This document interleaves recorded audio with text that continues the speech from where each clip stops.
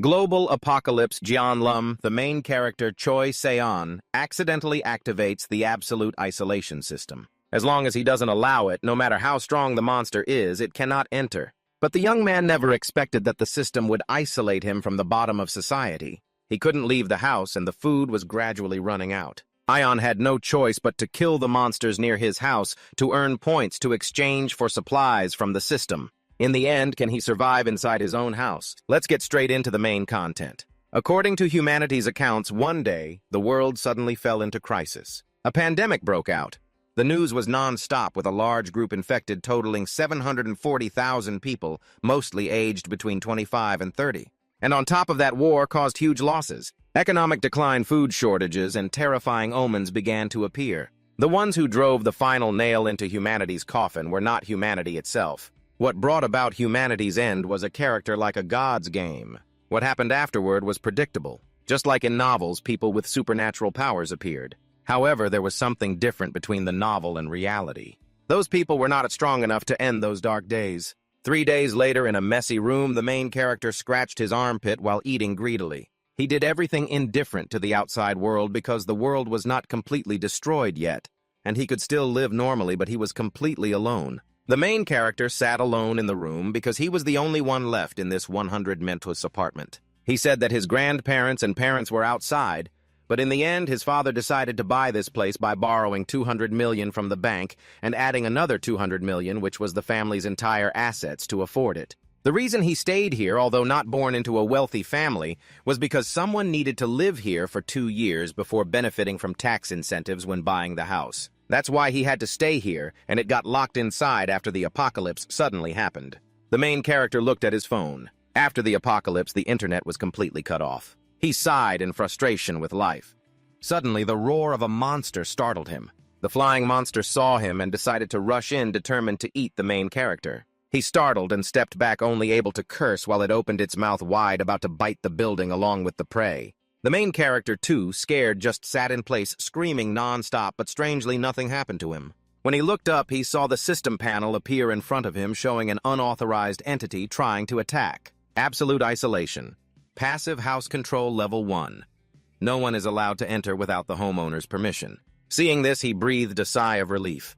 He calmed down and stood up to approach the window. The only reason the main character is still alive is thanks to this ability. On the 3rd day after the apocalypse, the main character irritably tried to open the room door, but nothing worked. He angrily kicked the door, but nothing changed. The main character angrily kicked the door again, cursing loudly. He gave up and returned to his messy room. Thanks to that ability protecting him, the main character was completely trapped inside this house. Time passed like that, and now he was sitting in a corner of the room.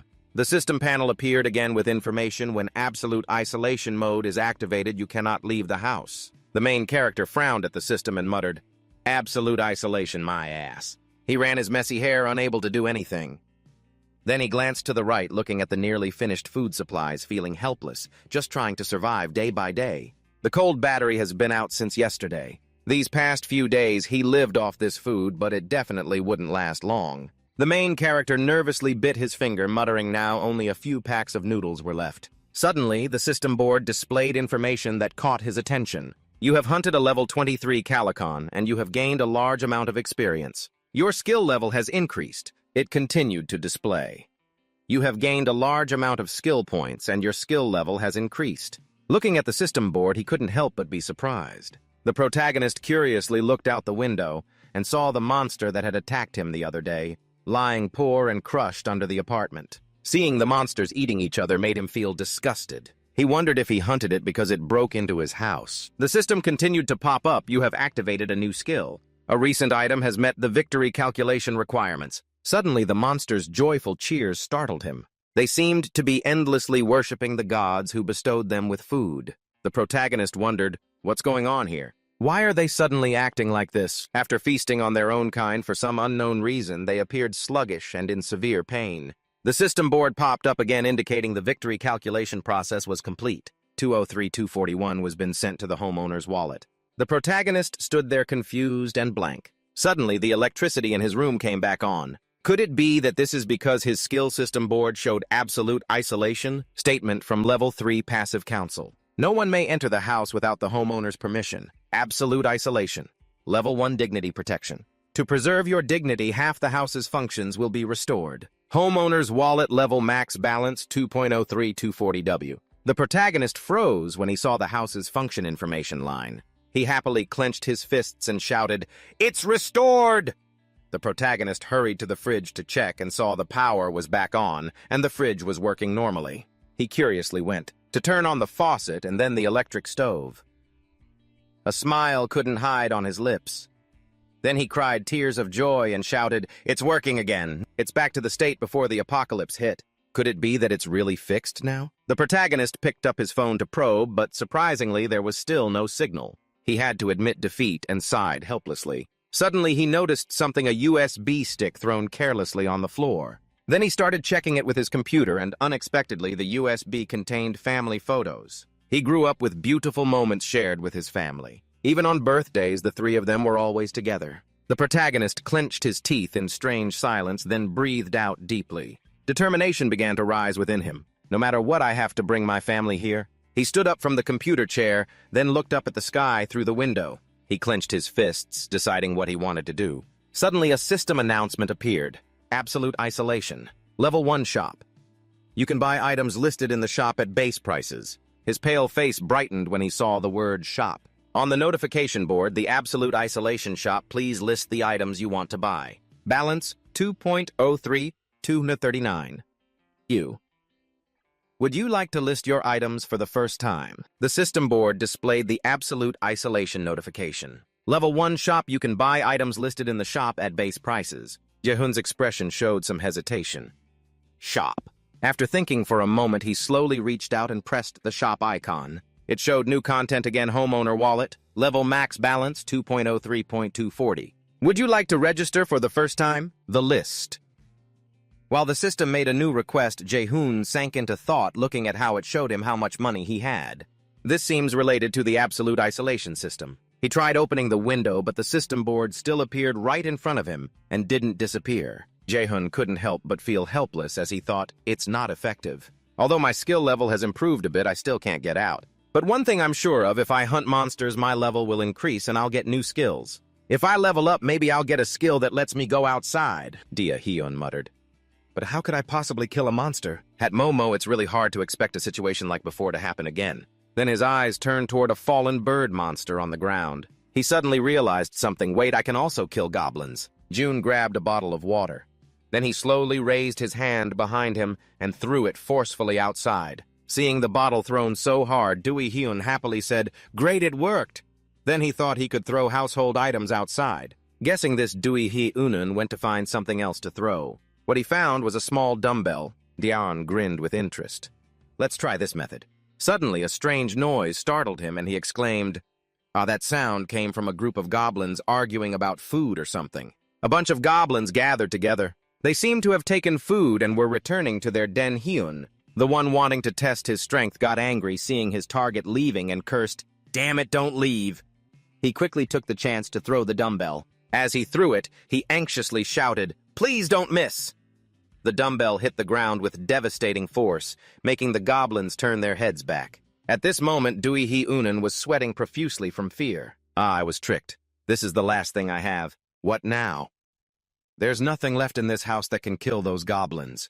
I'm not strong enough to lift the TV or computer to throw outside. Suddenly, a shrill goblin scream echoed. Below the building, a bunch of goblins glared up angrily, baring their teeth and growling. Seeing such a scary scene, Ji's expression stiffened. The goblins shouted in unison, then ran toward the apartment. But facing this scary situation, Jae-hoon remained very calm and thought, wait, it's not that bad. From this distance, he suddenly exclaimed, immediately called the system to open the shop. The message, Absolute Isolation Store, please list your items, appeared again. Balance 2.03240. W. List. Without hesitation, he clicked on the list. The system asked again, are you sure you want to list this item? Jae-hoon replied, I'm sure. The system weighed the dumbbell in his hand, displaying the message listing it. After a moment, it began new announcements. A classic 3 kg non-slip dumbbell has been listed. Absolute Isolation Store.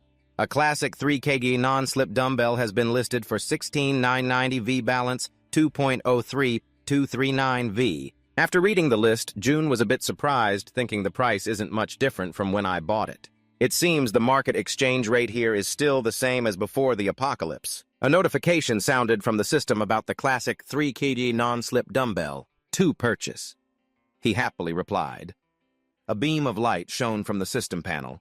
Gradually, a dumbbell appeared. Regeneration happily clenched his palm. All right, great this way. If I miss the throw, there's still a chance. Just after saying that, another dumbbell was thrown from June's room. This throw luckily hit the unlucky goblin's head. The system displayed a new message. You have hunted a level 7 goblin. You have received 3345 EXP sent to your wallet. After reading that, he happily shouted, "Great." Below, a group of goblins approached the goblin that had just been hit on the head. They angrily shouted, but unexpectedly another dumbbell was thrown down again. Missing the throw. Jehun felt frustrated, damn it. The system showed a new message. You have purchased 3 classic 3 kg non-slip dumbbells. 3 dumbbells appeared one after another, and so Duyan continuously threw dumbbells to the ground. This time, the throw hit another goblin. It wailed in pain. The system reappeared. You have hunted a LV-65 goblin. 2012 has been sent to your wallet. Your skill level has increased. You have acquired a new skill. June excitedly said, nice. The new skill is absolute isolation. LV1 storage vault, a one-dimensional alternate space used to store items. He thought to himself that this time it was a storage vault. He said at the same time, open storage vault. A dumbbell appeared in his hand. It asked, are you sure you want to place this item into the storage vault? He quickly replied, definitely. The dumbbell slowly disappeared. The system kept repeating the notification about the absolute isolation storage vault. Classic 3 kg non-slip dumbbell. One question. Do you want to summon the item? June's eyes sparkled brightly. A dumbbell appeared in the palm of his hand. June happily said, awesome, and thought to himself that he could summon items from the vault to anywhere he wanted. Then a beam of light appeared in his house. His voice rang out, open storage vault. June's hand was raised in front of the system panel. He took a deep breath and repeatedly said, summon dumbbell, summon dumbbell, summon dumbbell, summon dumbbell. A series of dumbbells fell onto the goblins. They could only watch in disbelief. Then they received their deaths. The system panel kept beeping, you have hunted a LV5 goblin. You have hunted a LV5 goblin. You have hunted a LV7 goblin. You have collected a large amount of EXP. 54. 660. W has been sent to your wallet.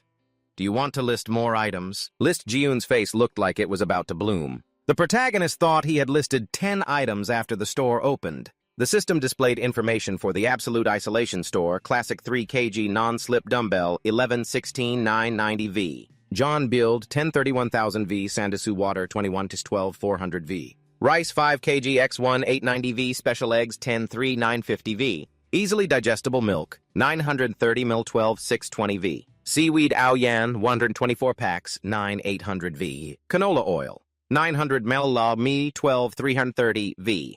Half-used tomato sauce, 500 Gurned 11-3-350V. Balance 2, 78, 806, 6W. The protagonist stood in front of the system, reflecting, I sold the dumbbell I used to kill gold pins as well as all kinds of groceries and daily necessities. He suddenly exclaimed, huh, when seeing the system display the landlord LV wallet maximum balance 278,805. He wondered, what does that mean? I just lost one without spending money to keep my dignity right. He gritted his teeth, turned his head back, then analyzed. The electricity, gas, and water bills must be from the refrigerator. The protagonist silently lamented, this is tough. He muttered irritably, these damn goblins. He recalled that after hunting goblins by throwing dumbbells at them, they ran back to their lair. He calculated that since then he had only killed 2. The protagonist stepped out onto the balcony, looked at the sky, then asked himself in frustration, damn it, is there any other creature I can hunt? Below ground was the monster that had been defeated. Only the skeleton remained. Banthan answered himself, there isn't a single one. Then he thought he had to find another method. The protagonist looked up at the sky and sighed. He looked up at the clear blue sky and said, I wonder if I'm lucky enough to wait until a stupid colic flies by here. While staring, he suddenly saw a familiar silhouette circling in the sky. He suddenly exclaimed, there, a fierce monster! A colic! He was amazed to recognize it.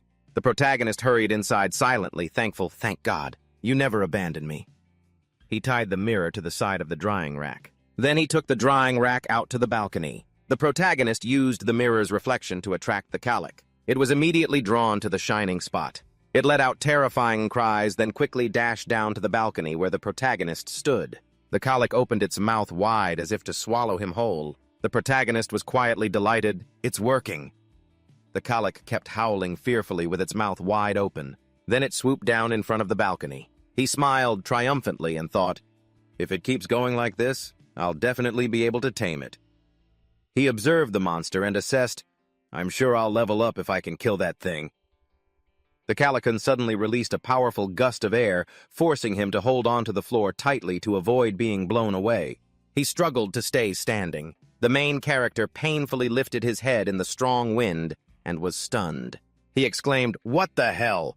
and quickly ducked back inside through the door. Hearing the monster's roar, he couldn't believe it and said no way when he saw it clinging tightly to the wall. The Calican opened its mouth wide in a threatening manner. He was shocked by the sight before him. The Calican suddenly snapped its beak shut. Then it stabbed forcefully at the barrier with its sturdy beak. At that moment, the system announced an unauthorized entity is trying to break in. The announcement of an unauthorized entity trying to break in echoed repeatedly along with its continuous attacks. He worriedly wondered, "It can't get in, can it?" He reminded himself to do something. Then he quickly shouted, "Open the shop!" The system displayed the Absolute Isolation Shop Classic 3 kg Anti-Slip Weight 11990V. Janneman Mill 1031,000V, Sandisu Water, 2112,400V. 5 kg Rice 1890V Special Eggs 103950V. Easily Digestible Milk 930 ml 126220V. Seaweed Olu Yongan Ban 124 packs 9800V. Rapeseed Oil 900 ml 12330V. Half-used tomato sauce 500 gram or 11.3 350V. Balance 2 788066. 6. Main character analysis list from what I have observed so far. Calculating loot will only happen if the corpse is nearby. He evaluated that goblin hunting was not very promising. He recalled that they dragged the corpses elsewhere, and those corpses were not counted as kills. He clenched his teeth in anger, thinking, otherwise, if the distance exceeds a certain limit, it won't count as loot. He was determined, I can't let that happen. He wondered if there was a way to kill it all at once. The main character observed the isolation shop list the system was displaying. Suddenly, an idea came to him. He decided to take 10 bottles of rapeseed oil. The system confirmed if he was sure about the purchase. Without hesitation, he replied, definitely. It immediately gave him 10 bottles of rapeseed oil. He grabbed the 10 bottles of rapeseed oil and quickly ran inside the house. The main character took a pot and placed it on the stove. He poured all the rapeseed oil bottles he had just bought into the pot. He continuously increased the cooking temperature. While waiting for the rapeseed oil to boil, he took a wooden stick, wrapped a cloth around one end, and tightly secured it with tape. After a series of steps, he quickly dipped the cloth-wrapped end into the pot of oil. Holding the boiling pot of oil, he said, "Open the shop and select storage." The system asked, "Do you want to store this item?" He replied, "Yes." Then he poured all the oil into the system's storage. The system announced that boiled rapeseed oil had been added. The main character reached for a lighter and ignited the cloth soaked in oil. The flame quickly flared up upon contact with the oil. He stepped out onto the balcony. The Calican was clinging to the wall above. He got ready to fight and shouted, "Summon boiling rapeseed oil!" The system dropped hot rapeseed oil on the monster, causing it to scream in pain. It writhed in agony. Seizing the opportunity, he threw the wooden stick in his hand at it while yelling, "Die!" The burning stick touched the boiling oil on the Calican. The flames blazed fiercely, engulfing it in a fiery red blaze. He was overjoyed. I did it. The Calican was burned and fell down. The main character looked on as the monster fell in pain. It kept struggling in midair until it was finally completely defeated. The system announced you have successfully defeated Calican LV-27. You received a large amount of EXP. Your skill level has increased and you have acquired a new skill. It continued with information that a recent item met the requirements for loot calculation. After a while, it displayed that the calculation process was complete. The system announced 9347487W has been sent to the host's wallet. The main character stammered in disbelief. 9 million. He was amazed, looking at the number on the system, wondering if he was about to reach 10 million. The system once again displayed the information that the requirements had been met. It announced that the territorial expansion of the house had begun. The house started to move. The main character exclaimed in amazement, "What?" The house kept moving and he shouted, "What the hell is this?" The whites of his eyes gradually turned black. The scene around him seemed to be covered by a layer of film. He painfully held his face and it seemed like he could see through the walls. His vision extended out to the hallway outside his house. Suddenly he saw a family consisting of a man, a woman, and 2 children sitting together in the living room. He exclaimed in surprise, "Someone's here!" He wondered if they were his neighbors. At this moment, strange sequences of numbers flashed inside Jane's head. He held his head and shouted in panic, "What is happening?" Next door, the neighbors were worried and didn't know what was going on. At that moment, his head hurt even more. He cried out in pain to everyone. Then suddenly, black smoke appeared around Jane, causing him to scream in agony. After a while, the black smoke disappeared.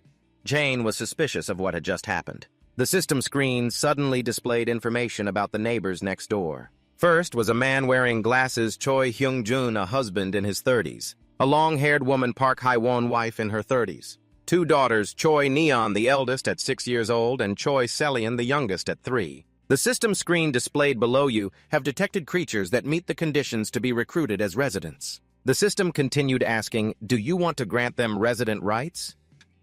After displaying this, Jane entered the house and wondered what would happen if he didn't grant resident rights. The system responded, "Creatures without resident rights will be expelled from the house." The system questioned, "Are you sure you want to grant resident rights?" Jane feared and thought if he didn't give them resident rights, they would all be threatened by monsters. After careful consideration, Jane decided to grant resident rights to all 4 of them. Upon receiving the order, the system confirmed that Choi Hyung-jun, Park Hae-choi Neon, and Choi Selian were granted resident rights. After confirming the 4 neighbors as residents, Jane also received a new skill. Great, I might get another skill related to resident rights. Let me check it out.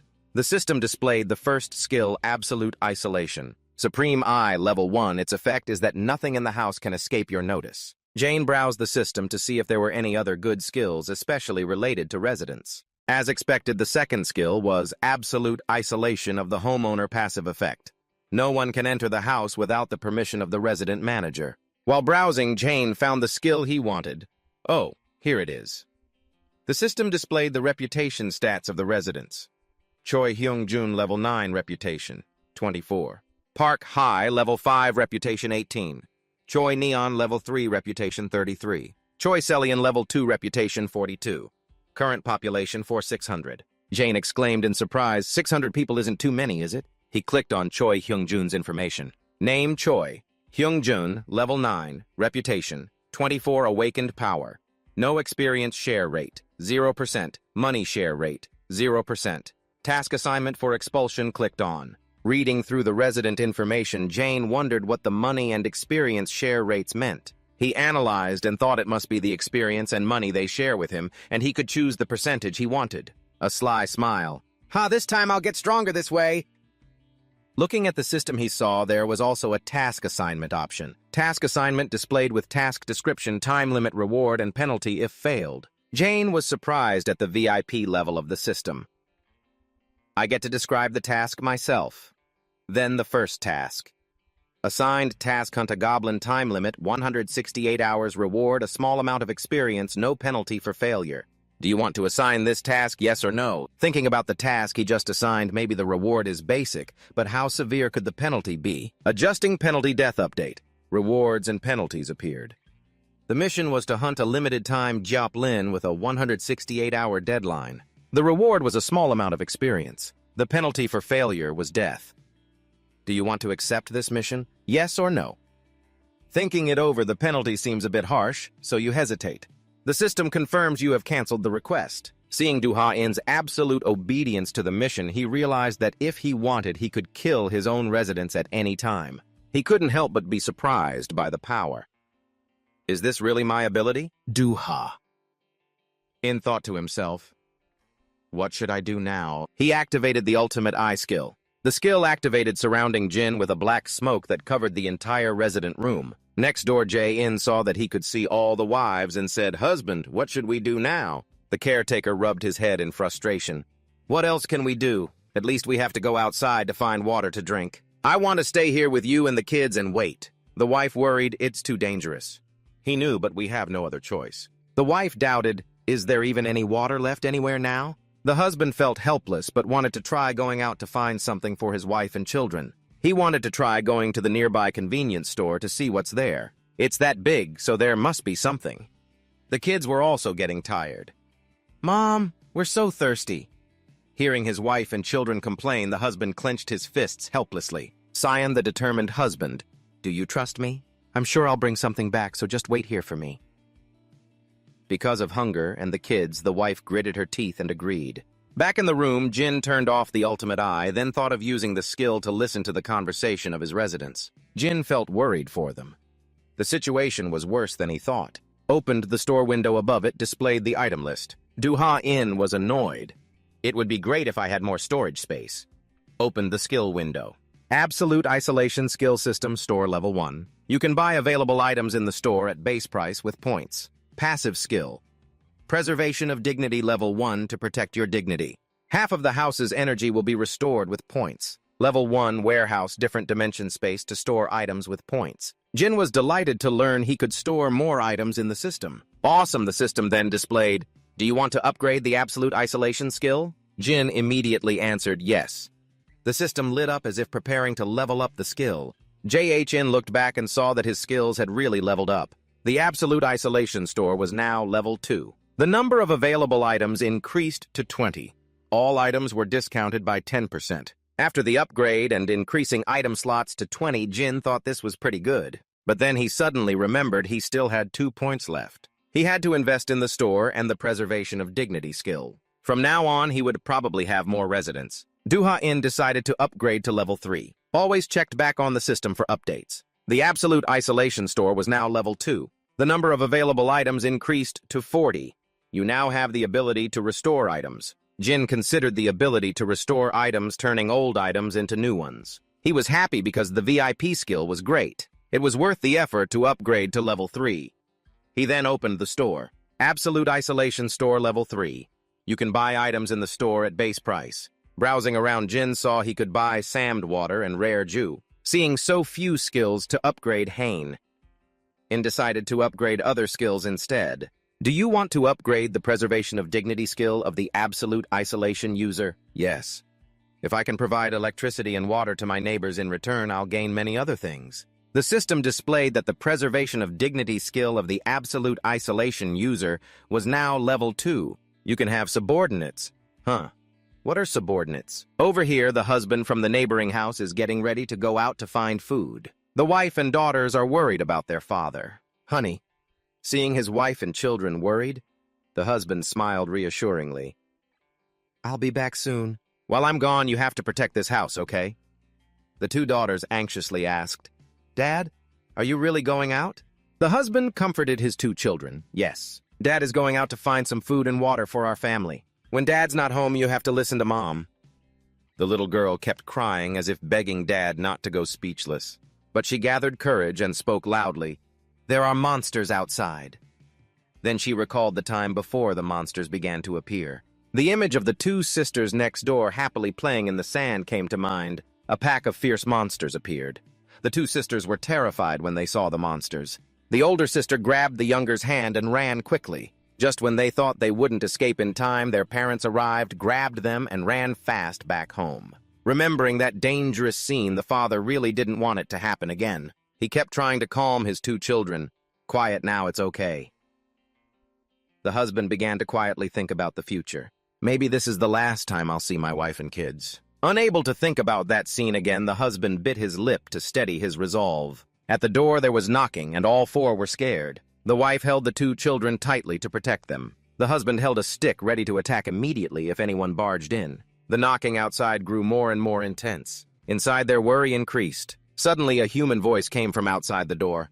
Sorry, can you open the door? Hearing a human voice made the husband even more scared. Sweat ran all over his face. Suddenly, he realized it was a human voice. Is it a human? But could it be a dangerous monster in disguise? Cutting off his thoughts, the voice outside kept calling, Is anyone home? All four trembled with fear, not knowing what to do. The knocking grew louder and louder. Then suddenly it stopped. The guard trembled. Could it be? He left. Staring at the door, suddenly it opened. The guard's eyes widened in fear. He rushed over to hug and protect his wife and kids, shouting, "No, please, sir!" The husband shouted, begging, "Please don't hurt my family!" Then suddenly he heard a greeting. Not understanding what was happening, the husband peeked to see if it was a person or a monster. It turned out to be J.A. in bringing food for the residents. The scared man, not knowing who he was, shouted loudly, "Who are you?" Jin introduced himself. "Hello, I'm Kim Ja, I live next door." After speaking, Jae-in handed over the bag in his hand. "I have some water and fruit. After you all eat and drink, can we talk for a moment?" The man hesitated. That. But then thinking about his wife and children who were hungry after days without food, he saw no reason to refuse the water and food. This person might be able to help our family. He happily accepted and invited Jane in. "Come inside." Sion and Neon stared as if they wanted to devour him. June was embarrassed looking at the kids in front of him, wondering if he shocked them too much. But that black curtain was a wise choice. He looked around for a while and concluded the small room was pitch dark, no light coming in. The five of them gathered around the table sharing cake because it really reduced the risk of monster attacks. Dui-hyun bit the cake in his hand while pondering. He looked up at the ceiling for a long time. "First, we have a little light here." Ji-yoon's eyes suddenly glowed blue as he mentally commanded the light. Then the ceiling light suddenly turned on, surprising everyone. Brother June exclaimed, "The power's back!"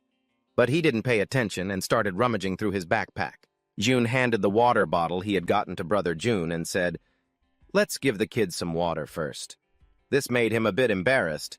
"Ah, yes, thank you." Brother June poured water for the two kids, Neon and Sion. The two girls brought the bottle of water they just received to their mouths and drank continuously, gulping so fast that they coughed violently from choking-making. Hayu worried and asked Han if Yan was still okay. Jae-hyun looked at the situation and didn't know how to start speaking. Then he held out the tangerine in his hand and asked, "Do you like eating tangerines?" He placed the tangerine into Soyeon's hand. The two girls cautiously took it from his hand. "Thank you." Seon looked at the tangerine in her hand with some craving saliva dripping from her mouth. Haeun spoke up, "To let Mom peel it for you." Then she reached out and took it back. The tangerine was now peeled clean and she handed the fruit segments back to her daughter. Haeun fed the tangerine to Seon, who was standing there. After chewing, a sensation flashed through the little girl's head. A satisfied joy from eating something delicious appeared on her small face. Haeun cheerfully asked her daughter, "Is it sweet, honey?" The little girl warmly replied with a sweet voice, "Very sweet."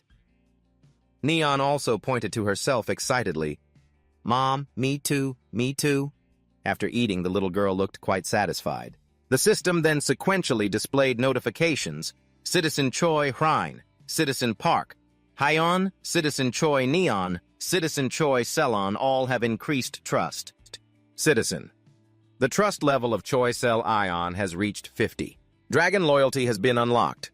Citizen Choi Sel Ion's dragon loyalty has exceeded 30. Choi Sel Ion has met the requirements to register as a vassal. The system panel now displayed information about the opponent named Choi Sel Ion Level 2 Trust. 57 No Awakening Ability, 0% Experience Point, Distribution Rate, 0% Money Distribution Rate Assigned Mission Expulsion. He looked at the notification board before his eyes, then at the family of 4 happily playing nearby. Jae-hyun looked at the little girl Sion in front of him, pondered for a moment. That kid has met the requirements to register as a vassal, but she's still too young. He shook his head. Unlike citizens, I can only register 10 vassals. At least they need to be at a level like Choi Hui-jun so they can actually carry out their missions.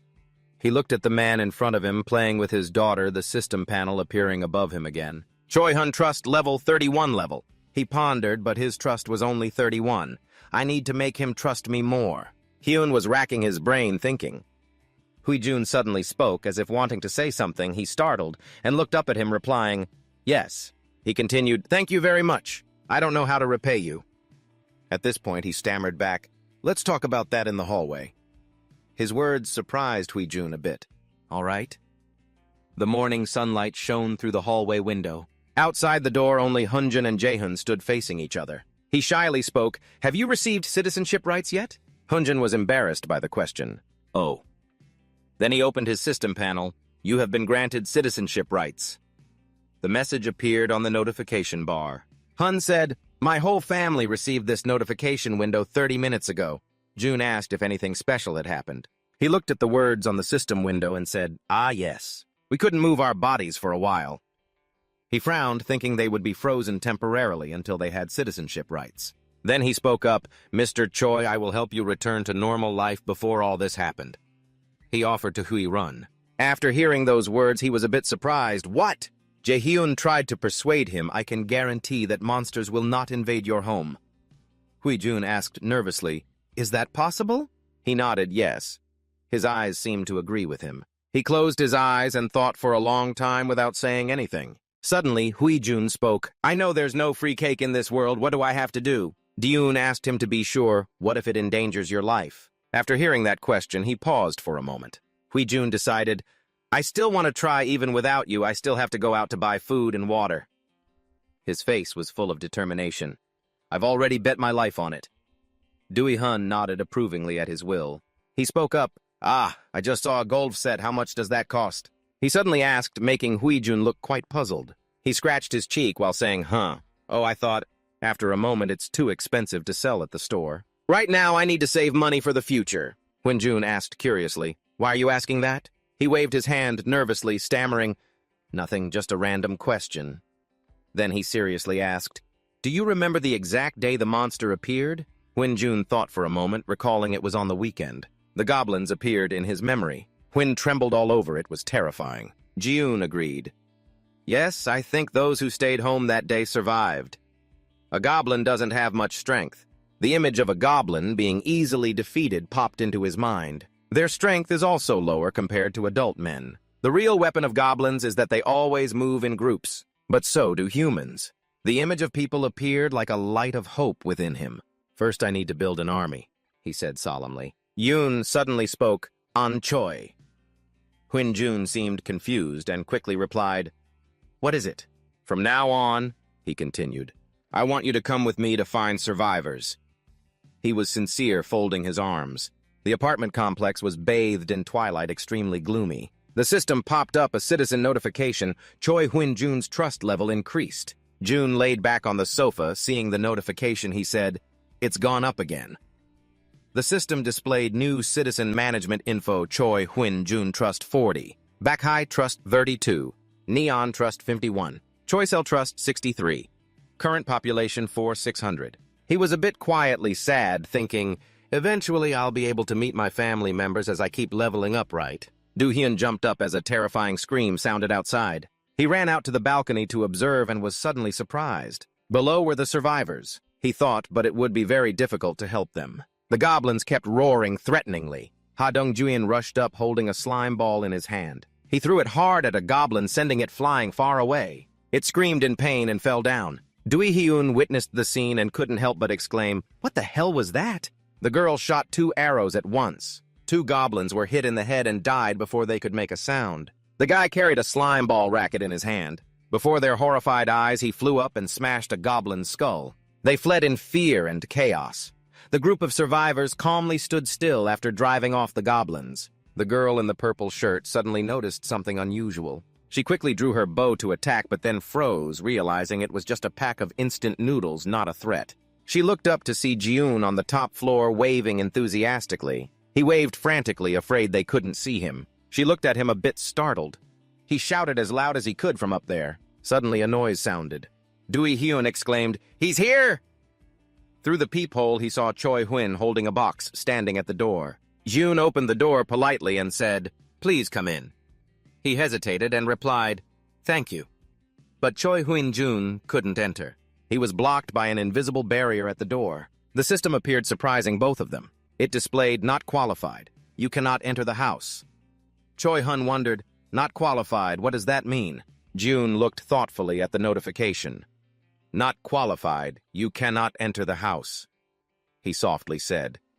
"Is this to say no one is allowed to enter my house?" He looked at Choi Hun and analyzed, "Or maybe only my vassals are allowed in." Choi Hun didn't enter but handed the box he was holding to Dui Hun and said, "I put everything that could be used as a weapon in this box." Dui Hun took it and replied, "Thank you." He put the box down and opened it. Inside were useful weapons like knives and toolboxes. He ordered the system, "Open the store 5 bottles of water and 5 packs of ramen." Choi Hun watched in amazement as the system produced the items he requested. He handed them to Choi Hyun-jun and asked him, "Can you place some things at the first floor entrance?" Choi Hyun-jun hesitantly asked, "Is the first floor too dangerous?" Jun calmly reassured, "It's okay, I've observed it. The goblin monsters only operate during the day." Ah, you remembered the survivors earlier and decided in your heart that you must make those people join you. You imagine they won't have any choice but to come find you once they realize you have food. Do-hun said, "I have my own plan. Just bring it and leave it there." Choi Hun wondered, "Should I leave it on the first floor and come back?" You replied, "Sure." Choi Hyun-jun agreed. "All right, that's easy then." He respectfully bowed. "Goodbye." Jun shyly said, "Thank you." He thought with a good person like him I should do something worthy. Thinking that he said, "Open the window for the mission," the system displayed the mission description. Bring 5 bottles of water and 5 packs of ramen down to the first floor and return 001. Deadline 24 hours. Reward a small amount of exp. Penalty for failure. None. Choi Hyun-jun exclaimed in surprise. "This is..." He explained, "If you complete it, you can get a small amount of XP serum." Choi Hyun-jun asked, "Is it like leveling up in a game?" Jun answered, "Yes, exactly the same. You are at level 9. He explained, "When you level up, you also receive attractive rewards." "I trust you." Jun replied, "Okay, I understand." At the emergency exit, Jun Tran stood at the door with a golf club in hand. He stepped in and went down floor by floor. The numbers displaying the floors decreased with his steps. Finally, he reached the first floor. He said tiredly, "I need to put this down." Suddenly, he saw something. Next to him were vague shadows. He imagined terrifying monsters. He thought he had to get away immediately. But as he fled, he fell. The container of water and food in his hand spilled onto the ground. Choi Hyun-jun painfully lay flat on the ground. He shouted fearfully, "Get out, all of you! Get out!" He looked back in panic and fearfully shouted while raising his hands to block blows. But what answered him wasn't attacks, just a call. He looked up in surprise and saw the group of survivors. They awkwardly asked, "Are you okay?" The system suddenly popped up a notification. "An unauthorized entity is trying to infiltrate." Dia-hyun exclaimed in surprise, "What?" Seeing that line, he said maybe he should check it out. Then using his supreme eye skill, he saw Choi Hyun-jun and the group of survivors. The girl in purple said, "This is the apartment building where someone threw down a pack of ramen." A suspicious guy said, "This means there is food here." Ha Dong-trian replied, "Yes, think about it. We're running out of supplies." Ji-eun stopped using the skill and silently thought they are the same people from earlier. The system made a suggestion. "Creatures meeting the requirements to become citizens are approaching here. Do you want to propose citizenship to them?" He quietly said, "A proposal for citizenship." He thought during territorial expansion he might have to forcibly grant citizenship to those inside. But do outsiders have a choice? He irritably considered a possibility. If so, they could refuse his offer. He wondered what to do. Suddenly a sound interrupted his thoughts. He looked through the surveillance camera and suddenly thought of a solution. He spoke out, "Let's see." Jun stepped closer to the surveillance camera. Choi Hai-run on the screen asked, "Are you there?" Do-hein. He immediately replied, "Yes, please, wait a moment." The system announced, "Citizen Choi Hyun-jun is in the process of searching. Do you want to edit the mission?" Jun smiled and replied, "Yes." The system reminded, "Please edit the mission." He spoke, preparing a meal for 6 guests. The system accepted the updated mission. Outside, Choi Hyun received the notification and wondered, "Is this Jun?" He responded immediately, "Yes, a new mission." He said, "Tell them you will feed them first. I have my own plan." Choi Hyun-jun agreed without much thought. "All right." Choi Hun turned back to look at the group. He said something to them and then reported back to Jun, "Now they will accept that." Jin happily replied, "Great, thank you." At that moment, he ordered the system to propose citizenship to all 6 of them. The system displays, "You have proposed citizenship rights for Ha Dong-jan Kang Dioku Kim Gong-yu, Hirin Kim Jeon, and Mun Bungo. The system continues to notify, "Access to the 30th floor has been granted to Hongjan Kang Dioku Kim Gong-yu, Hirin Kim Jeon, and Mun Byung-ho." They pass the barrier by accepting citizenship rights to enter the apartment complex. At this moment, the system displays information. The number of citizens has increased to 10. The amount of XP and money your citizens earn has increased by 10%. June repeats the XP and money bonus information in his mind. He thinks it means we will get better corn when hunting monsters. Soon things will return to peaceful days. The system displays Citizen Management Ha Dong Duyen LV 23, Trust Level 19. LV 13, Trust Level 28. Kim Gang, LV 17, Trust Level 17. IIN, LV 10, Trust Level 30. Kim Jeon, LV 11, Trust Level 15. MU Holv, LV 10, Trust Level 11. Current population 10,600. June looks at the information and says, Level 23 is about as strong as the Kalika I killed before. He checks Ha Dong Jen's information named H Dong Jenian LV 23, Trust Level 19. Ability to awaken throw molten ball. XP distribution rate 0%. Money distribution rate 0%. Set mission to expel molten ball rank D. Use stamina to increase the ball's power 3-fold.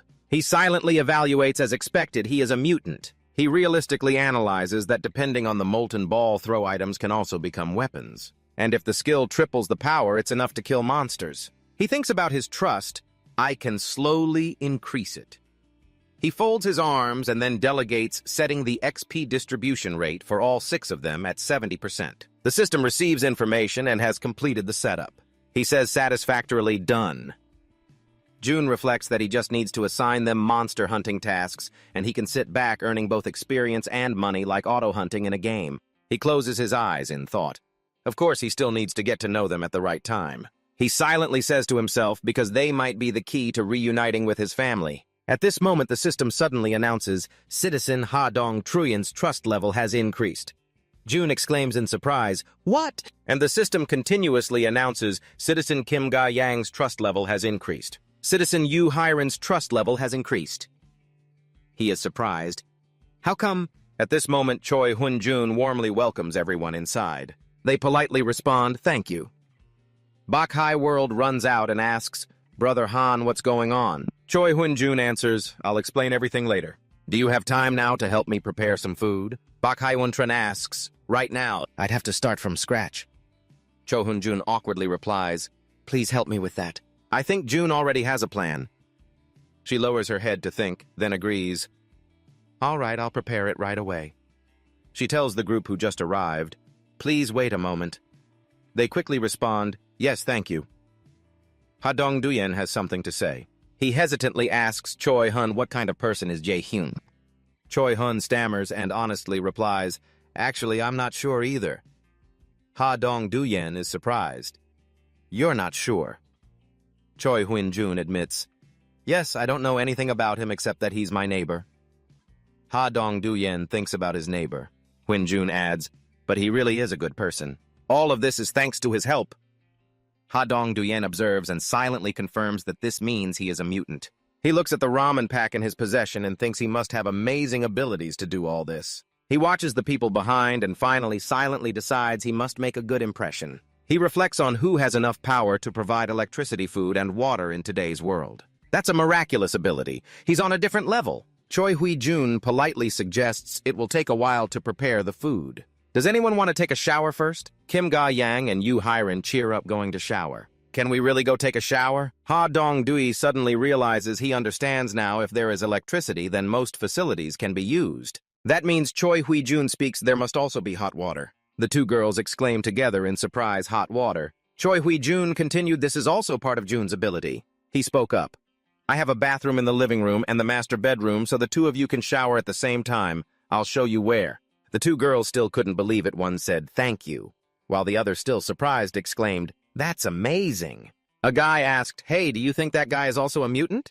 Ha Dong Trien replied, "Maybe his ability might be much stronger than mine." Another guy laughed heartily, put his hand on Ha Dong Duyen's shoulder and said, "Don't be discouraged, all we need to do is try." Ha Dong Duyen snapped irritably, "You're crazy, what the hell are you talking about?" "We should try to impress him if we can." The guy who spoke suddenly asked, "What do you mean?" Ha Dong Trien said, annoyed, "Please don't do anything and just stay quiet." The guy laughed in agreement. All right, Ha Dong Duyen is always grumpy." Ha Dong Duyen told everyone. "Our goal is to gather as much food as possible.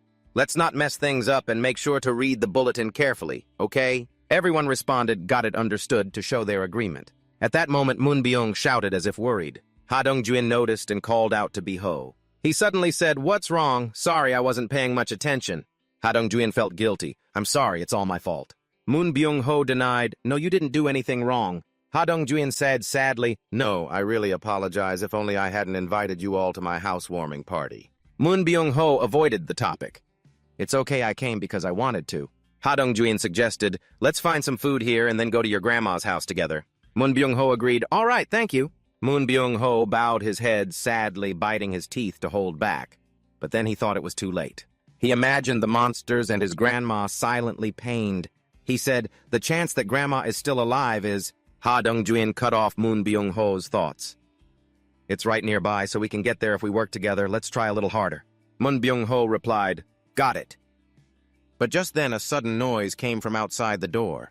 The door slowly opened, and a figure appeared. Ha Dong-jun clenched the ball tightly in her hand and exclaimed, "What's happening?" Di-hyun appeared, and everyone there shared the same thought. We felt it immediately. Jun said, "I will help all of you." They thought maybe that person. Ha Dong-jun loosened her grip on the ball, and they all silently confirmed that person might save them. All seven sat at the long table squeezed into the small room, everyone silent without a word. Bak Hai-un shyly, awkwardly covered her mouth and laughed. "Sorry, everyone, it's a bit cramped." Ha Dong-jun saw her trying to lighten the heavy atmosphere. Smiled awkwardly, closed her eyes, and replied, "Ah, it's okay, we just suddenly dropped by." Choi Hyun-jun Chubby hurriedly brought out the food, saying, "All right, here comes the food." As Choi Hui-jun placed the food on the table, the group opened their eyes wide and excitedly looked at the dishes spread out. Bak Hai-un blushed, worried, sweating all over, scratched her head to dispel embarrassment, and asked, "I wonder if it suits your taste." On the table were simple, delicious dishes, including rolled eggs, fried eggs, and 2 plates of vegetables. A piece of rolled egg on a plate had already been touched by a chopstick.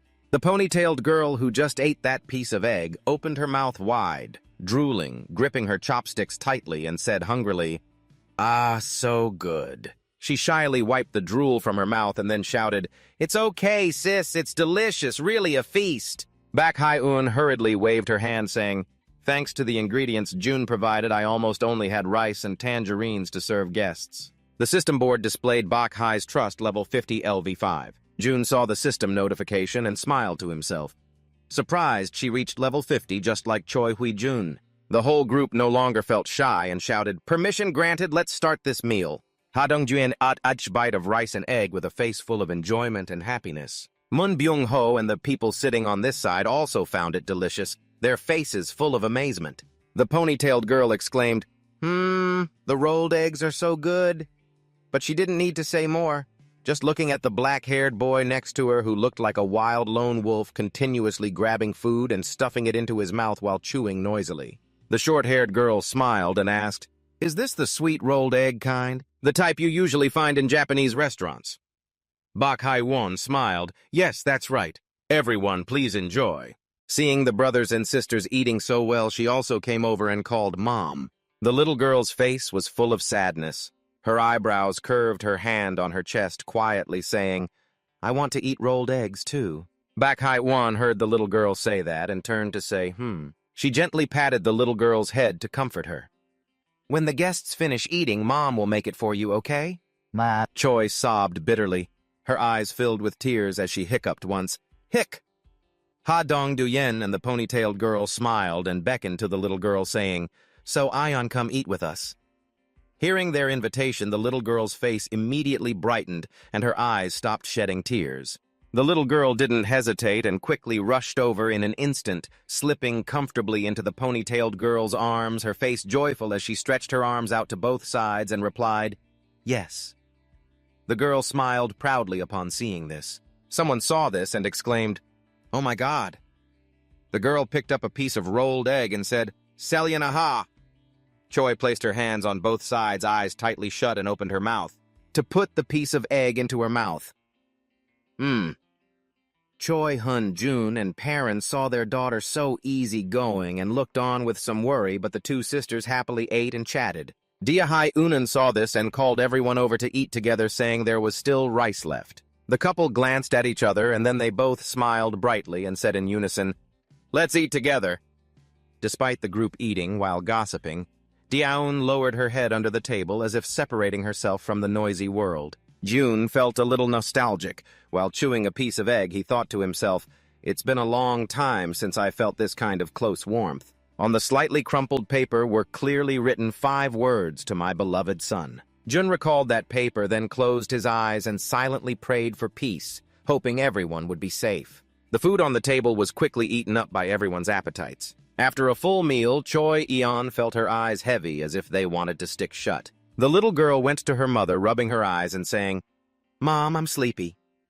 Bak Hai-won saw this, picked her up, then smiled at Choi Neon walking beside her and said, "Okay, you both go sleep with Mom now." The older sister replied, "Yes." Do-hyun glanced at the 3 of them, then returned to the main discussion. He looked at the group and said, "Then let's continue our earlier conversation." The people there heard this, and their faces slightly darkened. June got straight to the point and asked why they couldn't go to their grandmother's house even though it was so close. Ha Dong-trian's face was covered in sweat. He hesitated a bit before answering, "What goblins?"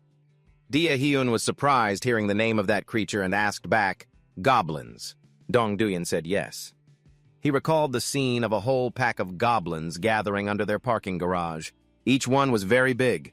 He nervously said that it seemed the parking garage of the apartment was the goblins' ideal hiding spot, so they had occupied that place. Do-hyun rested his chin on his hand, thinking with a darkened face.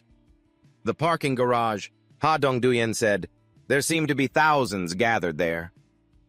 Ji-yoon worriedly thought the absolute power of the residence currently only extends to the 30th floor, so the goblins could infiltrate the apartment through the parking garage. Ha Dong-duyan told June about their concern that all entrances and exits of the apartment connect to the parking garage, so they dare not go outside. Do-hyun said, "I remember there's a secret passage." He nodded and said, "Yes, our original plan was to escape through that passage."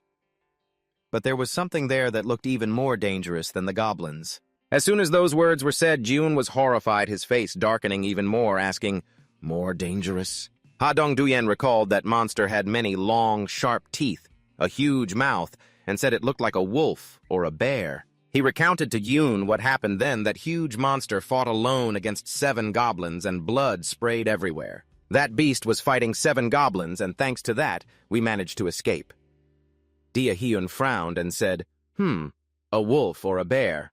Ha Dong-duyan fearfully recalled the scene, then his face unconsciously tightened with the lingering fear. He said, "Yes, we're not sure, either it was too dark at that time."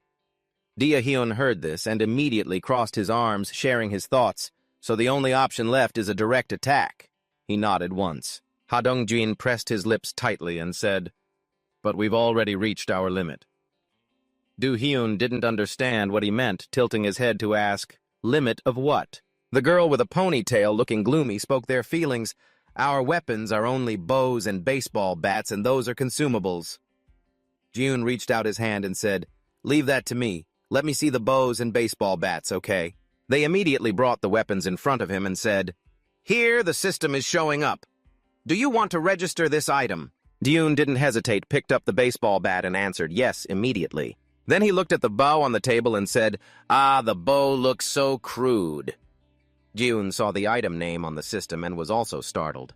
"A quality bow. To register, you need 30,000 U." The system asked again, "Do you want to register?" But he didn't think twice, just picked up the bow, aimed, and replied yes. He asked everyone if anyone knew how to shoot a bow. Everyone, upon hearing his question, glanced away, trying to avoid it. The atmosphere suddenly fell silent. Do-hyun ignored the silence and still said he wanted to buy 5 sets of bows and 5 sets of arrows. Even if no one knew how to shoot, they could practice now since they'd need them later anyway. June spoke as the system emitted a blue light and delivered the items he requested. Immediately, the system issued system notifications. Citizen Hajan, Citizen Kimga, Citizen Een. Trust level increased. Moonbi-ho saw the weapons on the table. His face showed shock and astonishment, thinking he couldn't believe it. Moonbi-ho was both worried and happy, thinking if everyone could use these weapons, they would be much safer. The system again announced that the trust level of Citizen Moonbi-ho had increased significantly. Ha Dong-duyen was amazed and couldn't believe his eyes, but still smiled unconsciously, saying, "The hunting speed will definitely multiply." The greedy black-haired guy also grinned and chimed in, "I need the power of arrows." The guy with glasses was very happy and said, "With this amount, no need to rush to retrieve them." Dia Hi-unun interrupted them, raising his hand and suggesting, "Wait, first we need to reduce the number of goblins." Ha Dong-duyen agreed quickly. "Right, so when do we act?" June answered decisively, "Tomorrow." The group was a bit shocked and someone stammered, asking again, "Tomorrow?"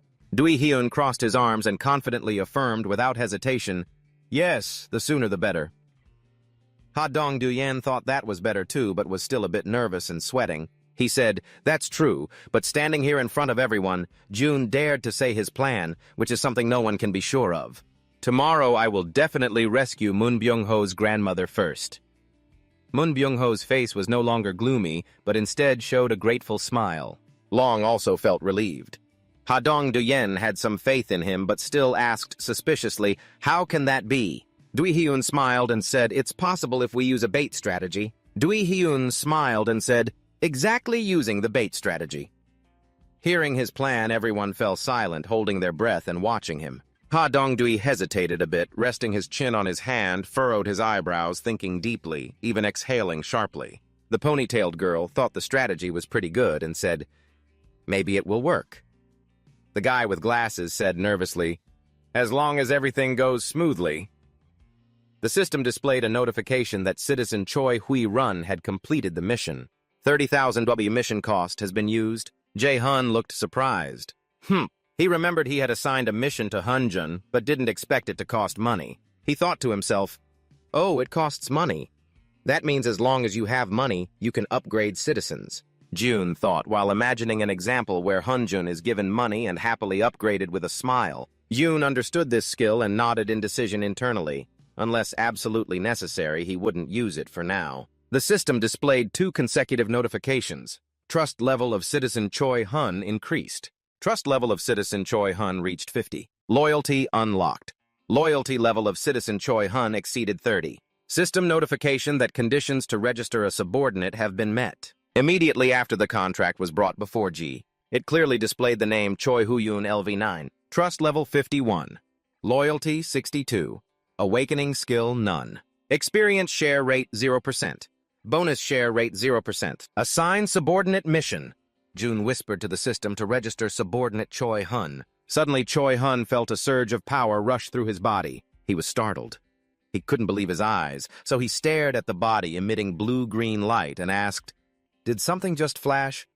The system displayed a notification that you have appointed your first subordinate. Receive the skill to summon a subordinate as a reward. Summon subordinate. Summon the subordinate inside the house. However, after being summoned, the subordinate can only be summoned again after 2 hours. After Jiun appointed Choi Hun as his subordinate, Choi Hun immediately reached LV20 and acquired the Awakening skill along with the title of First Follower. His Awakening skill is the power of a C-rank gorilla. The passive is possessing strength comparable to a gorilla.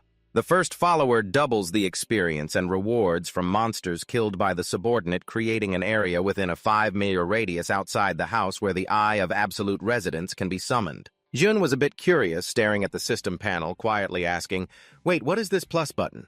He said, while curiously pressing it. The system asked, "Do you want to use 1 million world currency to level up subordinate Choi Hui-jun?" Dia Hyun saw the 6-digit amount and panicked, his heart pounding wildly, unable to believe it was 1 million. Bak Hai-un also clearly saw his erratic expression and seeing him collapse like that worriedly asked, "What's wrong?" He lowered his head onto the table and said, "It's nothing."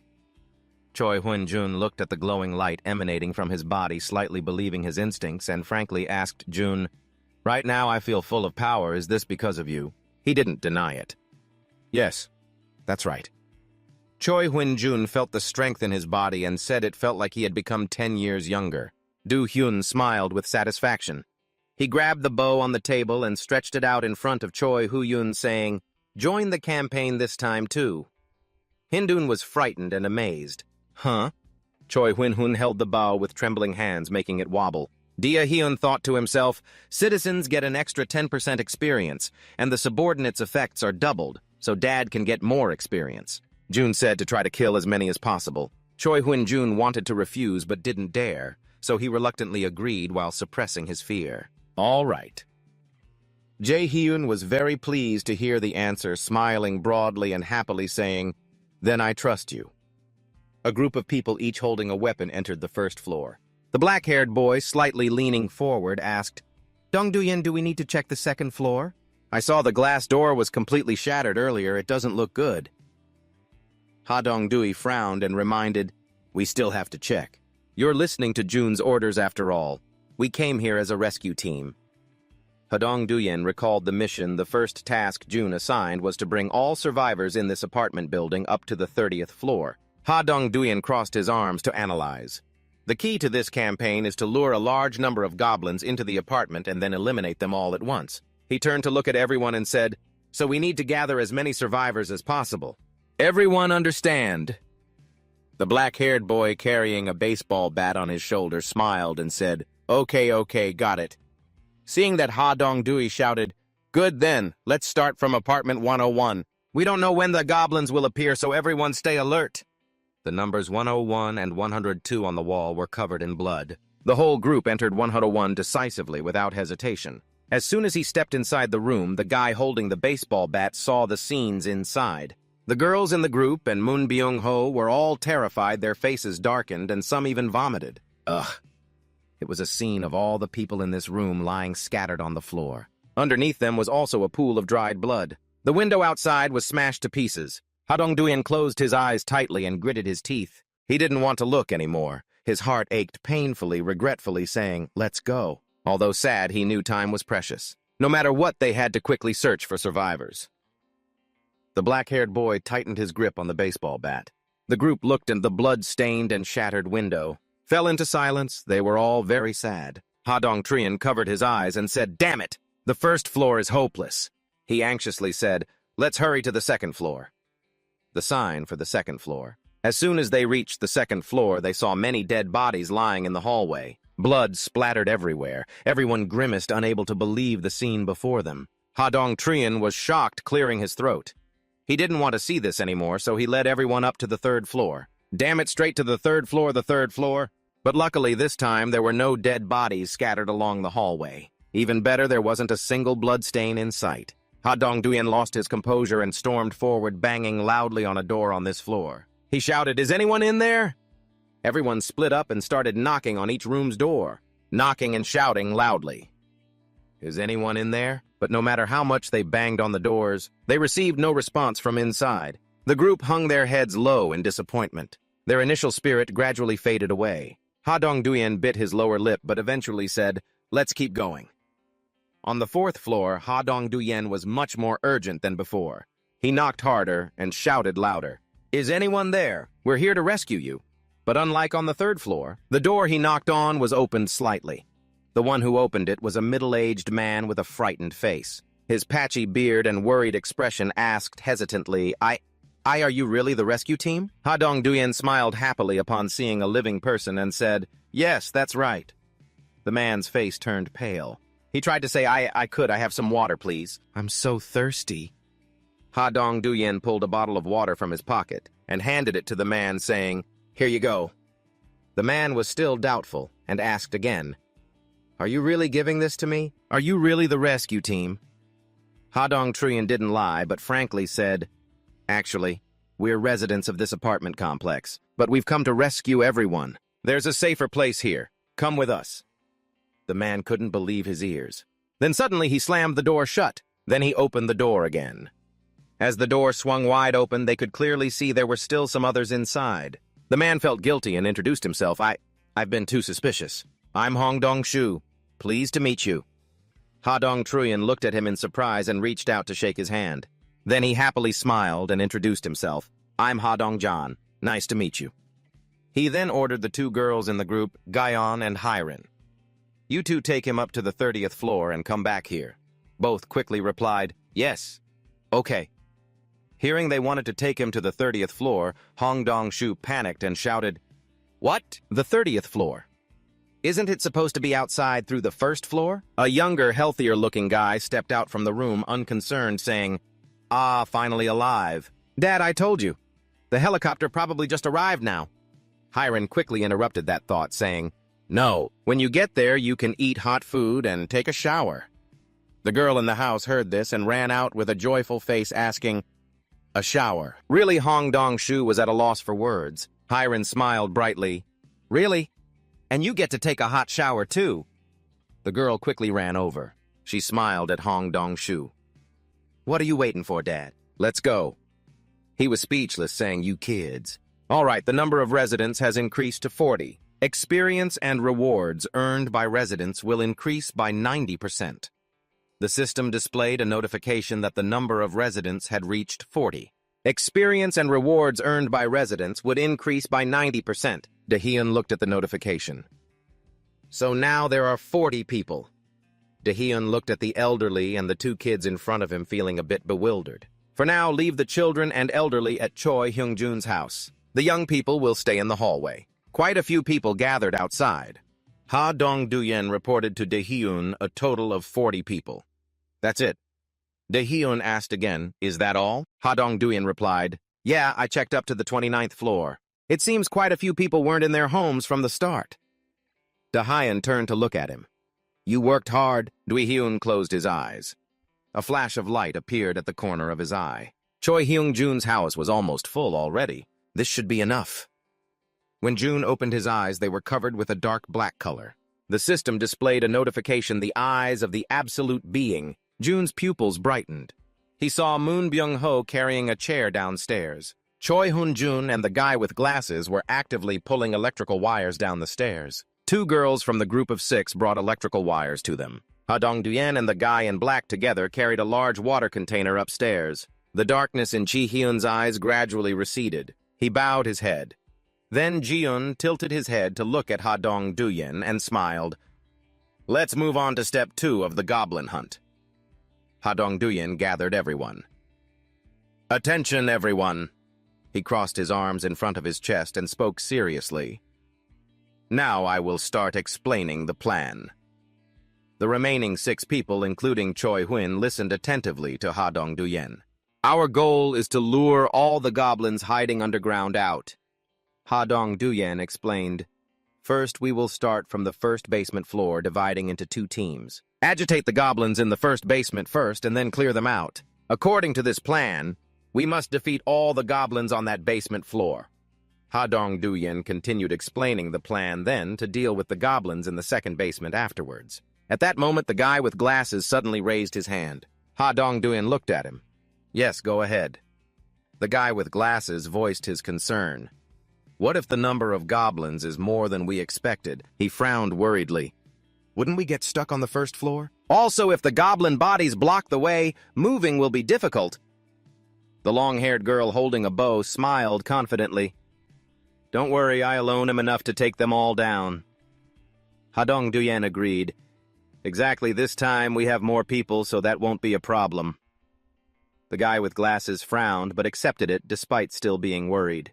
Before he could finish, suddenly a shout cut in there. Everyone turned around in alarm. Behind them appeared a group of goblins, their eyes blood-red, bearing fangs and claws. The long-haired girl with the bow reacted quickly. She raised her bow, aimed straight at them, and shot. 2 goblins behind were hit by the arrows and fell backward. The remaining one looked at them warily. The guy in black holding a baseball bat charged forward. He shouted, Come on! The eyes of the guy in black lit up. The baseball bat swung directly, taking off the head of the last goblin. The 3 goblins were easily defeated by them. The guy with glasses looked at the guy in black, speechless. Senior, then why did you bring a bow? Didn't you say you needed it earlier? The guy in black suddenly remembered, Ah, right. At that moment, the long-haired girl with the bow suddenly pointed in one direction. Look, the defeated goblins are gradually disappearing. Their bodies are vanishing. Moon Byung-ho was surprised. Could this also be Dahyun's ability? Ha Dong-duyen smiled and signaled everyone. All right, let's go down to the first basement now.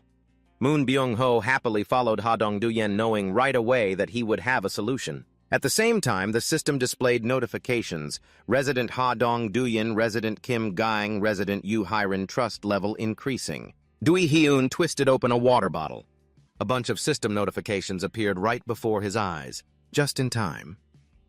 Dewey Hyun tilted his head back to drink, his expression somewhat indifferent.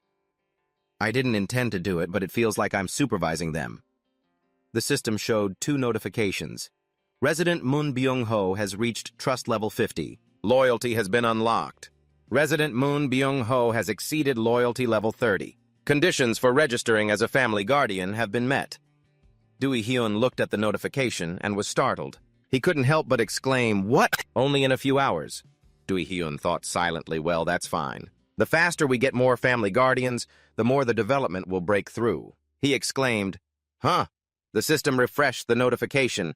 Moon Byung-ho level 10 trust, 55 loyalty, 88 awakening ability, none experience, share rate, 70% reward share rate, 0% assigned extermination mission. Dewey Hyun couldn't hide his amazement.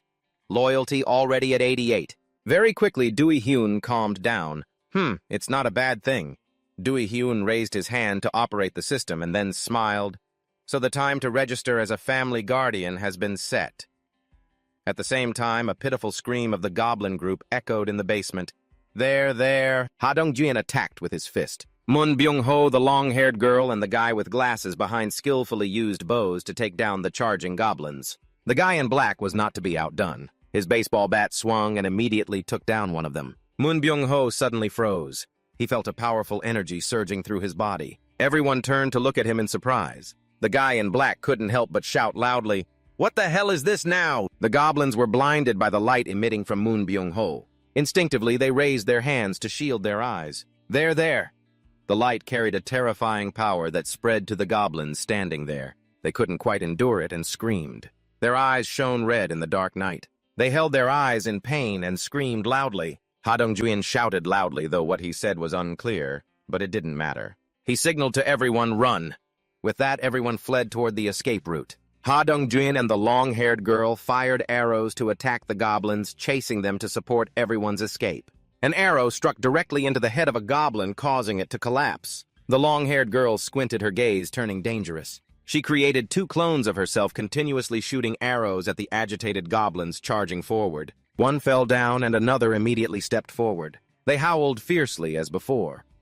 The goblins kept coming. Once one group was defeated, another surged ahead. Moon Byung-ho worriedly shouted, "There are too many!"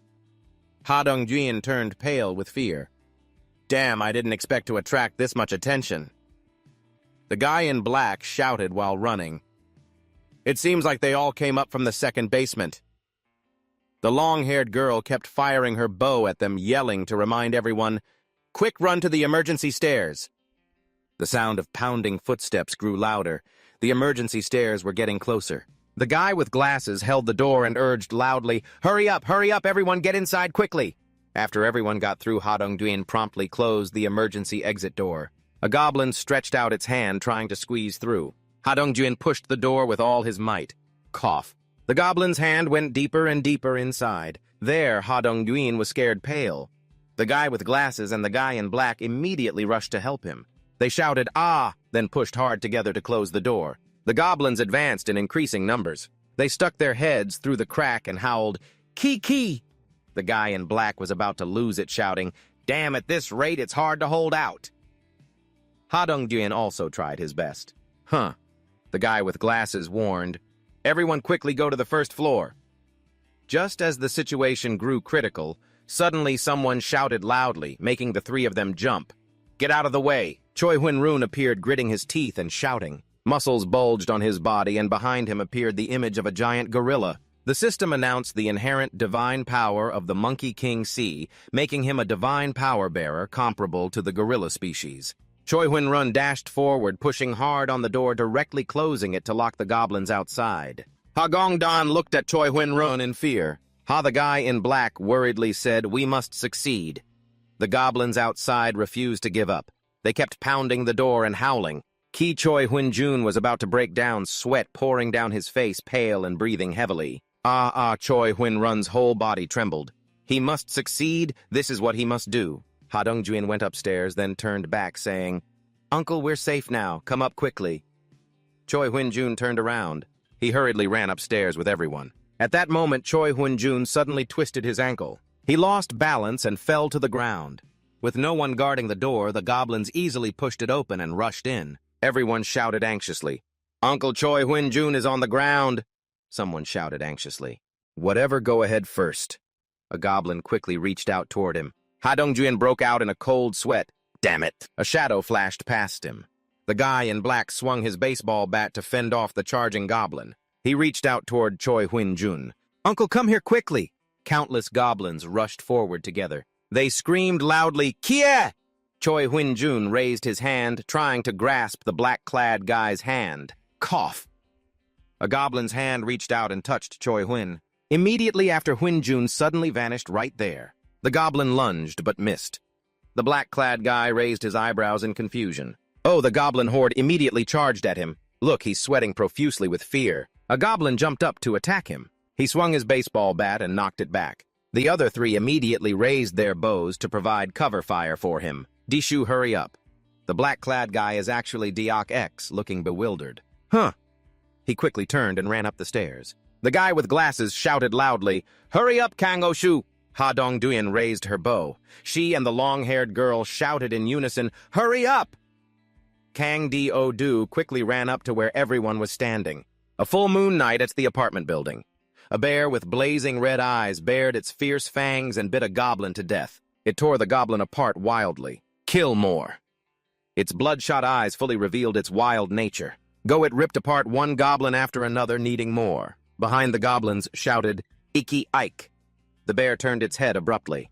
It appeared at the foot of the apartment building. Late at night, quiet, only one apartment on the top floor still had its lights on. The bear looked extremely fierce. "Kill them all!" Meanwhile, Choi Hyun-jun, who had originally disappeared, suddenly appeared somewhere else. He fell to the ground, panicking and shouting, Choi Hyun-jun lay on the ground, moaning. A figure appeared before him, narrowly escaping death. Choi Hyun-jun adjusted his glasses in surprise, looking up. Huh? Seeing the person standing before him, he couldn't hide his astonishment. Do-hyun! Jun reached out to support him. Jun's expression was strangely calm. Because I wasn't confident about everyone's safety, I used clairvoyance to observe everything here. Luckily, the summoning skill for bodyguards is still working well. A scratch bleeding appeared on Choi Hyun-jun's calf. He trembled, trying to bear the pain. Grandpa Choi Hyun sat up, looked at Jun and said, "Since when did Jun start caring and asking?" "Wait, are you okay?" Choi Hyun trembled, his calf soaked in blood. He tried to bear the pain. The wound was minor and would heal quickly. Jun silently watched him, his face full of worry. "I probably need to buy more medicine from the system for treatment." Thinking that, he immediately turned and went into the room. "Wait here a moment." Choi Hyun-jun was surprised. Huh. Jun opened the medicine box. Suddenly he recalled a childhood scene when he was hurt and crying, and his mother smiled gently while applying medicine. In situations where someone is injured, medicine is always the most essential. Looking back, he remembered his childhood again. Jun took out all the medicine and first aid supplies. He looked at them and fell into thought. But now the system only has 40 empty slots left. Which item should I register next? Suddenly he thought of something. Jun packed all the medicine and first aid supplies back into the first aid kit. A similar first aid kit appeared in the system. The system notified that the old first aid kit 77330 was refreshed. Jun happily said, "All right." He returned and placed the first aid kit in front of Choi Hyun. Choi Hyun looked a bit dazed. Jun sat down in front of him. "Let me check your wound." Choi Hyun-jun rolled up his pant leg. The wound on his calf was soaked in blood. He anxiously asked, "Will it really heal?" Jun held tweezers with alcohol-soaked cotton. "I'll disinfect it first." Choi Hyun replied, "Yes." Jun cleaned the wound with the cotton. Choi Hyun winced in pain, frowning. At the same time, the system popped up a notification. "Civilian Choi Hyun-jun has increased trust in you. Civilian Choi Hyun-jun has increased loyalty." After treating his wounds, Choi Hyun-jun was feeling better. He said, "Thanks a lot." Jun calmly put the supplies into the first aid kit. "I wonder if the others are okay." Jun stood up. "For now, you should rest here. I have some things to take care of." Choi Hyun-jun looked up at him. "All right." Jun closed his eyes to use his mind's eye to observe if anything new was happening downstairs. When Jun opened his eyes again, they were covered in black with bright white pupils glowing. The system notified mind's eye. Everyone was desperately running up the emergency stairs. Finally, they got out of the basement and reached the first floor. The long-haired girl drew her bow and fired at the chasing goblins. The arrow struck straight into the head of the goblin behind Kang Dixo. He gritted his teeth. Ha Dong-jun and the guy with glasses raised their bows. Ha Dong-jun shouted loudly, "Keep going, run faster!" Kang De-se-du ran ahead at full speed, the goblins closely behind several arrows shot continuously taking them down. They howled Ikia. 3 more arrows were fired. They passed Kang Dixu and pinned the goblins behind him. Ikia! Kang Dixo quickly ran upstairs. 2 goblins behind him jumped up high. Mun Byung-ho raised his bow and shouted loudly. He swung his bow and knocked the 2 goblins in the air away. After defeating them, Mun Byung-ho leapt down. Ha Dong-trin shouted loudly, "Quick, get out of here!" To everyone's astonishment, Mun Byung-ho continuously swung his bow, knocking away the goblins who screamed in pain. Ikiyi, everyone witnessing this scene, couldn't help but be terrified, all turning pale. Ha Dong-trin couldn't help but exclaim, "What the heck? Crazy." Kang De-ok spoke up. But he's always been good at fighting. Do-hyun observed everything and thought quietly that everyone was doing pretty well. The system popped up a notification. Moon-ho level 30, title second person, trust 55, loyalty 88. Awakening ability teleport to mission points. Using mental energy to move through space, can only teleport to places with high mental energy visibility, which increases teleport distance. June smiled happily. Exactly as registered, he's a bodyguard doing a perfect job. The baseball bat stuck to the goblin's head, directly taking it down. Ha Gong-dan turned to look at the guy with glasses and asked, "Have you set up the power outlet?" "Gun, eh?" The guy with glasses, also named Guna, placed the power outlet on the ground and replied, "Done." Ha Gong-dan turned to ask the long-haired girl and Dioku, "What about the water basin?" The long-haired girl answered, "That's done here too." Ha Gong-dan turned and urged Moon Byung-ho, who was running up the stairs, "Hurry, Byung-ho, go in." Moon Byung-ho braced his hands on the pile of obstacles on the stairs and jumped over. On the emergency stairs, only a pile of obstacles remained. But at that moment, the large water container prepared earlier appeared on the pile of obstacles. It wobbled, and then water suddenly poured down onto the goblins below. They seemed confused. Ki, the strong current swept them up. I, Ki. Ha Dong-jun shouted loudly, "Now's the time!" Gun A immediately switched on the power outlet. He responded, "All right." The electricity was instantly transmitted. The goblins were drenched, and under their feet were wet exposed wires. Electricity traveled along the water to where they were. The goblins were electrocuted and immediately fell down. At the same time, June received a system notification. Level 6 goblin defeated. You have gained quite a lot of experience points. A total of 334,644 W has been transferred into the resident's account. Your level has increased. You have learned a new skill. June was startled. A purple circle appeared at his feet. He clutched his stomach in pain and screamed, "Oh!" The purple circle kept spreading outward. It covered all the way to the emergency exit stairs and then spread to the basement. The goblins were covered by the light of the purple circle. Gah! The system displayed a notification, "Multiple enemies detected." System notification removed. At the same time, the purple light transformed the goblins. Large bony tumors grew on their heads. They screamed in pain, "Extreme, extreme!" The goblins then exploded into pieces. The system popped up a notification, "Level 6 goblin defeated." The goblins under the emergency stairs screamed wildly, "Kiki!" Suddenly, something furry bumped into the goblin standing at the back. It looked annoyed and turned around to see a giant bear many times its size. It was surprised, K. The giant bear opened its mouth wide, showing sharp fangs. Its eyes glowed with a fierce red light. It charged to attack the goblin, blocking its path. The pain hit, making the goblin scream loudly. The remaining goblins turned their heads to watch this scene. Panic gradually appeared on their faces, Ki. The giant bear didn't let the goblins react and raised its arm. One of its claws directly swatted the goblin in front of it away. The giant bear seemed mad, continuously attacking the goblins appearing before it. It opened its mouth, bit down on a goblin, and tore it apart with its teeth. The goblins all rushed to attack the giant bear, Ki. The giant bear was surrounded but did not fall into a weak position. It continuously swatted away the goblins, jumping at it. The fierce goblins shouted loudly. The giant bear swatted several goblins again with one paw. One goblin managed to cling onto it and bit down hard, tearing at it. Fresh blood flowed from the wound. The goblin bit down even harder. The giant bear was in pain, its eyes terrifyingly red, falling into a weak state. The goblins took the opportunity to charge. Look, the goblins were biting and tearing at the giant bear's body. It couldn't bear it and screamed loudly, "Cack!" Countless hands of the goblins clung tightly to the giant bear's head. Its gaze gradually dissolved in despair. Just when the giant bear seemed about to fall, suddenly, the surrounding goblins exploded into pieces. Fresh blood splattered all over its body. The giant bear was stunned. It was surprised, not understanding what was happening. At the same time, the system suddenly announced it had been granted citizen rights. The giant bear's whole body weakened. It staggered as if about to fall. The thick fur on its body gradually receded, revealing the face of a beautiful girl. The giant bear suddenly transformed into a girl. Her eyes were dull and full of exhaustion. She collapsed to the ground. Jae-hyun used his mind's eye to observe the scene. He held his face in surprise. The girl lying among the goblins had collapsed, looking extremely eye-catching. Looking at the girl lying face down motionless on the ground, Jun couldn't help but be surprised. Who is she? The system analyzed that giant bear's name is Undu Level 33 Reliability 9, Awakening Ability, Bear Transformation. Mission assigned, Bear Transformation. A. Beast Transformation. Physical abilities and regeneration capabilities maximally enhanced. Jun stopped using his mind's eye. His eyes returned to normal. He couldn't believe it.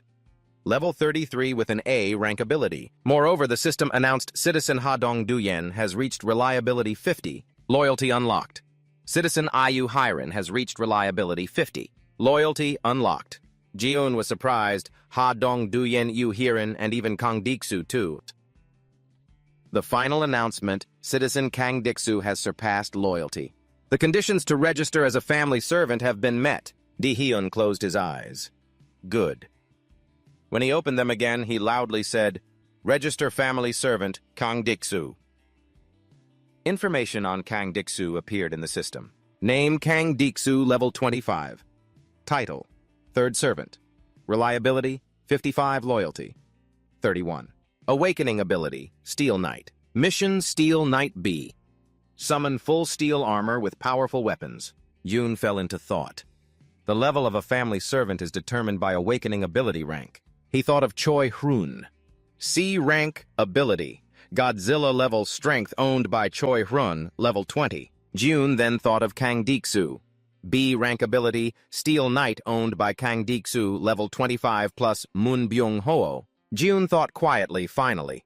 A rank ability, Instant Teleportation owned by Moon Byung-ho, level 30. Thinking of their levels, Jun fell into deep thought. The moment a family servant is registered level is decided based on awakening ability rank. Jun thought of a possibility Jandam boss. So is the ability rank random. He silently analyzed between Mono and Choi Hun. If Moon Byung-ho received an A rank just because of loyalty, then Choi Hun, who is more loyal, should have gotten a B rank instead of a C rank. Jun thought about Kang Diksu again. But in reality, Kang Diksu with a loyalty level of 31 has a B rank ability. Jun felt confused. It would be great if he could find the conditions to unlock a higher rank ability. He thought about the others. This is quite an important issue. Since the registration for family guardians is limited to 10 people, having those with high rank abilities would be a big advantage. Jun closed his eyes.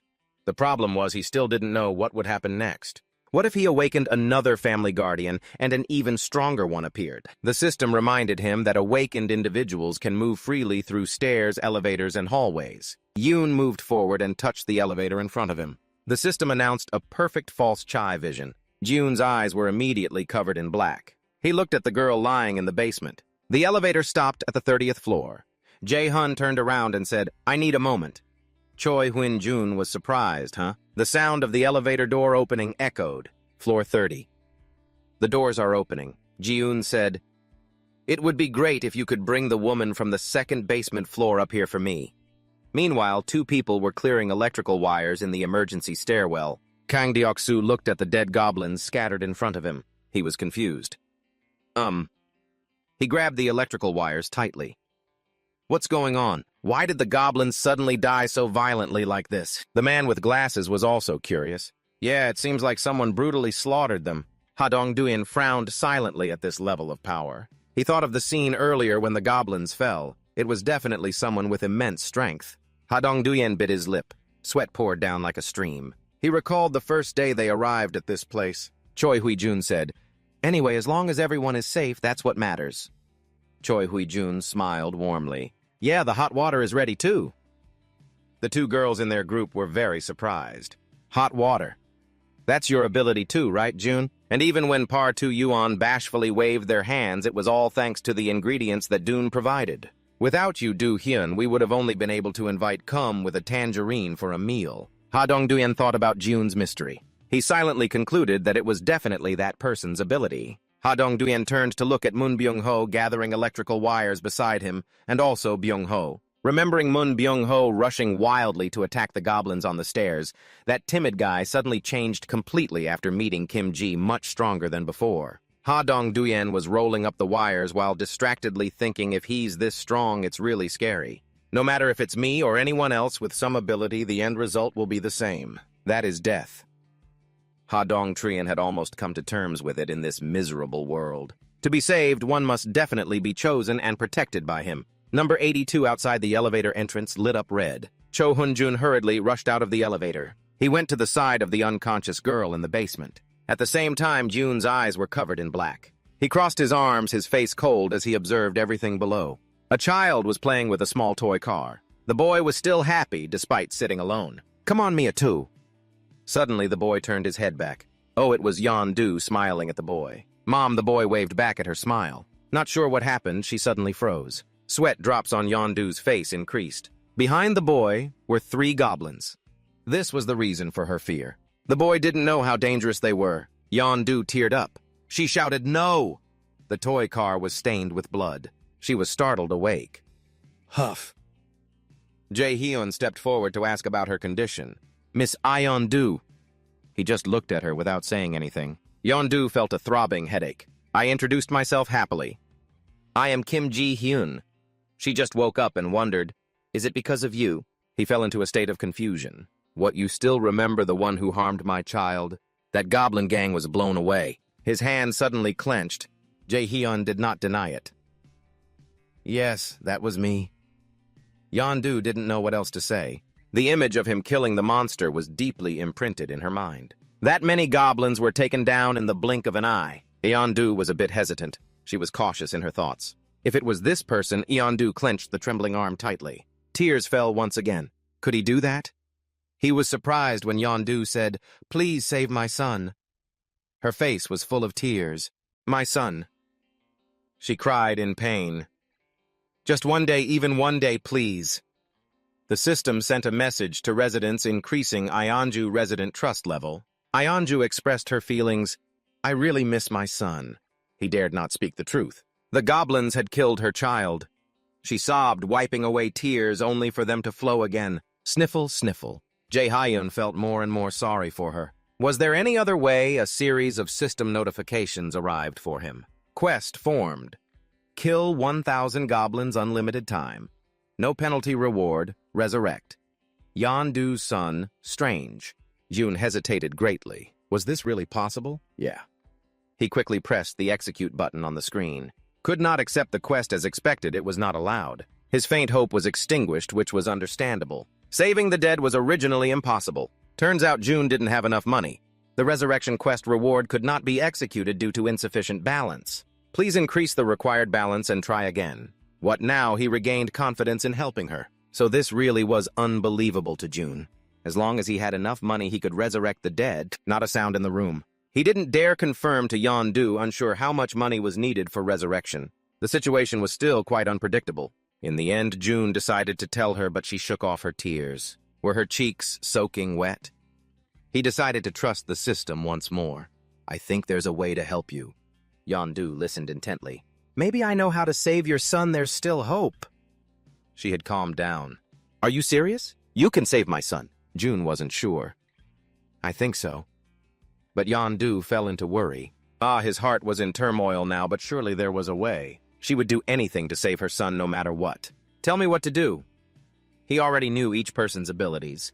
Currently, Ha Jong-gun's group had Kang Deoksu and Moon Byung-ho awakened. If Yeon-du level 33 joined, fighting monsters would be much easier. June made a decision. It's best to make all 7 of them family retainers. Not sure what he was planning. Calm down and stand up. I want to introduce you to a few people. Someone reached out to shake hands. Nice to meet you. Both introduced themselves. I am Haun-gun. I am Yeon-du. He was stunned when she recognized him. You must be the hunter who collects souls by throwing fireballs. Yeon-du also knew the girl with brown hair, and she used a bow. She pointed at herself and asked, You know us? Yeon-du showed 2 fangs. Don't you recognize me? We've met before. Neither he nor she recognized each other. Suddenly fur grew on Yeon-du's face. Her whole body transformed. Her bear mouth appeared. She pointed at Yeon-du. She recognized Yeon-du as the bear the beast in the alley. She didn't hide her identity, or rather as the bear. Yeon-du still remembered each face clearly. I helped you a few times. Have you forgotten? He was also surprised when Dong-gun approached to talk then. It turns out that our meeting wasn't a coincidence. She hated him. Anyway, the goblin is still my enemy. June came in from outside. It seems everyone already knows each other. His face became tense. I need to say something. He reminded the group members. Mun Byung-ho's rescue mission will start tomorrow morning. Everyone was listening to June. The number of goblins has dropped sharply. It's truly a good opportunity to save her. He also explained that Uncle Choi Hyung-jun won't join this time because he's injured. Sorry, Uncle. May I borrow your bedroom for a bit? Hyung sobbed tremblingly. You're too much. June, this is my house after all. Yeon-du had already taken over Uncle's bed. He decided to take her along. So tomorrow, Yeon-du will join us on the mission. Yeon-du has been ready for a long time and hopes for everyone's support. He just came to give instructions. That's the job. See you tomorrow morning, everyone said together in unison. The 2 were startled when he called out Mun Byung-ho and Kang Dae-oksu's names. June pointed behind. You 2 come out here with me for a moment. On a clear, breezy night, his voice echoed. Byung-ho Kang Dae-oksu. He asked a question only he knew the answer to. Do you know why I called only you 2? June's expression became much more serious. Do you know why I called only you 2? Dae-oksu hesitated. I'm not really sure. Byung-ho boldly guessed if it had to do with power, feeling quite satisfied with his answer. That's right. The news he brought stunned Dae-oksu and Byung-ho. The 2 had just awakened their powers. He was delighted to hear June say Mun Byung-ho's ability is teleportation. He didn't fully understand the skill June mentioned. Kang Dae-oksu received the ability called Steel Knight. June had planned before leaving tomorrow. He needed to understand these 2's abilities clearly. He checked the system. So first, the assigned group mission is to test awakening abilities with a 1-hour time limit. The reward is increased muscle strength. The penalty for failure is sleeping in the hallway. Do you want to take on this mission? Anyone? June hesitated a little. A group mission. He didn't think much and signed up immediately. For now, just proceed like this. Suddenly, someone called Yeon-du and Kang Dae-oksu again to confirm. So I have awakened right, just like Dong-jun. He confirmed it was exactly right. He became excited, saying, That sounds great. Steel Knight June kindly explained. What kind of ability is that? It's the power to summon steel armor and a large lance. Before he could understand, Dae-oksu panicked when he saw a streak of light beside him. A flag. He was startled and stepped back. The atmosphere suddenly fell silent. Byung-ho had returned and was more powerful than before. He was joyful about the power he had gained. All right. Byung-ho grew more confident with this power. The system sent a message. Mun Byung-ho's citizen credibility rating has increased. He gave a 90-degree bow. Thank you very much. June noticed something was off. Wait a moment. Byung-ho. He was stunned. Yes. He seriously told Byung-ho, right now going to the lady's house immediately is impossible. Byung-ho started to worry. Why is that? June was still hesitant because there was no guarantee Byung-ho had mastered his ability. He told Byung-ho frankly that what just happened might have been just luck. June reminded him not to forget to first know the current maximum travel distance and to fully understand the penalty for using the ability. Byung-ho understood his point. Yes, I understand. June and Byung-ho were still surprised when they saw him wearing armor. Director Shu couldn't believe his eyes either. Girl, I'm still not back to myself yet. Can this really be done? The system sent a citizen notification. Kang Dae-oksu's reputation and loyalty have increased. He called out, Bung-ho Byung-ho. Yes. June pointed to the building opposite. Can you use teleportation to get there? He pondered deeply for a while. Byung gathered all his courage. I will try. He felt more confident. All right, system information displayed, mission assigned. Mission details: use teleportation to reach the rooftop of Building 133. Time limit 3 minutes. Reward: increased teleportation proficiency. Penalty for failure: sleep outdoors. Director Shu encouraged from behind, "You can do it, Byung-ho." He sighed deeply. The power of teleportation enveloped his body. In the blink of an eye, Byung-ho disappeared. He couldn't believe he could move his body using only power. Byung-ho was thrilled to be at Building 133. All right. He stood by the window and waved at the two. The system also sent a notification that Citizen Mun Byung had completed the mission. Jun breathed a sigh of relief. Phew. He kept waving back. But suddenly, Byung-ho felt unwell. This made Jun and him very worried. He hurriedly used his soul-summoning power on Byung-ho. Byung-ho was moved to the hallway by Jun. Byung-ho was lying motionless on the bed. He checked the system. He had fainted and seemed to have exhausted a lot of stamina. Director Shu stood nearby worriedly. "Byung-ho, is he okay?" After receiving news from the system, he felt more at ease. Fortunately, with enough rest, he would be fine. Mun Byung-ho was sleeping with good health. It seemed he was just not used to his powers yet. He sighed in relief. Phew, that's a relief. Jun suddenly asked a random question. "By the way, Deoksu, do you exercise at all?" Director Shu was also confused. The system displayed a mission assigned exercise while wearing armor push-ups 0-100, squats more than 100. Time limit 10 minutes. Reward: increased muscle strength. Penalty for failure: sleep outdoors. His hands were placed on the floor. Director Shu continued doing push-ups. Even though he was exhausted, he still had to do squats. Director Shu's legs were about to give out. He was sweating all over. Done, really done. The system confirmed Citizen Kang Deox had completed the mission. Jun realized his strength. Maybe because he was a sports specialist student, his stamina was truly different. He stared intently at the system board, huffing, evaluating. Jun was a bit puzzled. What is this? Director Shu was so tired he couldn't stand up. "Yeah, it's over now, right?" "Ah," he smiled brightly. "Yes, everyone has worked hard. Now you can go rest." "Thank you." When Deoksu left, the system also sent a notification that the evaluation was complete. "Yes, thanks for your hard work." I was surprised to receive a message without doing anything. Muscle strength increased slightly. Jun can feel the power surrounding his body. Even he has to doubt that his strength has increased. But Jun still has to smile first. He feels things will change. If so, the story will be a little different. The next day, in some alley in Busan, Donggun urged everyone to run. The whole group didn't expect to encounter monsters. Deoksu was extremely scared. The girl, the blue-skinned monster, was chasing them. He transformed into the Steel Knight and fought those bastards. One strike from him could cut it in half. Yeah. Deoksu easily defeated the monsters with his new strength, but they kept coming. Roar, yeah, that made him angry. Those damn dogs. Many monsters were knocked away by Deoksu. He turned around, worried they might attack from behind. Byung-ho wants to fight with him. Don't worry about those behind. I will support. Deoksu's weapon is ready to destroy monsters. All right, I'll go ahead. The blue-skinned monsters keep coming. He shouted to attract them. Those bastards, come fight me quickly. But the monster focused its attention on the shadow. Jun transformed into a bear and stood before them, making the monsters so scared. They cried tears. Deoksu and Byung-ho coordinated perfectly. She alone could handle several monsters. Donggun suddenly called Byung-ho, hearing that he stopped to listen to what was going on. Byung-ho was also surprised by his words. Hurry to her place. Byung-ho quickly left. Yes, thank you. A series of system notifications arrived while he was eating noodles. Citizen Unzu has completed the mission. Evaluating missions. Unzu is evaluating. After seeing the system display board, Jun was also surprised. Evaluation complete. 132,966 world has been transferred into the absolute owner's wallet. Huh. Is that money? The reward is a bit different, huh? Only now did he get enlightened. Kang Deox's ability is muscle strength, powerful combat. So the additional rewards later will also be added randomly. He inferred it was true. The difficulty of missions increases and rewards can be larger corresponding to harder missions.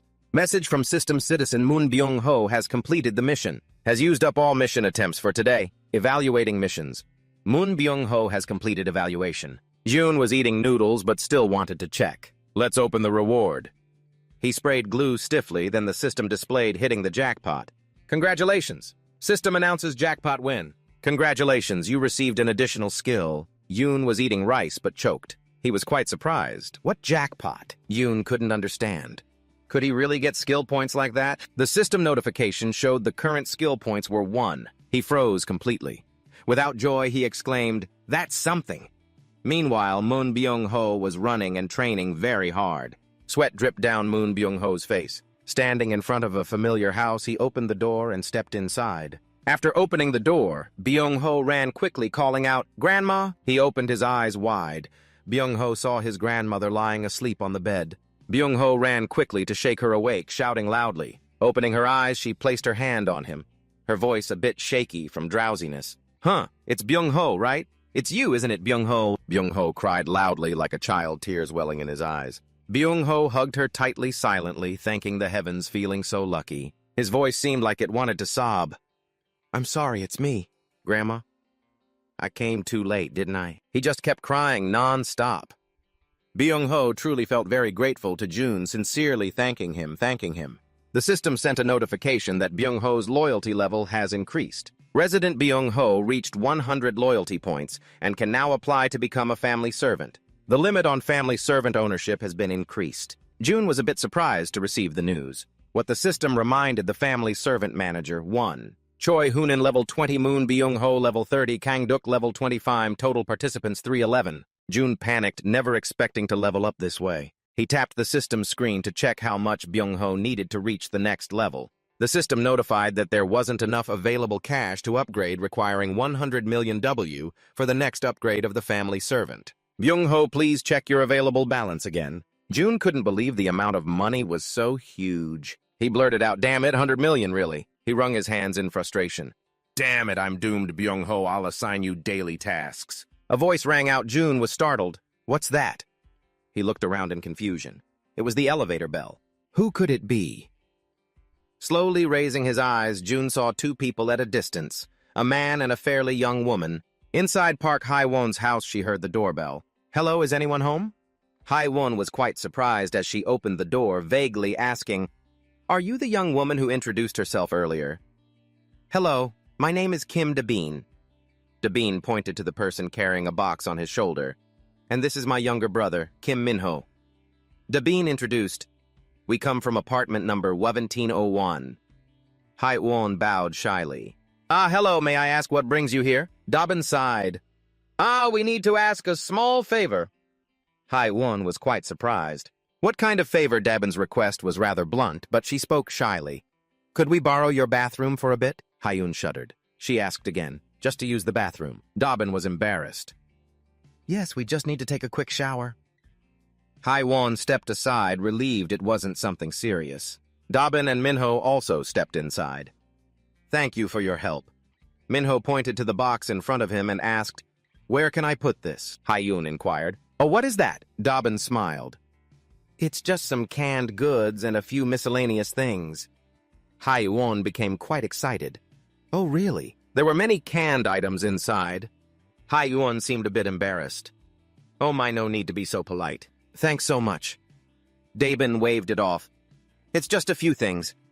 Suddenly coming to someone else's house like this, there should at least be some sincerity. Her eyes glanced elsewhere, noticing some bows and baseball bats. Dabin looked curious. Those bows and baseball bats belong to the residents here. Hae-won looked toward that direction, then smiled cheerfully and replied, "No, they don't belong to residents here. They're from people living in other buildings." How to say it? It's quite complicated. Dabin gasped.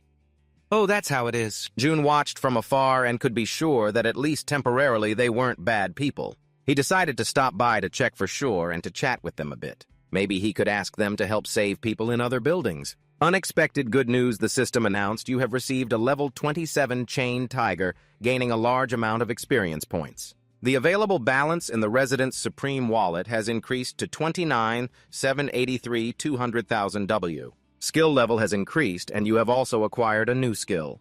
Dui-hyun wondered, what is going on here? He snarled irritably, bastards.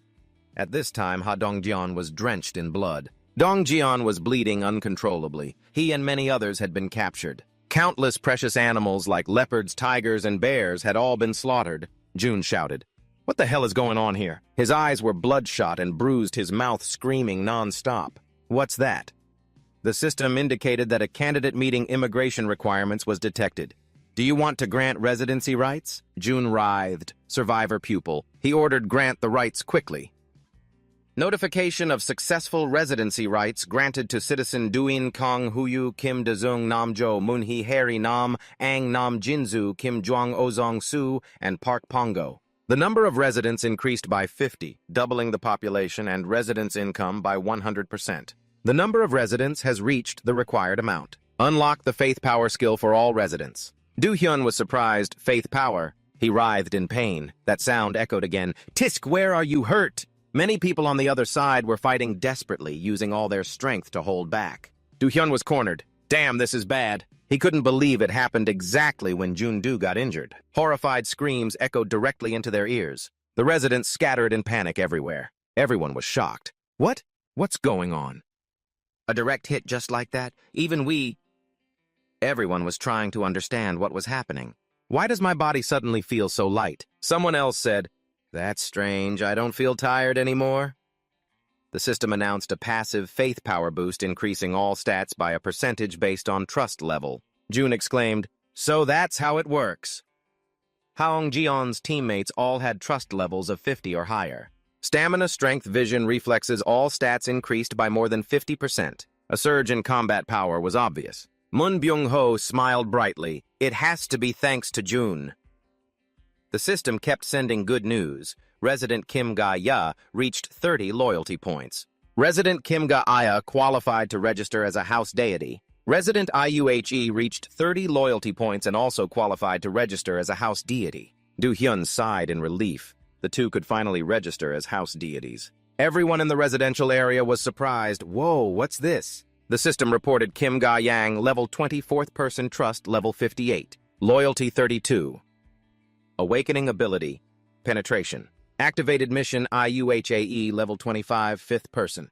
Trust level 69, loyalty 33. Awakening ability, poisonous bone mission activated. Many goblins surrounded them now.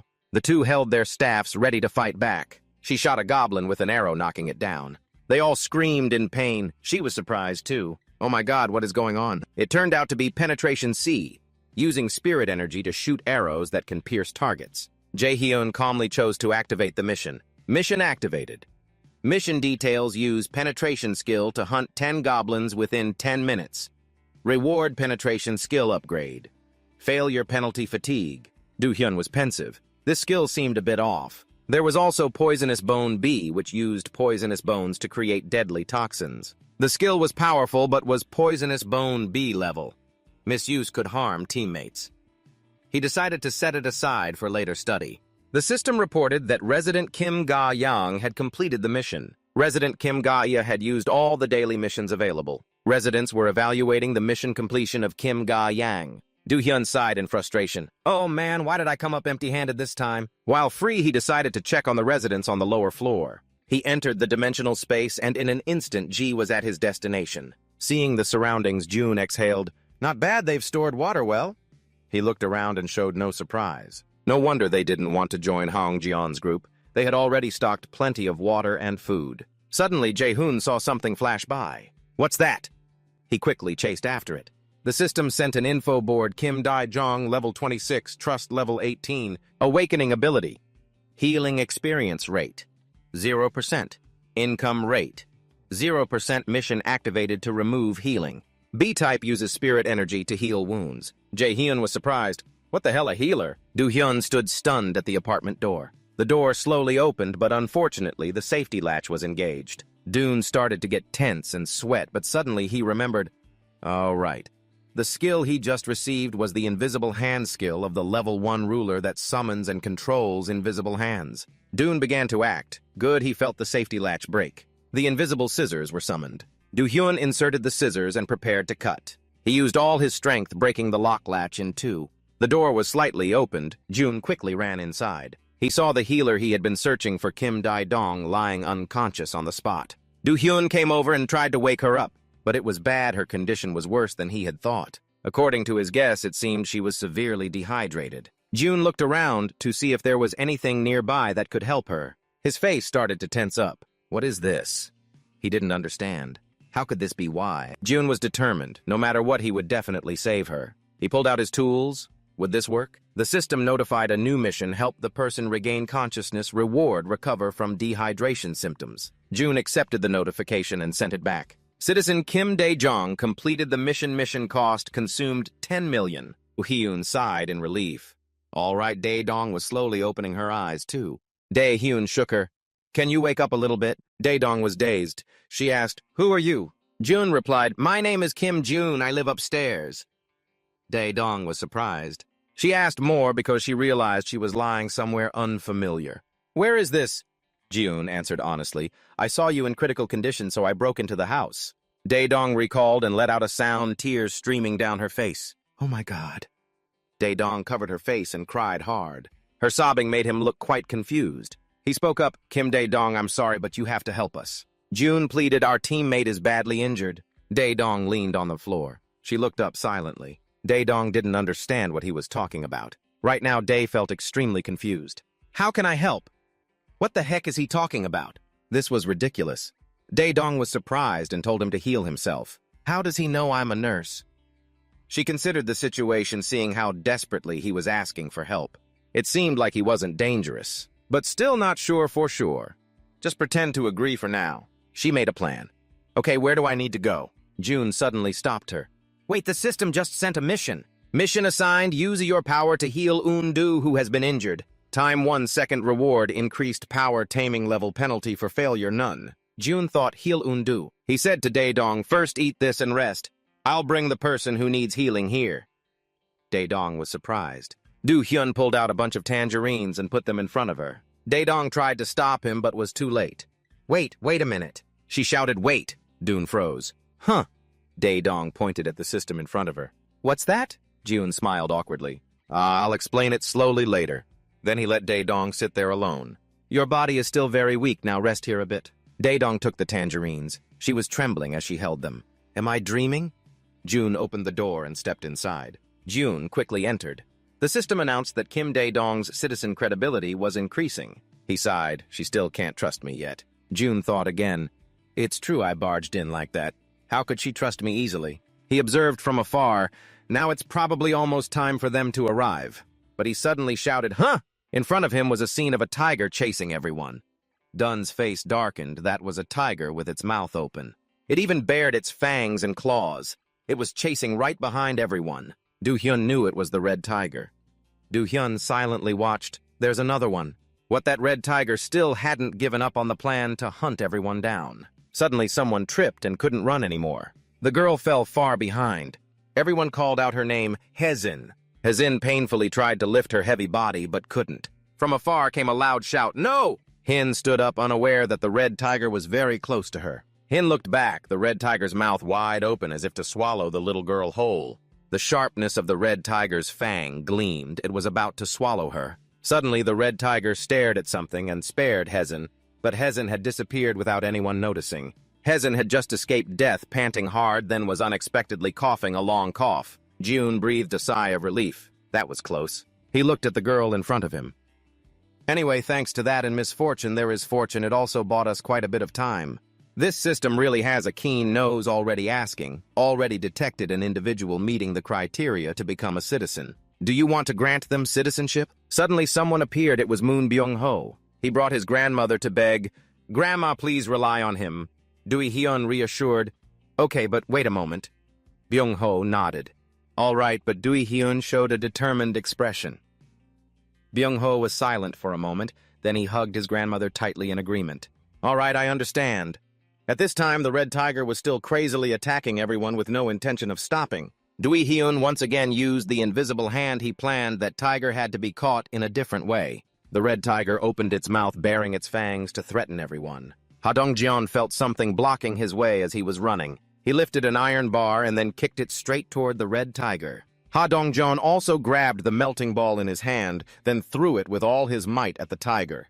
The tiger easily dodged, showing no fear at all, opening its mouth to threaten back. Gawai called out loudly, Dong-jeon! When the red tiger was about to swallow Dong-jeon, he looked at it with determined eyes. Too late! He shouted. Everyone run quickly! Dong-jeon also ran for his life.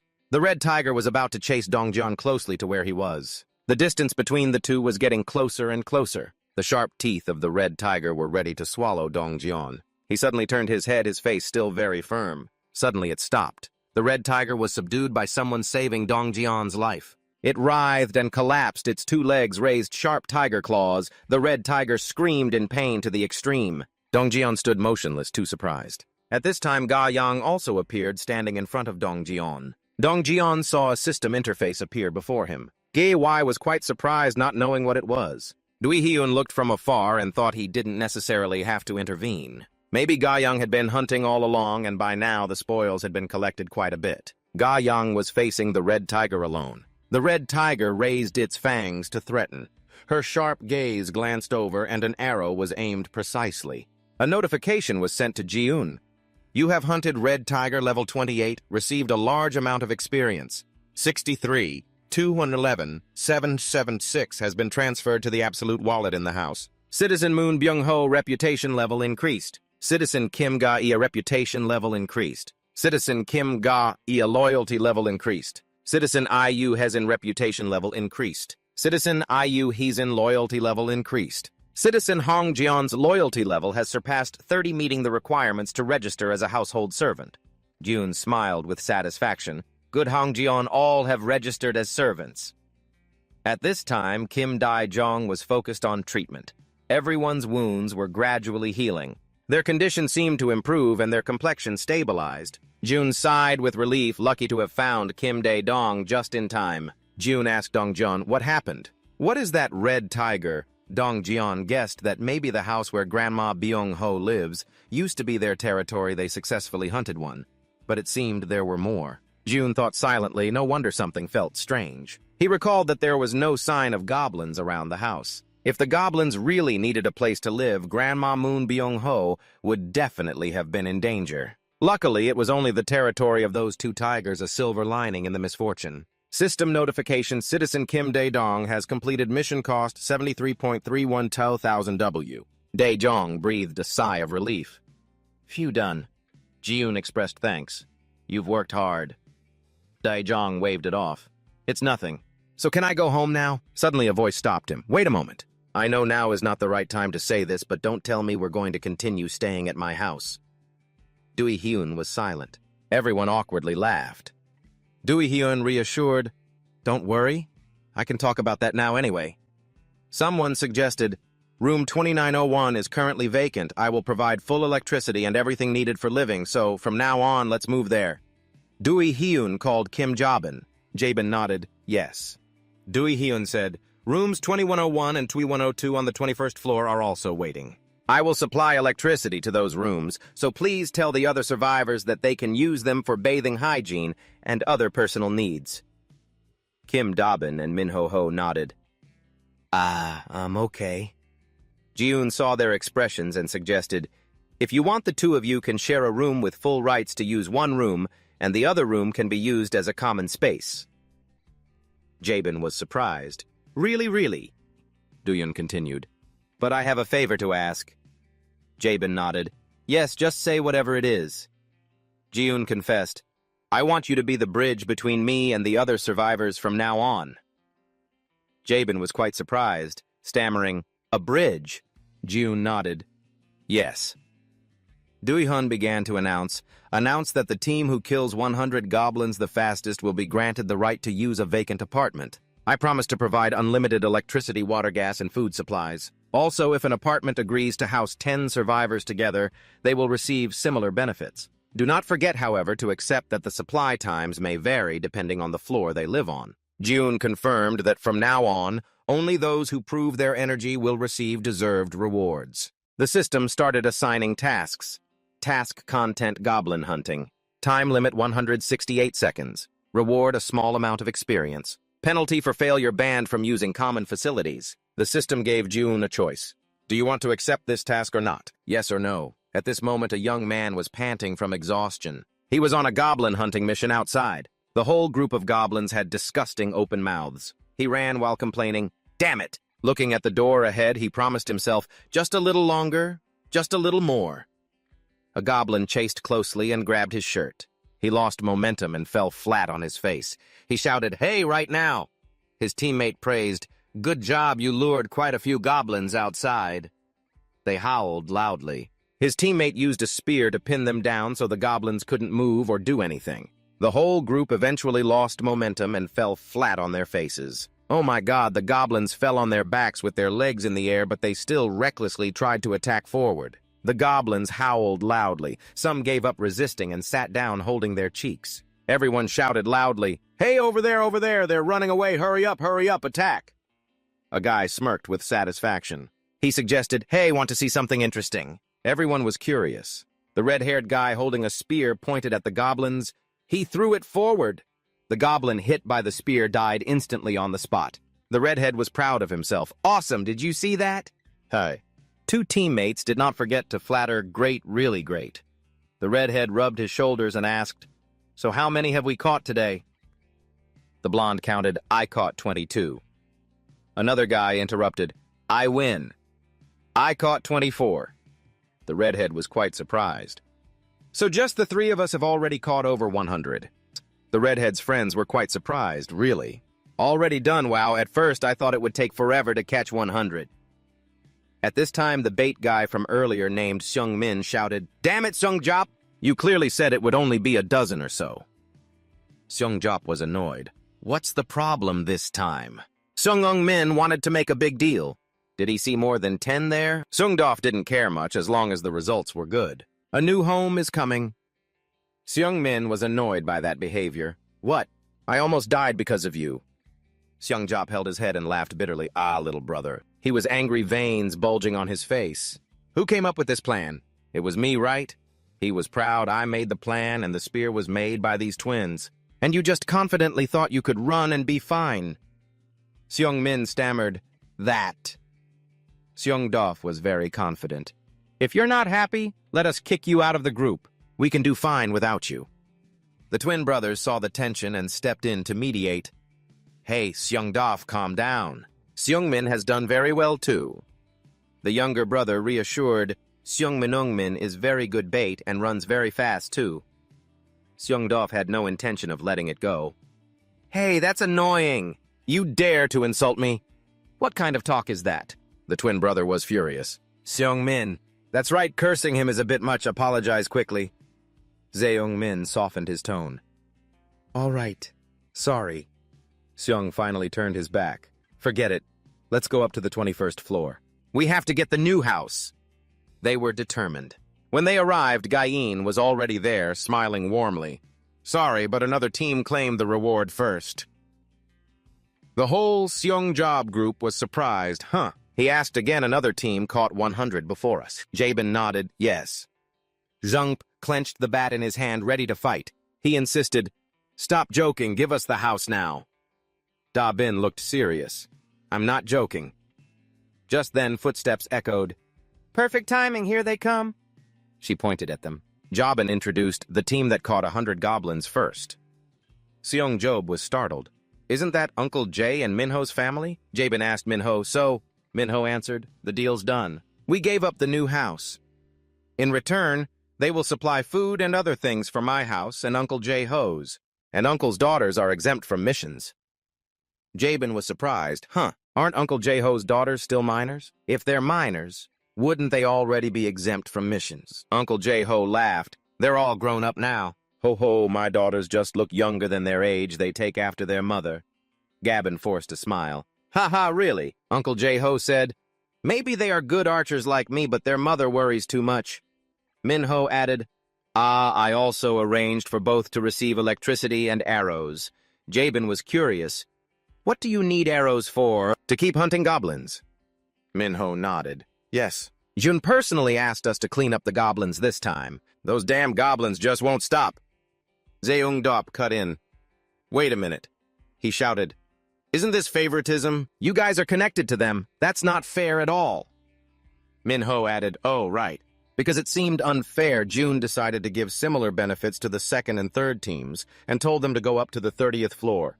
Gabin laughed. "Oh, really? Did you hear that clearly? That's good. Take your team up to the 30th floor. He's waiting for everyone." Seung Chop gritted his teeth. In the elevator, they buzzed, "That guy's name is G. I heard he's even younger than us." Seung Dot sneered. "Just call him Sir." Just hearing that is laughable. The twins joined in, seriously like some kind of deity. More like a cult leader. "That kid only learns bad stuff." After saying that, they all chuckled among themselves. Sung-min mocked, "Do you even have the right to talk like that while still being protected by his power?" He added, "Besides, now you're trying to curry favor with him anyway." The three turned to Seong angrily. "This guy." The elevator announced the 30th floor, the doors opening. Sung finally said to the twins, "See you later." The two brothers were surprised, huh? Do Hyun calmly strode in from outside wearing a standard smile. "Hello." The whole Seong-hose group fell silent, unable to say a word. Seung-job raised his hand to introduce himself. "I am B. Seung-job." Jiun shook his hand and said, "I watched your performance carefully, Seung-job and team. Your use of the defensive wall was impressive." Seung-job was surprised and stammered, "How did you know about that?" Jun replied, "Right now, I will provide electricity, water, and gas for apartments 1302 and 150. Seung-job was shocked. "Is that really possible?" Do-hyun smiled. "Yes, of course." They were confused how exactly. Do-hyun interrupted. "First, everyone hunted enough 100 goblins, so you qualified." He emphasized, "I'm not a cult leader." The group shrank back. "What?" Jun looked straight at them. "I have no intention of becoming a god either." He said, "Oh, by the way." Jun raised his hand to his lips. "I have a favor to ask." Rapid footsteps sounded. A terrifying chase erupted with screams that disturbed the whole neighborhood. Men ran frantically to escape the pursuit of giant monsters wielding weapons. One of the young men running for his life shouted to Dong Jion, who was waiting here, "Throw it!" It seemed they had a plan to lure the monsters into a dead end and deal with them all at once. He received the signal, furrowed his brows, and smiled smugly. "Very good." He pulled out a spear strapped to his back, ready to throw it at any moment. A blue power enveloped his hand, introducing his identity name. Jong Jeon, level 33, 6th member title. Spear Knight reliability, 70. Loyalty, 78. Awakening skills, throwing and stabbing. Experience distribution rate 200% for assigned missions. Throw B consumes spirit energy to throw objects, increasing attack power 5-fold. Demon Stab consumes stamina to stab with the spear, creating temporary sword energy on the spear tip at the moment of attack. Knights have physical stats increased corresponding to their loyalty percentage. Experience and monster bag rewards from subordinates holding the Knight title are tripled. Knights can be developed through experience distribution. Spearmaster current taming level is 11%. The higher the spear mastery, the stronger the attack power. While the monsters were chasing the others, he seized the opportunity, gripping the spear behind him, gritting his teeth, and threw it powerfully at a monster. Immediately, the spear tip shot straight into the monster's chest, causing it to roar in pain and lose balance, flying backward. Another monster, seeing its comrade like that, angrily charged at him with a face as if it wanted to devour him alive, raising its weapon. However, he stood firm as if it was nothing to him. By some mysterious power, an arrow suddenly flew out from nowhere like a missile and stabbed straight into the monster's head, catching it off guard. It opened its mouth to scream and then collapsed immediately. It turned out the one who shot the arrow was Gang, one of his own people. She had appeared behind him at some unknown time to assist. His hand was still holding the spear casually in midair, not yet striking, but the monster was already dead. But it's okay, there was still one more standing far away. He immediately threw the spear in his hand. A sharp sound echoed, blood splattered from it, and that was the moment it ceased to exist. The system screen displayed a notification: you have hunted an orc level 19. Experience gained 3. The 21198W has been transferred to the Supreme Residence wallet. Team mission to eliminate 100 orcs completed. As soon as the mission was completed, he went to those hiding nearby to avoid monster attacks and led them to leave together. Jun sat at home watching the entire process of Dongjeon's group. A warning notification appeared: an unauthorized individual is attempting to infiltrate. Another notification popped up: an entity meeting, immigration requirements has approached near the Supreme Resident area. Do you want to propose citizenship? He read each line of the notifications on the screen, unsure whether to feel happy or sad. This time it's 3 people. He thought for a moment and then made a decision.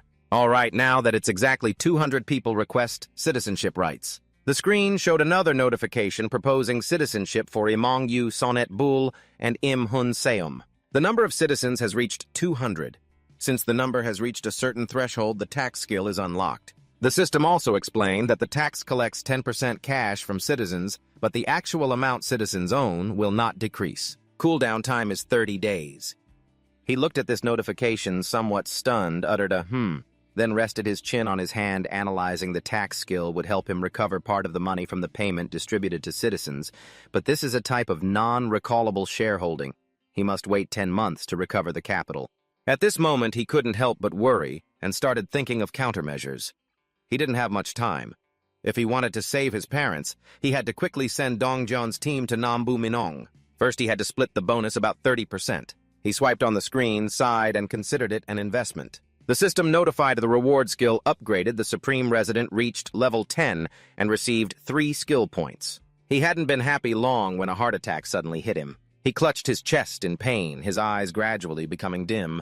The residential building was covered by something eerie and purple. Inside the house, he gritted his teeth, enduring the pain while reading the notification. Congratulations, you have claimed sovereignty over an entire apartment building and received support of 1 billion. Construction function activated. He was amazed when he saw this notification. The construction system sent another notification. Current projects can build a solar power system for 133 million. Convenience store 219,990,000 W. Gym 300 million W. Support fund 1 billion W.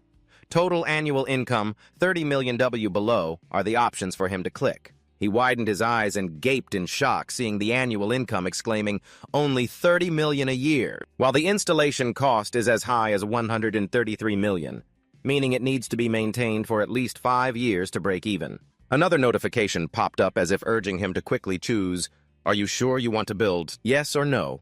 He crossed his arms and paced, thinking this isn't good, there are still many expenses to pay. Instead, it's better to use this money to upgrade Dongjian by 1 level. He suddenly remembered something as if waking up. Wait, the support fund of 1 billion W. Don't tell me it's just in time.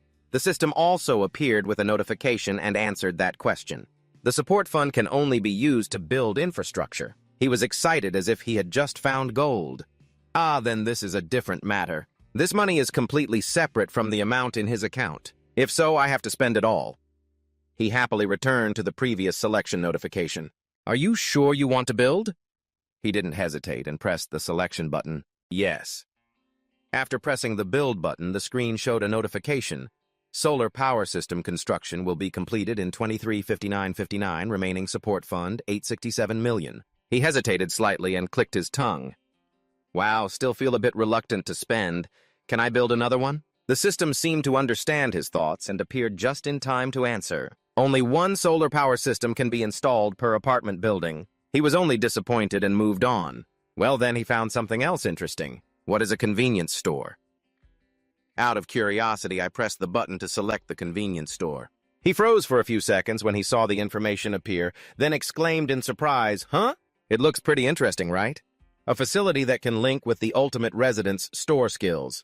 This is a place where you can directly display registered items for sale, but the special thing is, no separate cashier is needed, just prepay for the items sold through the system, and the goods will be produced immediately. He was thrilled to see the chance to get rich right in front of him, happily exclaiming, this is great! He remembered how much time it took to climb the stairs to deliver goods and thought about the effort needed to prepare supplies and send them down. With a convenience store, everyone can shop on their own, and I can also adjust the selling prices myself. This way I can increase everyone's profit share a bit.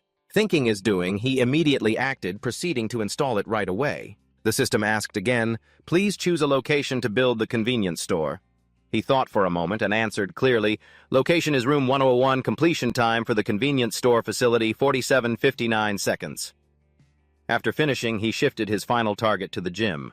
The system introduced the basic training area for residents to strengthen their power and stamina by working out here. Training efficiency increases by 200%. Residents below level 15 will receive an additional 300% training efficiency. He pondered again, knowing he could level up through training, but combining it with mission rewards would be even more effective. The system requested, please choose a location to build the gym. Without hesitation, he answered, dedicating the entire second floor to the gym. The completion report appeared just like the previous two. Gym facility completion time, 71:59 seconds. He seemed still excited about spending money. Then the screen changed again. Skill points. Remaining are 3. The ultimate resident store skill has reached level 5. The number of items that can be registered increased to 500. The item classification feature has been unlocked. Item classification allows registered products to be purchased by different volumes and by the same category. He realized everything was becoming more and more interesting. Oh, what's this now? You can buy items individually instead of in bundles. While exploring new features, he suddenly stopped in front of the water label. His eyes opened wide, fully alert. He happily jumped up and cheered, "Wow, not everything yet, but the options are much more diverse now. What about the other items?" A bunch of other products also appeared. Oh, sorry. 1-pack. Fire. Rooster. Spicy noodles. 1-pack. Conscience noodles 1-pack. Jampong noodles 1-pack. Sesame perilla noodles 1-pack. He stroked his smooth white chin, unusually excited. This looks useful. The next day, Dokshu, dressed as a knight, swung a sword in his hand, causing the monster to grunt and snap, unable to dodge. He wiped the sweat dripping on his forehead when a teammate Dong Jian called from behind, "Hey, Dokshu!" He immediately turned around. He approached and asked, "What if you throw that away?" He held the spear and wondered, "This thing..." Why ask that all of a sudden? He immediately made a request. "Let me see it. I want to try this." Before he could agree, Dong Jian stepped forward and snatched it from his hands. He exclaimed in shock, "What, wait?" Dong Jian grabbed the spear, focused his strength, and threw it casually. He couldn't react in time, yelling in pain as he was hit on the spot. He angrily shouted, "Hey, why did you really throw it?" However, Dong Jian showed no remorse, crossing his arms and turning to look at him calmly, saying, "Done now, cancel the summon and try calling it back." He was confused about what just happened and said, "Huh? Was he supposed to just follow what he said like a clueless duck?" He reached out to try summoning it back, and sure enough, it returned back into his hand. He couldn't believe he could do this and quickly praised, "Wow, this is awesome. Dong Gun, you really are a genius." Dong Jian ignored him, looking in another direction, and replied, "You're overdoing it." Following his gaze, a girl was running up hurriedly, urging the two, "We have to retreat. I'm almost out of ammo." Suddenly, something was thrown toward where they were standing. Ga Yang dodged to the side in panic. "Huh? What the hell is this?" Ga Yang looked at the thing that was just thrown and exclaimed, "I can't believe that arrow just now." The system immediately announced multitasking capability, allowing the use of other skills in the area, being observed with absolute vision, having hunted an orc level 19. Received 2,138 Watt-U experience points have been transferred into the Absolute Residence wallet. Commoners Ga Yon Dong Jian, Kangok Byung-ho, Hazin Kim Gun have completed the mission. Mission cost 2,32580 W. Commoner Ga Ion has leveled up. J. Hun stood with arms crossed, looking at the continuous notifications appearing, thinking, "Sure enough, mission rewards can also increase ability stats. I'm starting to feel hopeful." From here to the main house is about 10 kilometers. It takes about 3 hours to walk there. He casually stepped into the elevator, going up to the 30th floor, stepped out onto the rooftop balcony, and looked down at the desolate cityscape. The ruined buildings, dust flying thickly. He considered his next move. "This is really tragic. I have to hurry."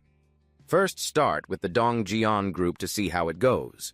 He opened the system screen to check information.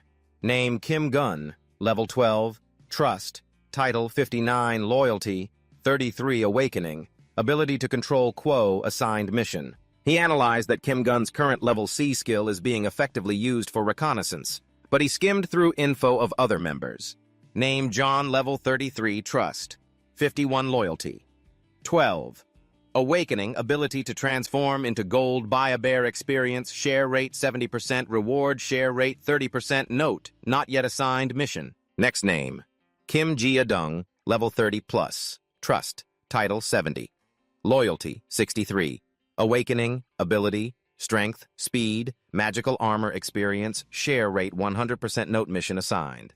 He looked through the members' info and began to evaluate. First, both John Doe and healer Kim Jia Dung must be in the group for it to matter. But unlike Kim Jia Dung, who has completed subordinate registration, John Doe's loyalty is still insufficient. The system explained again. Trukfuk A consumes spirit power to temporarily increase the target's physical strength by 70%, magical armor. B consumes spirit power to create magical armor protecting the target. He kept thinking, indeed, those with awakening abilities from the start have overwhelming efficiency. He pondered deeply for a long time, finally made a decision. After all, this was the only way. The system announced the reward mission reward for the resurrection of the sun. No experience to claim resurrection, mission reward. Please increase your current funds and try again. He was slightly disappointed, still not enough. First must raise mission difficulty to the maximum level. Mission content hunt monsters level 40 and above, he thought. If it's level 40, surely very strong, but the reward will be extremely large. He muttered, reading time limit 24 hours penalty is death. System appeared again with notification, not enough cash to receive resurrection mission reward. Please increase current funds and try again. He clenched his teeth, trying to suppress his emotions. Indeed, with the current amount of money, it was impossible. Suddenly, he saw the system reward notification for having hunted orc level 18 received experience points. 278221 W transferred into the absolute residence wallet. In the midst of despair, he caught a lifeline. He felt revived and exclaimed, "Ah, team missions!" If so, while he was thinking, the system gave a question about accepting the mission. Mission content hunt monsters level 40 and above at least one time limit. 24 seconds reward resurrection count. Do you want to accept this mission? Yes or no? He hesitated a bit, not daring to decide yet. First, he must be sure to bring John Doe to his side. He stared at the screen. Let's see. Outside, loud knocking echoed along with a voice. "Hey, open the door, please, open the door."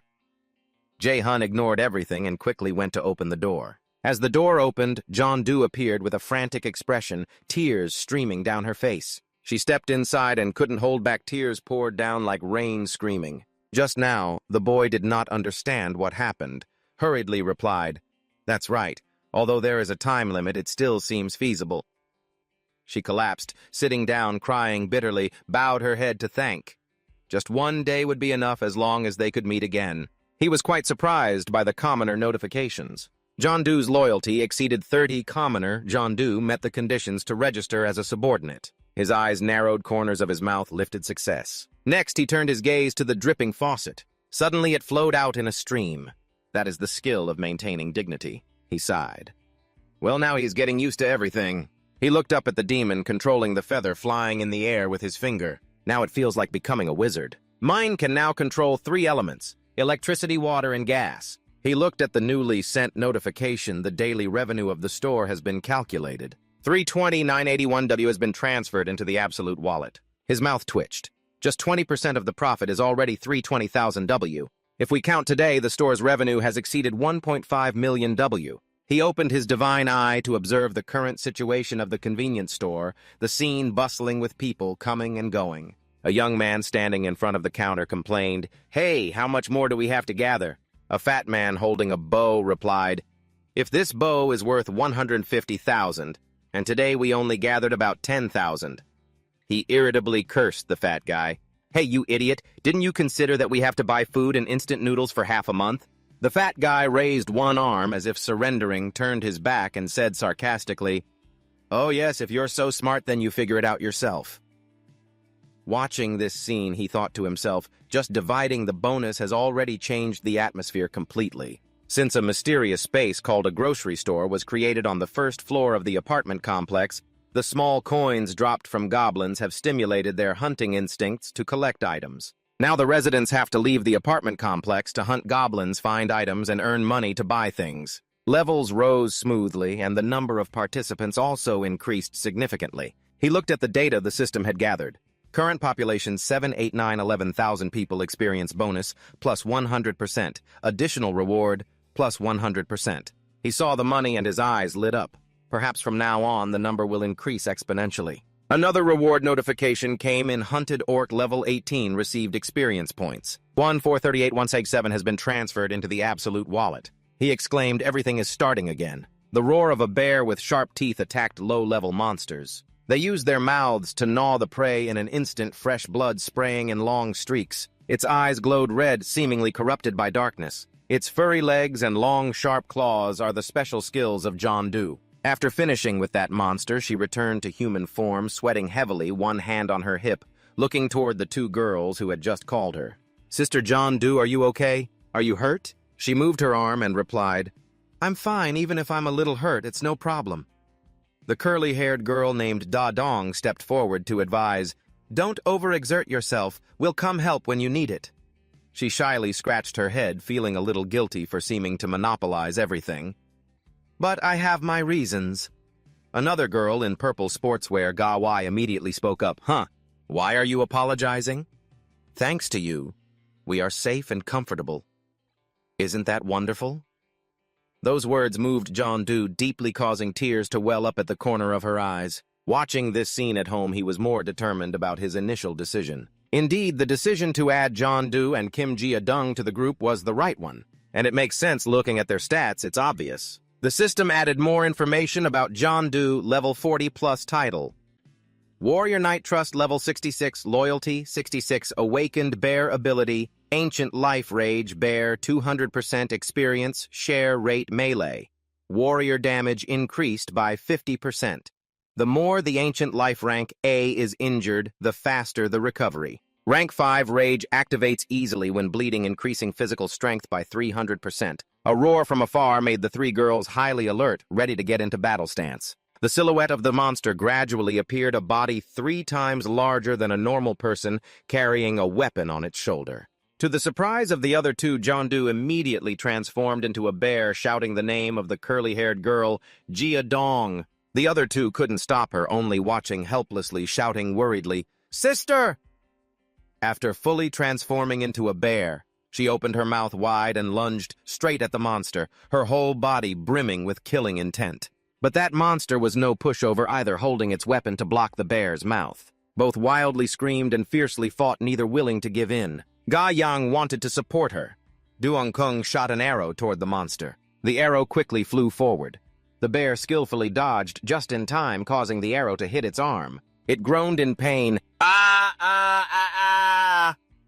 The bear seized the opportunity while it was distracted, pounced to knock it to the ground, then bit it hard. Fresh blood spurted out as the bear bled from between its teeth, dripping down. The terror alert sounded already hunting. Successfully, the level 28 orc leader received experience points, and the Supreme Resident's wallet gained 73,263,099. Resident Unzu has defeated the leader Jo Pak. Conditions met. The available build list now includes the outpost. A safe zone has been established outside the main house. When activated, it will temporarily have the same effect as the area declared as the main house. It can only be activated if residents holding a title from Knight level or above reside here. If an unauthorized person trespasses and occupies illegally for more than 1 day, it will be destroyed. Construction cost is 1.3 billion. He stared blankly at the price, then suddenly curled his lips into a mysterious smile. The 1.3 billion orc outpost was wiped out. The account balance is still ample, still worth investing. The system sends a confirmation notice that this project requires 3 residents holding titles from Knight level or above during the entire 7-day construction period. Are you sure you want to install it? Yes or no? He suddenly paused.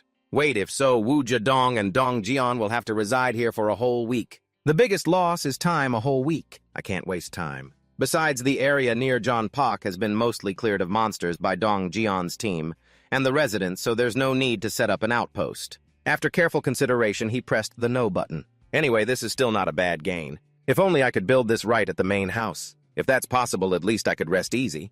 That way my family would be absolutely safe within the territory. He remembered the happy image of his family of 3 when he was young, walked to the window calculating everything, but bringing both grandparents here is not easy. He closed his eyes and prayed, please still be alive. Now tomorrow I will send Dong Jian's team to the main house. On the thick road without a single light, Kim Jian stood afar, watching John Doe's figure as a bear fighting the monster, unable to hide his shock. Wow. Crazy, really crazy. In his mind, he was thinking, how can a human tear apart an orc with bare hands? Oh, but maybe he's not human. Now that I think about it, that makes sense. Even before being blessed by Lord Jian, she was very strong. But how exactly did Lord Jian manage to persuade her? Wasn't she once obsessed with goblins? Or did she also receive some new power? Notification sounds party quest content returned. Time limit 1 hour 0 seconds, reward some experience, no penalty if failed. His teammates are calling him to return. He whistled, startled, turned, and replied, ah, yes. A crow, hearing the whistle, flew over and perched on his hand, chirping. He stroked its neck, smiled approvingly. Good boy. Dong Jian, still with some fresh blood on his face, approached and placed his hand on his shoulder. Dong Jian, go scout a bit. He replied once, yes, senior, and ordered the crow to fly carefully. It received his command and quickly flew off to scout the situation. His eyes followed the direction it flew until it disappeared from sight. Dong Jian turned to reassure his senior, "No problem, we can leave now." He nodded in agreement. "Thanks, let's go." The group left like that. While walking, he suddenly stopped, turned back to look. "Huh. Oh, what's that, a rat?" He bent down to do something, then stood up, watching a rat dart out his gaze sharp as a bullet. It jumped nimbly from one spot to another. Dae-hyun bowed politely to greet everyone, hoping they would help me. Everyone looked at that person, but no one spoke. He kept bowing and continued, "I also know the chances are very low." Dong Jian spoke up to break the awkward silence. "Your family is also living in this apartment complex, right?" Another person also spoke up. "It's hard to guarantee anything." Byung-ho interrupted. Their conversation stood straight, placed his hand on his chest, and declared clearly, "We will help." Everyone was startled by his words, and all turned their heads to look at him. His firm voice rang out again. "No, let me help." Dong Jian turned and added, "That's right. Thanks to you, we've survived until now." Then looked at Ji with a voice full of conviction. "I'll help." Jun said whatever was needed that left him amazed and stunned, bowing his head, "Thank you." He began to explain the situation clearly. "The orcs occupying Jeonpo Station have all been cleared, so just follow the subway line to Semi Station. Jagochi Station is the closest to my home, so just exit through Gate 2. After exiting the station, I will guide everyone on the route in detail. I'm not saying everyone has to go straight through without stopping. I know that's a bit of an unrealistic wish. For now, focus on Guyan first capturing that place."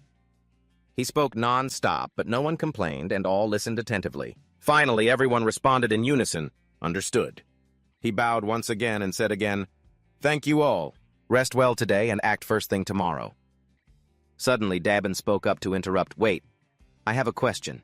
With Jun's ability, can't he bring your family here?" He was asked something he had also pondered for many days. "Of course, I've tried the mission reward, allows instant teleportation of one target. Actually, the reason I was excited when I saw Byung-ho's awakening ability was because of this. If it works well, maybe I could bring my whole family here immediately. But that mission reward is impossible. It was a complete failure. Just a guess. But maybe Byung-ho's grandmother is somewhere beyond my influence range. If that's really the reason, then if my parents die, there's nothing I can do either. They will surely die outside my area of influence. Damn it."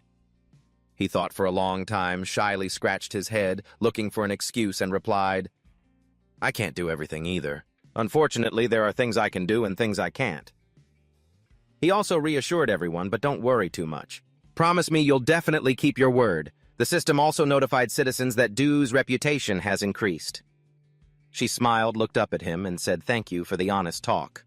He replied, "Yeah, you too. That's all for today, everyone. Get some rest." One by one, everyone left.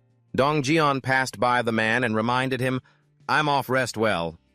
He was stunned when he saw the alert about an unauthorized target trying to intrude. An entity that meets the criteria to be accepted as a citizen is approaching the housing area. "Do you want to propose citizenship rights?" His eyes changed color, becoming cold as he replied, "Propose." The system responded with a citizenship proposal to Yezin. Yezin accepted the proposal name. Yezin level 31 reputation. 7 awakening ability. Queen of the Rats. Experience distribution rate, your % bonus distribution rate, % mission level expulsion. He saw this info and asked, "You're awakened." He used his spiritual sight to see who the other was and was horrified, his face darkened, mouth agape in disbelief that it was just a rat squeaking. 1 hour earlier, when the rat noticed his people staring intently at the group who just left it, wondered who exactly are they? Are they the group that wiped out the orcs? Maybe they're all awakened, but could that be true? For now, just follow them. It's definitely worth approaching. Gradually, it's hard to worry about everyone alone. With my ability, this is totally possible. First, observe a little. It followed that group for a long distance into the city. Everything it saw was completely unfamiliar. It climbed onto the window of a building, saw children playing in the park with their relatives. The sounds of laughter and chatter from afar faintly reached his ears. "Let's go. Mom, look over here." He was terrified, eyes wide and mouth agape, sweat pouring down his mind, screaming wildly nonstop. Are children playing in the playground?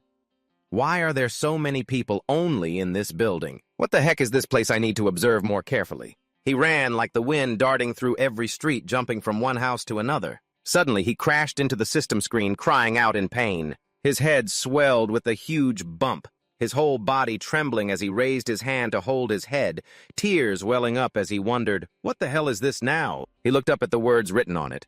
Entry prohibited. Do you want to receive citizenship? Yes or no? He was ecstatic as if he had found gold, continuously squeaking his mind, yelling, yes, yes, definitely yes. He looked up again at the confirmation screen to accept or decline. After pressing the yes button, he suddenly froze, lowered his head with a worried expression. Just as I thought, I can't just disappear. The system's chimpanzee voice announced again, citizenship granted. He became excited again. Oh, so it's approved. Good.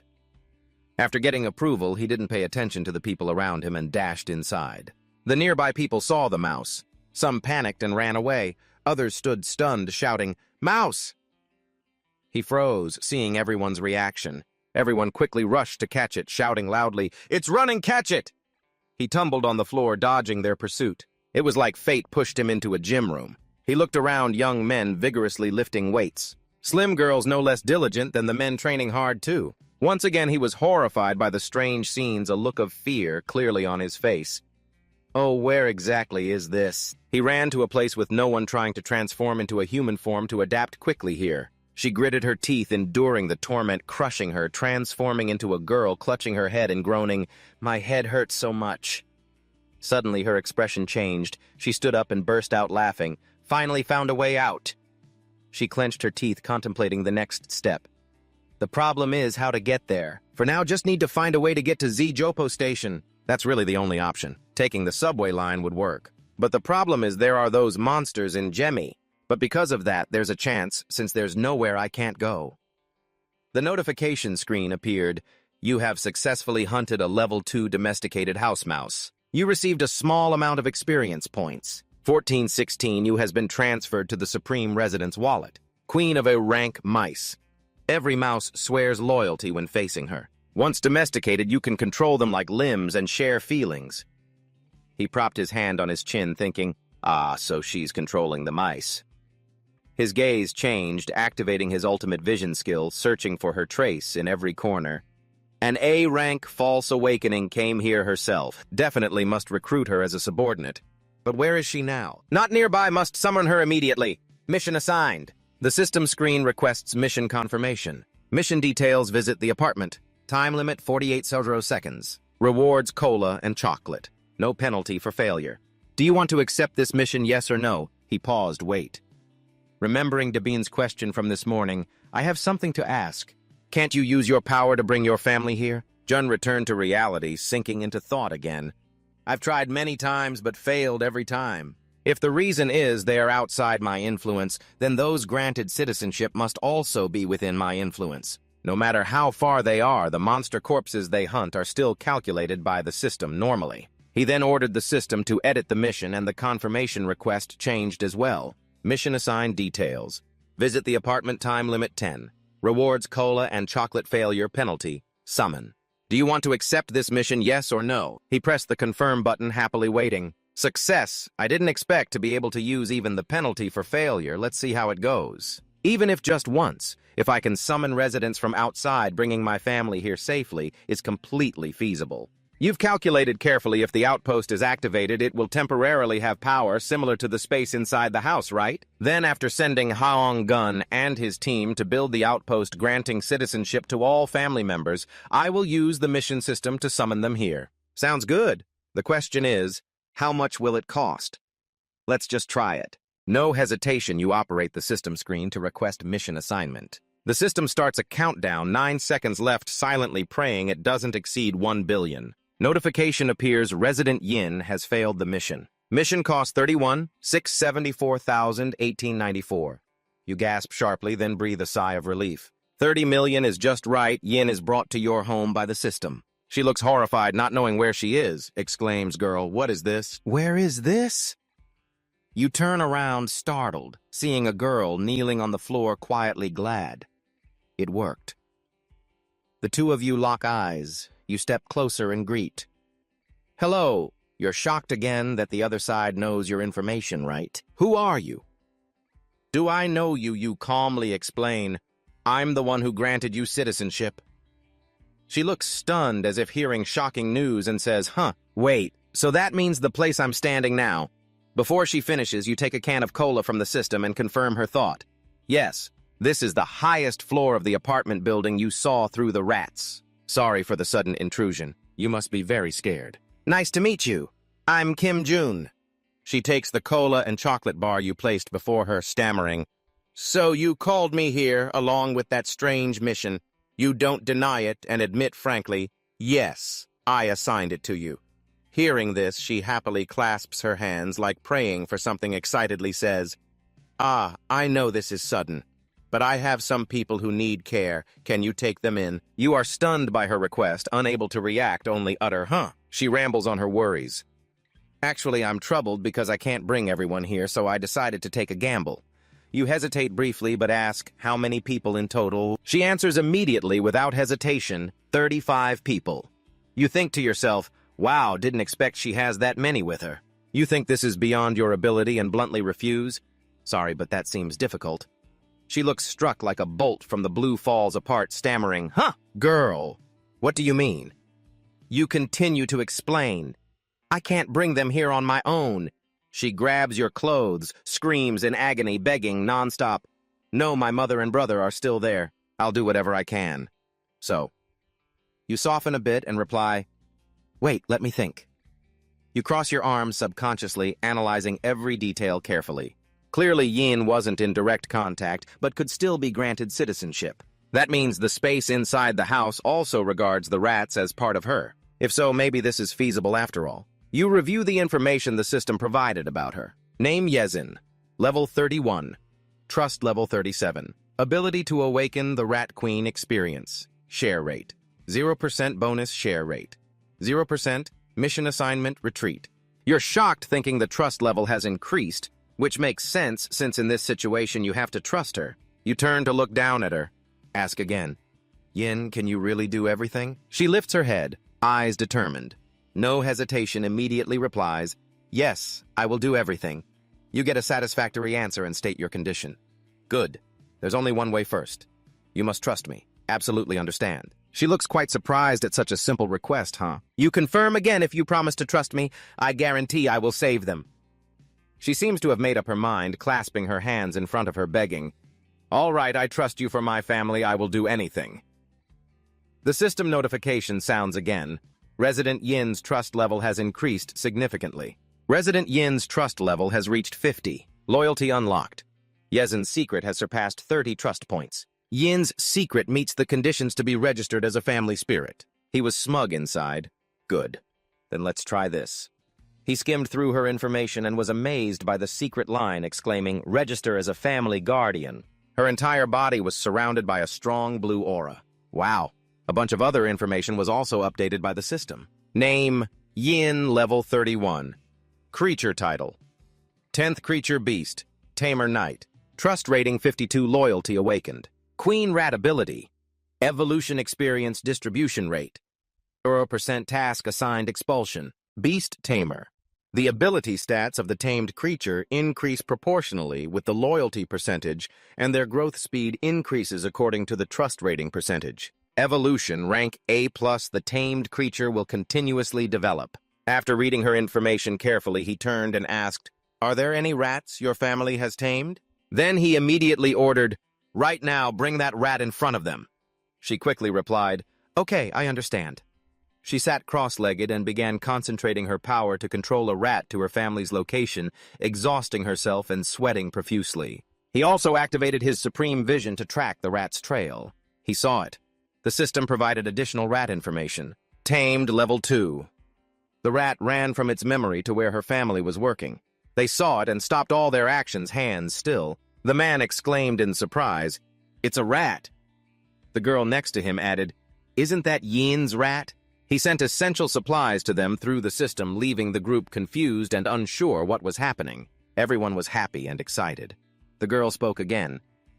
The food appeared so suddenly. The man wondered, did Yin send it? The system notifications repeatedly appeared and the reliability of Sin's residence increased significantly. He smiled smugly. Excellent, just as predicted, Yin's ability combined with supreme vision is truly amazing. From now on, tens of thousands of rats crawling through the sewers will become my eyes. Crazy, I just got the strongest reconnaissance army. Yin still sat in the same position with a rat companion perched on her shoulder. Yin looked up shyly and asked him, "May I ask if it's Nam Bu Min Dong? Are you talking about the area near Song Do's coast?" He didn't hide it and answered frankly, "Yes, exactly." Both of them were alike and then fell into a silent space. He was thinking it was a coincidence that Yin had also been to Nam Bu Min Dong. Her home was there, obviously giving her a clear advantage compared to Dong Jian's group on their first visit. Moreover, she only needed to send out rats. That alone was enough to confirm her family's survival. This would also make sending relief supplies much easier. She smiled brightly, placing her hand on her chest and firmly said, "Leave it to me." The system notifications appeared repeatedly, increasing the trust level of Celine's residents. He got straight to the point without beating around the bush. "So, can I ask for your help right now?" She looked at the rat on her shoulder, climbing down to her wrist, and replied, "Of course." After getting her agreement, he stated his request. "If possible, I hope you can move along the subway line." She asked somewhat vaguely, "Are you talking about Buan Line 1? He nodded and explained his intention. "Yes, I plan to use that route in the upcoming rescue operation." She widened her eyes in fear and quickly objected, "No." He wondered why she reacted so strongly and asked, "Why?" She explained, "Because there are monsters in Jemmy." He confirmed once more, monsters. Getting her firm nod, he rested his chin on his hand, thinking, "Monsters." He thought for a moment, then made a suggestion. "Can you send a rat to the place where the monster is?" She agreed without hesitation. "Ah, okay." Then she began casting her spell, controlling a rat to that spot. He also used Supreme Vision to closely follow the rat's shadow, crossing one street after another. Finally, it arrived and squeaked to signal it had spotted the monster. The monster, in the form of a giant snake, had eyes shining like stars and was chewing half of a man. In moments, the man's whole body was swallowed into its belly. Suddenly, it turned its gaze toward the mouse hiding nearby, its whole body trembling. It lunged like a gust of wind towards the mouse, opening its mouth as wide as possible, causing the mouse to jump in shock, unable to react in time. The monster rushed forward to bite the mouse, but luckily the mouse was quicker, slipping through its body and running for dear life. The monster missed its prey, sticking out its long tongue, still covered in saliva, greedily unsatisfied. Through that mouse, you learned a bit more about the monster feeling terrified when thinking about how it could catch prey in a snap, wondering so huge. "So, I wonder what level it is. Maybe even above level 40. Seeing sweat pouring down his forehead, she quickly spoke up. "You saw it too, you can't use semi. Use. How about we skip one station and head to Belmagon? I've already witnessed your teammates' strength. With their abilities clearing the way, there won't be a problem." He had to admit what she said was true. Yin was right, and agreeing with that, he replied, "All right, let's do that." Smiling warmly, she said, "You come to room 2701. She was confused, asking, "Huh?" He quickly explained, "From today, you'll be staying there, but you'll probably need to tidy it up a bit." She slowly stood up and replied, "Yes, thank you very much, and goodbye before I leave. Then I'll be off." He smiled and answered, "Okay, rest well."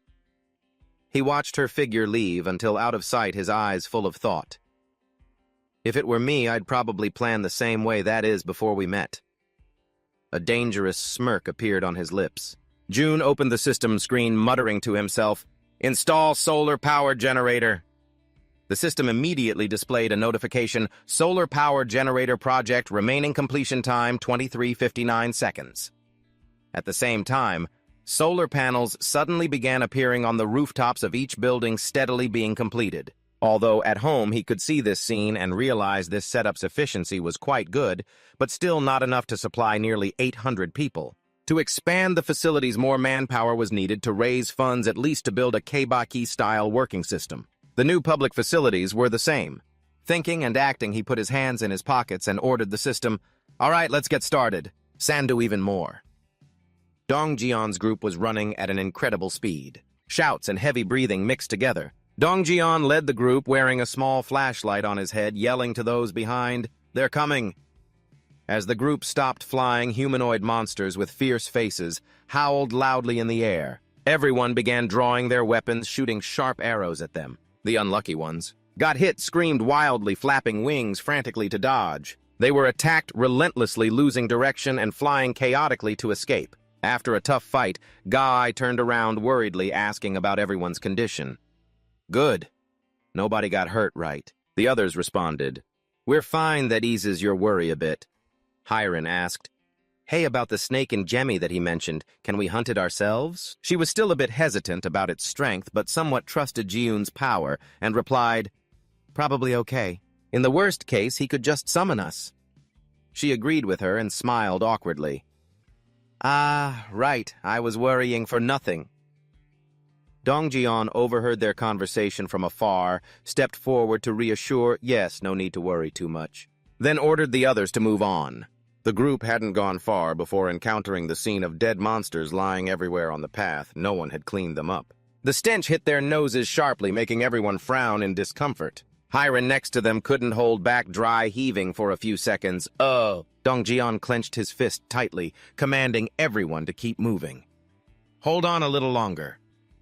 The whole group continued walking slowly in a line. Suddenly his face darkened, stopping everyone from halting. Those behind him all felt chills down their spines, their faces turning serious and alert. Right ahead was the giant snake that Jun had mentioned earlier, its bright eyes glaring at the approaching prey. Standing at home watching this scene, his whole body trembled violently, his face dark as a burnt pot, screaming in horror.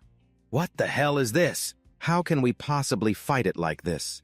Before everyone could even gather their wits, the giant snake spewed some kind of poison or substance toward them. Everyone panicked.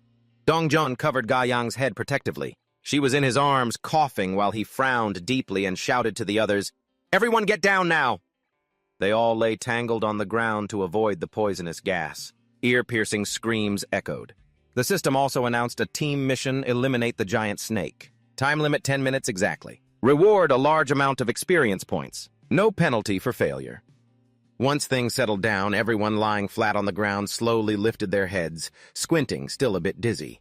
Dia Hyun clenched his teeth and grumbled in confusion, "What's going on?" John rubbed his head, still unable to open his eyes, and guessed, "An earthquake." Dongjian looked at the system screen, which displayed the team mission notification assigned to Dongjian and Wu to finish off the giant snake. He still couldn't fully understand what had just happened, silently wondering, what exactly is this? "Finish off!" He raised his head and looked toward the defeated snake, bloodied and motionless on the ground, amazed. "What is this?" Gawai knelt beside him, sharing the same feeling. He opened his eyes wide and looked again, a chill running down his spine. "How did it end up like that?"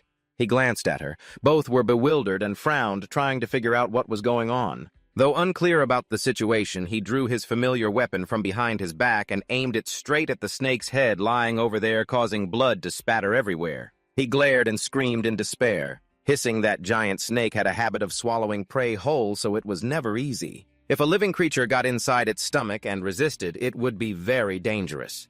Therefore, it usually used poison to completely immobilize or strangle its prey to death before swallowing, but that only applied to prey of a certain size. For prey too small compared to its body, it definitely wasn't worth worrying about. It would swallow the mouse without hesitation, unaware of the consequences that would follow. He smirked with a confident smile. Opening his inventory, there were 2 usable skills: inventory and shop. Through Yin's mouse, he controlled it using the system's gas, summoning burning toilet paper inside the snake's stomach, causing it to explode violently. At home, Yegan used so much power controlling the mouse that her head ached like being hit with a hammer. She clenched her teeth and held her head to suppress any sound. Seeing this, he went over worriedly to ask if she was okay. However, she just raised her head, waved her hand, and smiled. "Ah, yes, I'm fine, just a little startled." Hearing her answer eased his worry somewhat. After all, she had worked hard. She squeezed her eyes shut, exhaustion clearly visible on her face, and replied faintly, "Yes." He used his inherent skill to observe the situation on the other side, silently calculating they must never think that he had defeated it. That monster must be killed by titled knights to receive 6 times the experience points and rewards. Everyone looked at their notification screens, showing the team mission assigned to Dongjian and Ozu to finish off the giant snake. First, Dong Jian drew the spear he always carried and threw it straight at the snake's head, causing blood to spatter everywhere and the snake to hiss several times. Ondu transformed into a bear and rushed at it at lightning speed, punching it once while opening its mouth, howling in despair. The bear didn't stop there, striking again, causing the snake's head to splatter blood in all directions, mixing flesh and blood, and the wound from the earlier explosion tore open even wider. She returned to human form and glared at it once again. The system immediately announced the successful defeat of the level 40 Snake King, awarding a huge amount of experience. 1812-43-879 has been transferred into the Absolute Residence wallet. Following that, a series of massive announcements appeared. The residents Ion and Vazu have defeated the leader at Gasemi Ion and can now build an outpost at Gemi Ion. Skill level increased. Skill level increased. Skill level increased. The Absolute Resident has reached level 15 and received 3 skill points. He was reviewing each notification one by one. Suddenly, a sharp pain appeared again. He clutched my collar tightly, gritting his teeth to suppress the pain rushing in. The entire building creates a protective barrier covering all entrances as soon as an intruder is detected. The system issues a confirmation request upon detecting an individual eligible to become a resident, asking if you want to grant citizenship rights. He was still struggling with the pain, furrowing his brow to see what the opponent was. Like amazed to see the number was not small, 200 people, so he immediately ordered the grant. The number of residents has reached 1,000. Upon reaching a certain number, all residents will unlock the basic salary skill. Basic salary is passive. The experience and rewards residents receive will increase by 100%. The pain made him sweat profusely, staring wide-eyed in shock, thinking, "What's going on?" He carefully read the new member's information. Name, Kim-In Hall, level 17, trust rating, 57 loyalty, 13, no awakening ability, experience share rate, 70%, plus 100% assigned expulsion task. He felt joyful inside. Very good, it really is the basic salary. Even if I set the share rate to 0%, he still receives an extra 100% experience and rewards. Yin entered from outside the door, surprised to see him, deep in thought, spoke up. He was startled when his name was called, asking, what is it? She didn't hesitate and went straight to the point. Sorry to bother you, but can you take my group here? He stroked his chin, thought for a moment, then turned to her and smiled in agreement. Of course. She couldn't hide the joy on her face. Thank you so much. He switched topics, asking, Can you still control that mouse? Yin raised her arm to show her muscles confidently. Of course, absolutely. He then made a suggestion. I'll have my group follow the mouse, so you just need to lead the way. She happily replied, Got it. The mouse leading the way escaped from inside the snake's belly and ran ahead. Dong Jian's group followed behind, leading everyone to Yin's family residence. Dong Jian was stunned by the scene before him. Udu had been waiting for a long time. The bodies of giant monsters lay scattered along the road. Upon seeing everyone, he immediately greeted, Everyone's here. He didn't understand what had happened and asked, Indu, what is this? She hurriedly explained, It wasn't me, it was already like this. His face darkened, thinking, Isn't this originally the Orc tribe's territory? Everyone followed each other, passing by those corpses. The road was full of bloody scenes, yet no one could afford to let their guard down. He glanced around while walking, assessing. Since the leader was taken down, the danger was reduced, but they still couldn't be careless. Ga Yang added there might still be monsters hiding somewhere. The mouse suddenly stopped moving, turned its head toward everyone, and chirped. Its front legs moved continuously as if trying to say something. Diok X followed closely behind the group, praising, This mouse is really smart. Byung-ho agreed and shared his guess. I wonder if that mouse is one of Jiun's skills. Everyone continued closely chasing the mouse as it led them through one blood pool after another. Jiun at home breathed a sigh of relief. All right, good, no major danger for now. He glanced at a newly arrived notification. Skill points currently at 3. Wondering where should I invest? The activity range had expanded, so first definitely the absolute vision skill, plus it suits Yin very well. He ordered the system to upgrade absolute vision. Right after speaking, his expression changed as a severe headache struck. He held his head, groaning. Just then, a crisis occurred with the other group. The surviving monsters charged to attack everyone. They immediately counterattacked while he at home panicked. Girl, what is this? The system introduced their info goblin level 8 height, 103 centimeters intelligent enough to use tools while living in a pack. Unexpectedly, its eyesight is quite good, able to see clearly from a distance. The pain had also lessened somewhat. He gave a sinister smile. Even in the dark cave, those sharp eyes could distinguish objects without issue. First, we need to find a moderately leveled monster. Assigning the task to someone else will save on resurrection costs. You confidently talk to yourself. Next up is the skill of maintaining performance. Because later you'll encounter many people, their trust and loyalty will also be very important. Speak up. Keep your cool, level up. Suddenly, a sound outside startles you, and you turn your head toward the noise, wondering what it could be. Gunshots. Not here. Using your divine sight. Your eyes widen in shock as you see the monsters, all of them holding guns in their hands. Roaring loudly, you mutter to yourself, "Why do those orcs have guns?" They arrogantly rely on their guns, pointing them at the group where Dong Jian is standing, not caring about anyone else. Guns fire continuously. A voice shouts, "Everyone get out of the way." Each person scatters in different directions to find safe cover. Although everyone dodged in time, the monsters didn't give up and continued firing from afar. Dongjian and Gang hide together. She narrows her eyes, gritting her teeth, whispering, "How did they get guns?" He's quite surprised and hasn't figured out a response yet. Carefully analyzing, he says, "If we fight head-on like this, we definitely can't win." Suddenly, he gets an idea, grinning fiercely. But we have Byung-ho. Just then, Byung-ho makes a move. He rushes out at lightning speed, holding his weapon, and in the blink of an eye, he takes down one monster after another before they can react. Their screams filled with pain and blood spilling everywhere. Even though they have guns, their speed can't match his. He's alone but takes on dozens at once, riding the momentum. Ga Yang, hiding nearby, also jumps in to help, shooting an arrow at a monster who is about to sneak attack with a gun. The arrow hits its wrist, causing the gun to fall and fresh blood to spill. They scream wildly. Others also charge out to assist. How dare they get this close? Everyone has their own unique skill. They make use of their strengths. Ga Yang shoots arrows from a distance.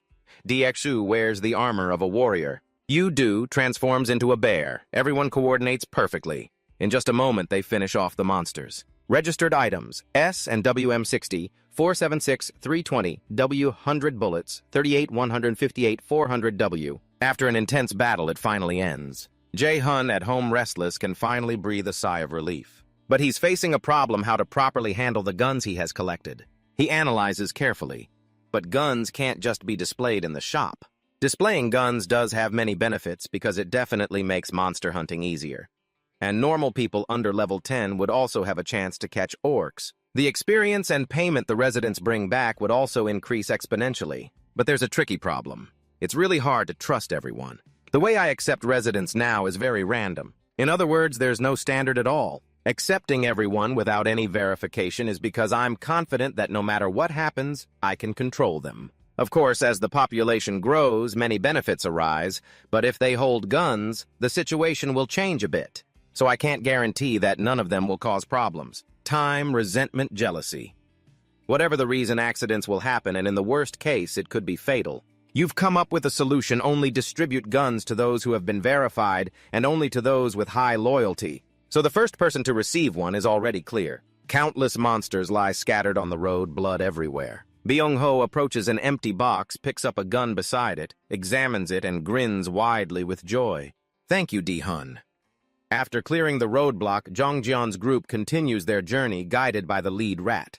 He leads with a headlamp shining the way, suddenly noticing something strange ahead. 2 stakes lie in the middle of the path. He moves forward, picks one up, and ahead is a group of people trembling in fear, tightly clutching each other. The sky is clear blue, the air fresh. Dia Hai-un sighed deeply in admiration. This area even has a place to take a walk. How wonderful. He put his hands in his pockets and walked ahead while Yin casually followed behind and said, "Thank you for coming to pick me up." He replied calmly as he walked, "I plan to take a little walk anyway." He looked at the newly appeared notification on the screen. An unauthorized person was trying to break in and excitedly said something out of the blue. It seems they have arrived. She stood behind, puzzled, not understanding what he meant. Another notification came in an individual meeting. The criteria to be accepted as a citizen had approached the vicinity of the residence. "Do you want to propose citizenship?" He immediately agreed. "Propose it." A voice came from the opposite side. Yin was startled and looked up, eyes wide with surprise, when she saw it was her mother and younger sister. calling out repeatedly, Yin's mother. The three joyfully reunited after a long time and ran to hug each other tightly. She scolded, Yin, where have you been going without telling anyone? Your mother was so worried, you know. She didn't even know where to start explaining, I'm sorry. Her younger sister's eyes sparkled as she complimented, Wow, you smell so good. Did you just take a shower? She answered honestly. Yeah, they even have warm water here for bathing. She added, That's right, there are places to sleep and they even provide meals. The little girl seemed to not believe what she just heard and confirmed again in amazement. Really? He stood beside her, happy for her, but not wanting to ruin the family reunion, quietly observed from the side. After they calmed down, he spoke up to interrupt, Ms. Yin, you've been called. She quickly turned to him and exclaimed, Ah, you don't beat around the bush and get straight to the point. Apartment 2701 has been assigned to you. So Yegan, you can use it freely, but it might be a bit cramped if you want to fit 30 people. She snapped back to reality, turned to look at her mother and the others, and anxiously asked, Ah, so what should we do? Without giving her time to overthink, he proposed a solution. I will add 3 more vacant rooms for you, because Ms. S. Yin deserves that. Ah, thank you very much. He continued, use apartments 2402, 2301, and 1902 in the same building. She and the others couldn't hide the joy on their faces. I will do my best. A new notification appeared. Citizen Cell Ein's trust level has increased. Citizen Cell Egan's loyalty has increased. Citizen Hong Dare's trust level has increased. Citizen Sagan's trust level has increased. Citizen Lumen's trust level has increased. Citizen Han Dianshu's trust level has increased. He stared at the screen, suddenly realizing something. Ah, wait a minute. He propped his chin on his hand, thinking back he had only received upgrade notifications, but hadn't checked thoroughly. Another notification appeared, Phantom Manager not above 10. He opened his eyes wide, repeating every word of Phantom Manager. Summoning Phantom 1 billion. His face darkened. The world seemed to collapse after seeing those numbers. What? 1 billion. Suddenly a voice cut through his thoughts. Hey, Dewey Hun, do you have some free time? He led her back to his room. Come in. Hiron followed him inside. Thank you. Once inside, he couldn't help but ask directly, What's the matter that brought you to me? Hiron's face was pale, hesitating, and unable to speak. I have something to say. Seeing her scared expression, he smiled awkwardly to break the tension. Feel free to speak your mind. She relaxed slightly, stammered, So, you've finally gotten to the main point, bowing 90 degrees. I'm really sorry, but I want to leave the group. He was shocked, and asked again, What did you say? Hiron didn't look well, biting her lip, quietly said word by word, Really sorry, but I want to leave the team, which left him stunned. She lowered her head like someone who had done wrong and said, My abilities in the team don't really help anyone. Even if I'm not there, it wouldn't matter, right? That's what I mean. He expressionlessly said, Just speak your honest feelings. She kept her head down, afraid to look up, biting her lip. Cold sweat continuously falling, panic-stricken, she shouted, I'm so scared, really scared, very scared. Goblins are scary, and so are the others. The giant snake we faced today was also very frightening. And that time when we were chased by the red tiger.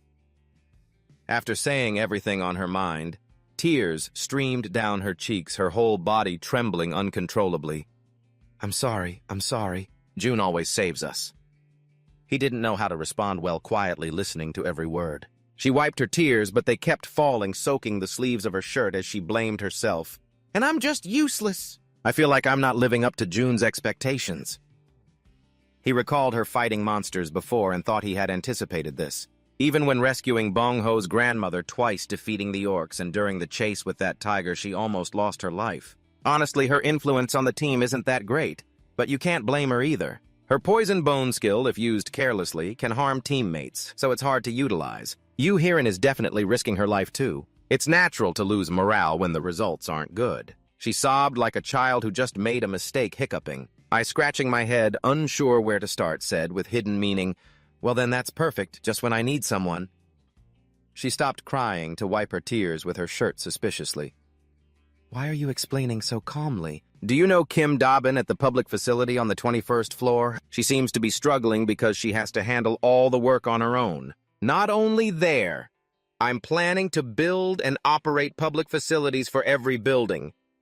I looked up at her with trust in my eyes, so I need someone reliable to entrust with the work. If it's you, Hiren, I think I can trust her with the job. Can you help me? She stopped crying but was still terrified, trembling all over. Seeing no reaction from her, I awkwardly scratched my ear. I think anyone who can do something isn't useless. I pointed out her strengths and skills. Hiren is strong because she can control poison. I'm sure one day it will shine. If going out to the field is too hard for you now, you can temporarily work internally here too. My voice was sincere, bowing as I continued. So later, when I need your abilities, I'll ask for your help again.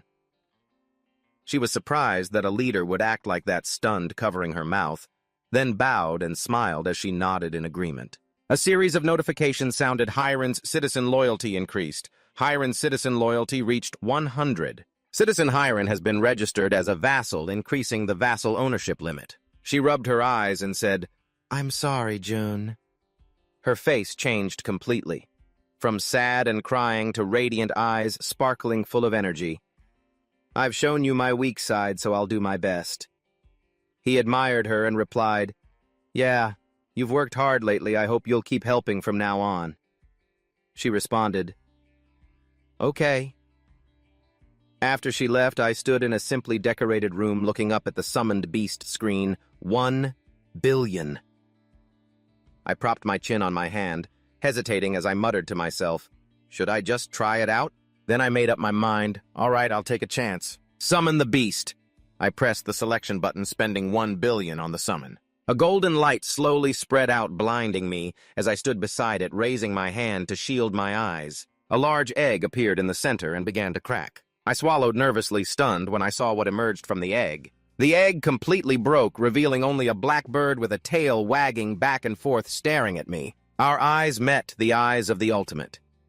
The system notification gave information about the summoned beast. I just called Gamey Level 1 Divine Beast Three-Legged Crow. Born with the power of the sun. Still immature. It's a chick that needs protection. To grow, it needs sunbathing. I forced a smile and waved. Ah, hello there. It couldn't talk, chirping peep peep in response. I rested my chin on my hand, thinking, what should I call you?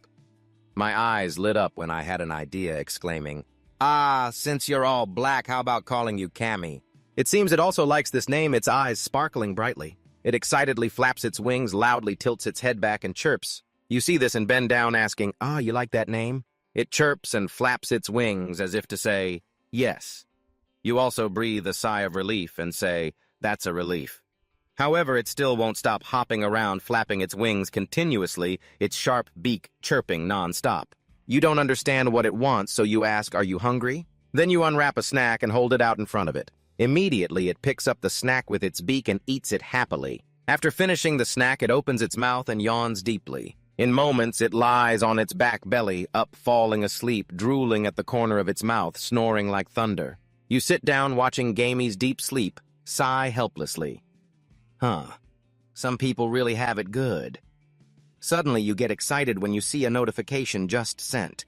Gamey's level has increased. Solar power generator efficiency increased by 100%. The solar power generator is a facility that produces electricity using solar energy, depending on daily sunlight. It produces between 80,000 to 100,000 warrior plus 100%, and the leftover electricity after use will be returned to the ruler's wallet. You widen your eyes in astonishment. Wait a minute. If this is the case for the 10 recently conquered buildings, you haven't built solar generators because you almost spent all your support money. Honestly, it takes a year to generate 30 million W, so investing a large sum like 130 million W into such a facility would be a waste. You smile smugly, but if this is the case, the story changes. You look at the text appearing on the screen. Gamey's level has increased solar power. Generator efficiency increased by 100%. You start calculating 190 million W. Immediately, the solar power generator efficiency has tripled. There's no reason to hesitate. You laugh triumphantly and order the system to build solar power plants for all 10 buildings. Remaining time until completion of the solar power generator facility, 23:59:59 seconds. Jae-hyun walks to the door of room 3001 and rings the bell. A voice comes from inside. Who is it? You answer, it's Yoon here, right? The door opens, a brown-haired man rushes out to open it. He sticks his head out and asks, Yoon, what's up? You immediately reply, I need to ask you for a favor. He seems very surprised by your words. Huh? Yes. What is it? You straightforwardly get to the point. I want to ask you to keep my money for me. After a detailed explanation, he jumps in, shock eyes wide and mouth open, shouting, "What?" June looks at the screen and falls into thought. So in conclusion, if I give money to a trustworthy person to manage, I will benefit. Although initially having to pay 10% transfer fee afterwards, it can generate 10% profit monthly. So who should I trust to entrust this money to? While confused about whom to choose, information about a highly reliable person appears named Choi Hee-jun, level 25+. Title of First Vassal Reliability, 89 Loyalty, 98 Awakening Ability, Guerrilla Strength and Trusted Mission. Back to the present, Hyun-jun trembles all over, shouting in panic, unable to close his mouth. Huh? What? In your mind you think indeed only Hyun-jun. His reliability and loyalty are outstanding. You immediately transfer money to him, handing over 1 billion to vassal Choi Hee-jun. Mission cost consumes 100 million W, 10% fee plus basic cost 30,000. Citizen Choi Hee-jun's reliability increased. Citizen Choi Hee-jun's loyalty increased. Citizen Choi Hee-jun's loyalty reaches 100. Citizen Choi Hee-jun has been registered as a subordinate. Subordinate ownership limit increased. After calming down, he squints teasingly. Well, you definitely have to keep this money and not spend it right. You think initially that was your plan, but who knew his loyalty would reach 100? Outside, he smiles and replies, "You can use part of it too." He quickly stands at attention, waiting for orders. Understood. So what's next? What else do I need to do? You wave your hand, denying, "No, that's all. Then I'll rely on you." On the way back, you start thinking about the next plan. Good, now on to the next thing that needs to be handled. Dabine, dressed comfortably with her arms crossed, looked at the two people in front of her and confirmed once again, "Can I really freely choose who I want?" Jiun affirmed again and pointed to Hiren standing beside him, introducing, "Yes, it's okay. Just form a team with Hiren and the others. Since you're the team leader, your weekly pay will be doubled." At the mention of money, her eyes lit up brightly.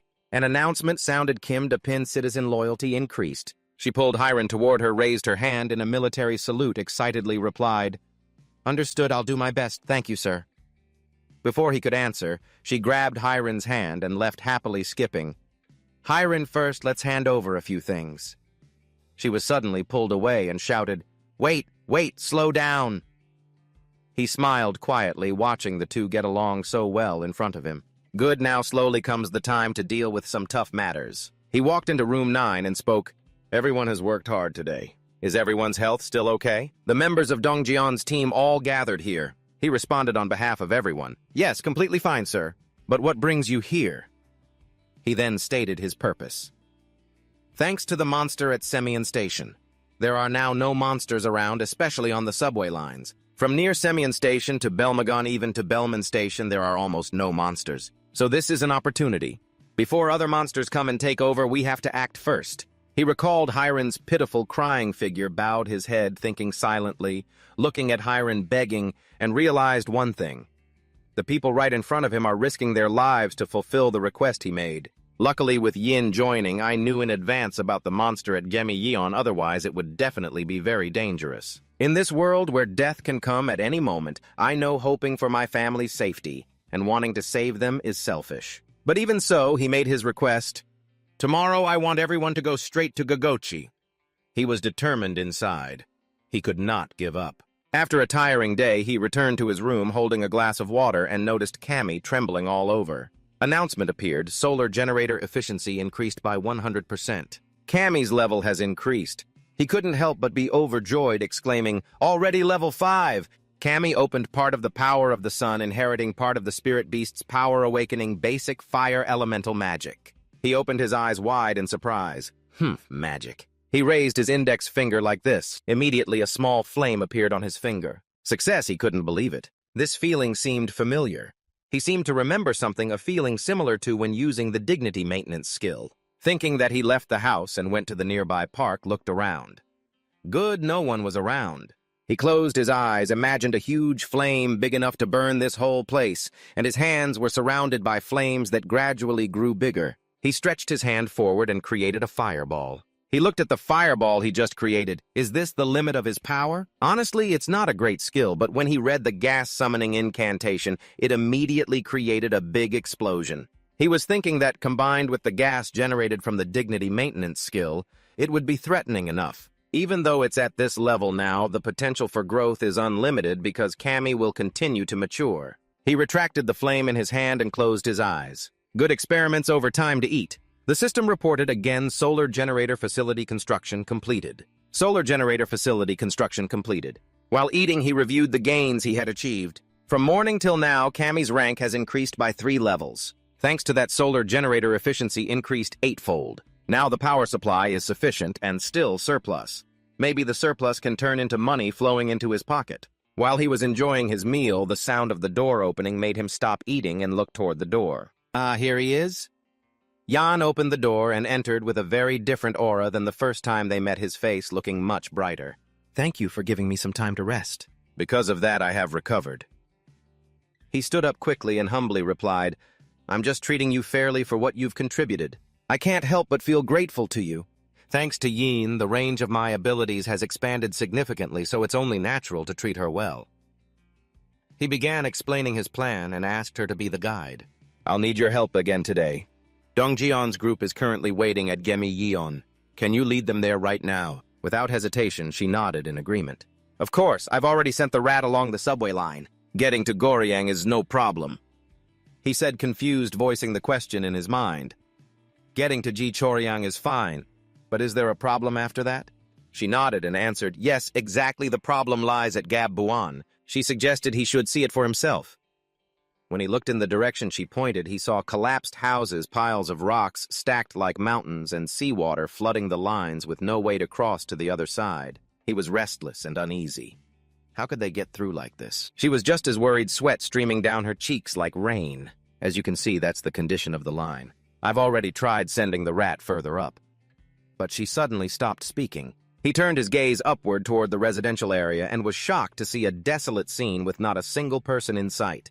There isn't a single intact building around. Everything has collapsed. What on earth happened? The guide rat came forward, stopping before a cliff, chirping incessantly as if trying to indicate something. When he looked in that direction, he was extremely surprised.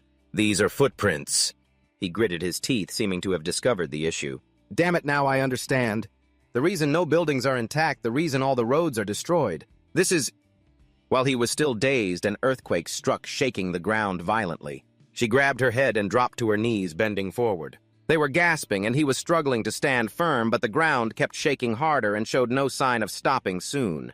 He tried to steady himself, thinking, at this rate, the building will collapse. The image of a tall apartment building under a gray sky appeared as if an earthquake had just occurred, shaking the structure. June looked pale with worry and hurriedly asked, Yin, are you okay? Yin's face was equally frightened. A few beads of sweat dotted their faces as she replied, I'm fine, but what was that? Yoon's eyes looked up in extreme tension mixed with confusion about the recent shaking. Suddenly there was a loud banging on the door outside, along with someone calling Yoon's name. Inside, Yoon was trying to stay standing without falling, his face dazed. Yin was crawling on the floor with an expression as scared as if she had seen a ghost. The voice outside urged, hey, you have to see this. At that moment he turned and said, let's go outside and check it out first. Yin hurriedly nodded in agreement. Okay. June opened the door calmly and asked, what's going on? It turned out to be Hyun-jun with wide, panicked eyes, his face already pale and drained, shouting repeatedly, Dewey Hyun apologizes, but first come to my house. The footsteps outside grew more urgent, and June's heart filled with a suffocating sense of unease. A very bad premonition, because at Hyun-jun's house the whole Gemi area could be clearly seen. He gritted his teeth and tried to run faster, his brows furrowed and sweat pouring down his face. The terrifying sound from earlier, and the fact that he was hurriedly leading him away like this. As they reached the wide-open door, perhaps only fear was overwhelming Jiun's mind. Could it be Hyun-jun stepped into the room first, ran to the balcony railing, and pointed, saying, this way? It seemed June couldn't hold back and cursed, damn it! He stood before the balcony door, and through the clear glass a face filled with extreme fear appeared. June's eyes looked up in disbelief, wondering why he was going crazy now. Outside, the scene was chaotic. A giant monster with a muscular, rugged body, cracked gray skin like stone. A fierce face with glowing red eyes and sharp, menacing teeth exuding wildness and destruction. Dia Hyun's inner monologue. Why do bad premonitions never fail? A close-up of the monster's face appears with cracked stone-like skin muscles twisted with anger and malice and dark eyes giving the feeling that death is lurking right before you. The monster continuously smashes buildings violently, frantically. Its giant muscular body wreaks havoc like a fierce storm. Thick gray smoke billows up all around. June's eyes remain wide open, pupils dilated in panic. What's in front of him is so terrifying that his small mouth stammers out orders summoning the warlords. No sooner had he finished speaking than a group of men and women appeared looking confused and asking, "What's going on?" Dongjian grimaced, sweat pouring down his face, hesitatingly asking, "Why are we here?" Byung-ho turned to answer, saying it seemed to be because of the earlier earthquake. In less than 3 seconds, a loud noise made the group stop and fearfully turn to look at Byung. They were bewildered. Yeah. The monster with one blood-red eye stared fiercely ahead, its fangs bared in a terrifying grin, its face so ugly it scared even ghosts and demons. Its gaze locked onto the building as if it wanted to devour it alive immediately. Someone asked, "What is that?" Its huge foot like a temple pillar stomped heavily on the ground, breaking the earth wherever it stepped. It appeared right in front of an apartment building and stared straight down. Everywhere the monster went, it destroyed everything completely. Huynh tremblingly pointed outside, shouting in fear, "Ah, it's coming here!" Dongjian frowned and followed its movement with his eyes. What on earth is going on? June still couldn't shake his fear, eyes wide open, staring out, his complexion turning pale, stammering, "Do we have to stop it?" Though he said that inside he was still confused, his face clouded with countless dark thoughts. But how he looked up suspiciously, doubting his own abilities. Could his power withstand an attack from that monster? Dia Hyun grit his teeth, unable to stop trembling uncontrollably, sweat pouring down like a shower. Suddenly a call startled him, snapping him out of the silent panic. June reflexively turned his head and recognized it as Yeonju's voice. She stood behind him with a more determined face than ever, her legs trembling with each step. "Please give me a chance." This left June stunned, surprised, almost falling back. His eyes wide open, mouth frozen, unable to speak, but inside a storm was already brewing. The small figure of Jeondu, standing straight, looked very strong, radiating a fierce, independent female warrior vibe. Her face was serious, staring straight ahead, burning with the will to fight that giant. Dui Hyun's head bowed slightly, his mouth about to close. Perhaps he still needed a moment to think carefully about the next decisions. Then he fully closed his mouth and gave a very gentle smile. Indeed, this was the first smile to appear on June's face so far. He turned back and asked sternly and directly, "Can you do it?" Yeondu slightly bowed her head, looked up at him, and without hesitation or pause immediately answered, "I will make it happen." A system panel appeared with mission details. Mission content: Sun Cyclops Yo1 time limit 24 seconds. Reward: a sun revived for 1 day. Punishment: agonizing defeat for 1 day. Finally, June agreed. "All right," he said while creating the system panel. "From now on, I'll give concise combat orders. Everyone please focus and listen." A bit of light still shone below the apartment building. June's voice rang out. "Has everyone understood?" Everyone shouted back clearly in unison. June had already started dividing the teams. First was the Matonu team, Dongjun Kimjia Dongkang Diakshu. Then he continued dividing into the next teams. Team 2, Kim Gai Byung Hoyu Hyrin. The last team volunteered by himself. The third team was me and Yin. Jun Hyrin hurriedly reported, "I have done as you said. Those participating in the battle are at the main gate. The remaining residents were guided down to the underground parking lot." June suddenly smiled with satisfaction and softly said, "Thank you." Miss Hyren also quickly went down to the underground parking lot. Hyren hesitated with a bit of confusion. I also... But then she completely changed her attitude, clasping her hands seriously and pleading, "I also want to help everyone." Her hands trembled as if she was very nervous and worried. It seemed that June's eyes had noticed that, and he looked up to ask again, "Are you sure?" Hyren's face lowered, sweat continuously pouring down, revealing an unmistakable look of worry. Despite being afraid, she looked up and spoke clearly and decisively, "But I will try." June felt helpless hearing that and gave a gentle smile. Gentle, he turned and led the way ahead of the two girls. "All right, let's go to the main gate." They came to a brown building that looked fairly intact with numbers echoing 9697. But almost none of the fighters really wanted to fight. Everyone was discouraged, heads down. 98, 99, 100. When the last number was called 101, June thought to himself, out of over 1,200 people, only 101 are fighting. He just felt that something was off, too few to be reasonable. A young man in red eagerly raised his hand to ask, So what do we do now? June asked a question that made the young man look embarrassed, scratching his head awkwardly. Betch say, Ngao and the twins who went with you, where are they? The young man hesitated, grimaced, and barely managed to say a few words. That... G's expression suddenly changed, veins bulging on his neck. They ran away. Thinking of those people's faces, he thought silently that hundreds, including Bisu, pretended not to know and escaped down to the underground parking lot. June clenched his teeth angrily, cursing those shameless, cowardly people silently. He looked straight at the crowd, waiting for orders. The people gathered here are not fools risking their lives recklessly. They came here knowing that if they don't fight, they will all die. Everyone was so anxious and scared they trembled uncontrollably to protect their precious families. But there were also strong, upright people who did not tremble in fear, looking forward, coming here to protect themselves. Someone once said this. Although Hiren's whole body kept shaking, her hands were still tightly clenched with determination. Firm strength and courage is not the absence of fear. She gritted her teeth, her eyes blazing as if on fire, refusing to back down before fear and acting to survive in this world full of fears. June's mind was filled with countless thoughts needing even more brave people. He suddenly spoke, Thank you all for being here, June opened a system panel in front of him, announcing he had purchased 101 pistols and live bullets. Weapon items from the system dropped one by one before the crowd's astonishment, and Jahun continued, giving 100% experience and reward distribution rate to those here. The system panel showed the experience and reward distribution lines adjusted to 100%. A young man in blue was so shocked he couldn't close his mouth when he first held the pistol. Everyone please take the guns and live bullets placed in front.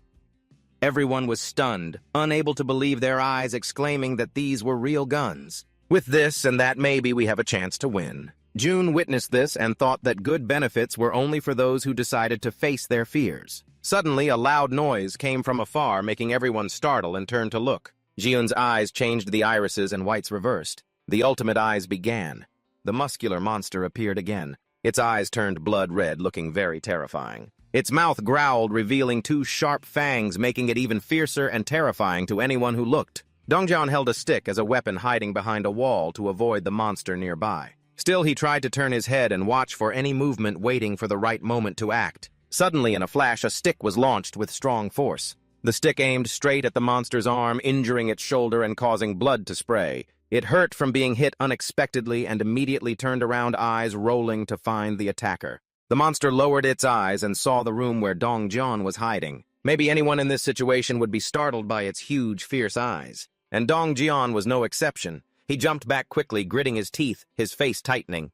Just as the monster was about to swing its arm to attack, a loud shout echoed from afar, making it hesitate for a few seconds. It turned out to be a black bear with wild strength charging forward. It slashed its sharp claws and struck a powerful blow. The bear's eyes shone with determination to fight. The monster was somewhat surprised, growling angrily with a few terrifying roars. It lifted its huge paw, intending to stomp the ground to attack back. The monster stomped down hard, making a large hole in the ground. The bear was launched into the air because of that. The black bear roared fiercely, baring sharp teeth in anger, its red eyes flashing fear suddenly. It leapt up like a white streak with powerful force. The top of an apartment building was nearly destroyed by the bear after the shocking collision. The beast panted heavily, its large body trembling in pain after the fierce collision. Blood and dirt splattered across its matted fur. The monster's blood-red eyes looked down at the black bear with terrifying intensity. The monster raised its muscular arm as if made of giant gray stones pieced together, preparing to attack the black bear. Just as it was about to strike, a voice called out, making it hesitate for a few seconds, its eyes shifting to the side for a long moment. "Hey!" a loudspeaker appeared. The person holding the loudspeaker spoke with a taunting tone. "You idiot!"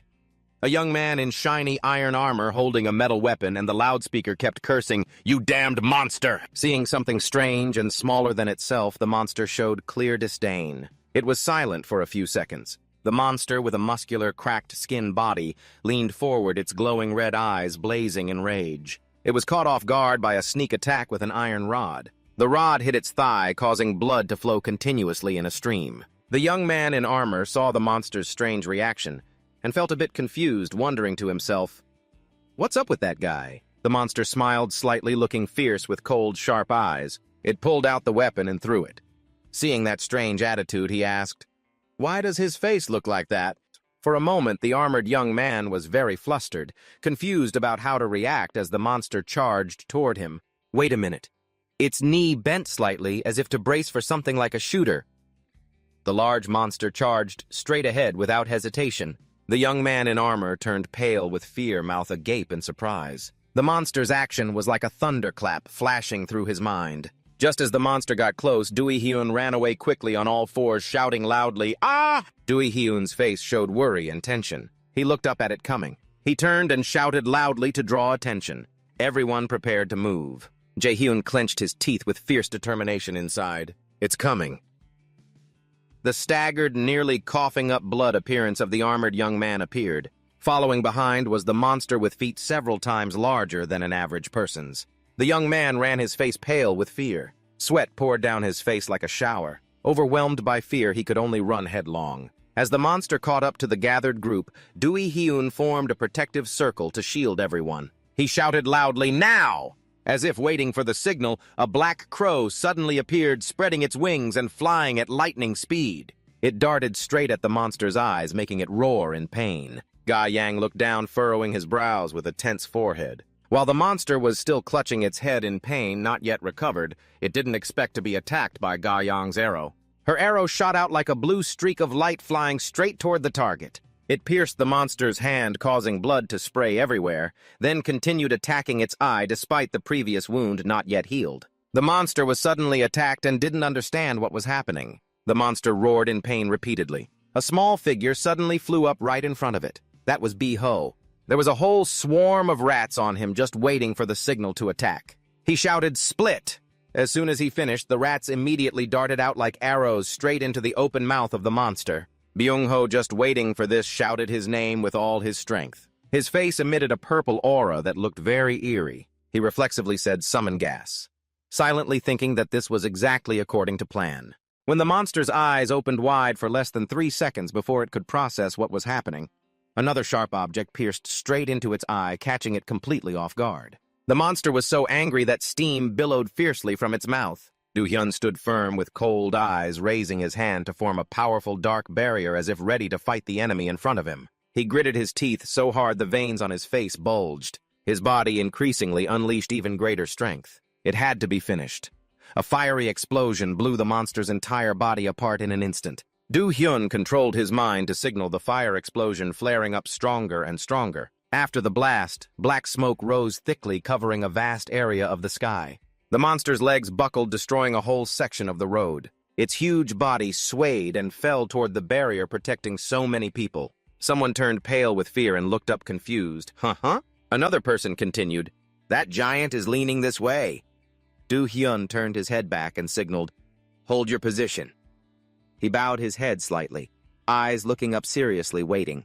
Everything was almost going according to plan. Doo-hyun imagined the monster tipping over toward the barrier, and then a line of people holding guns would fire shots. Now they would concentrate the firepower of the civilians and the monster's head that just hit the defensive wall.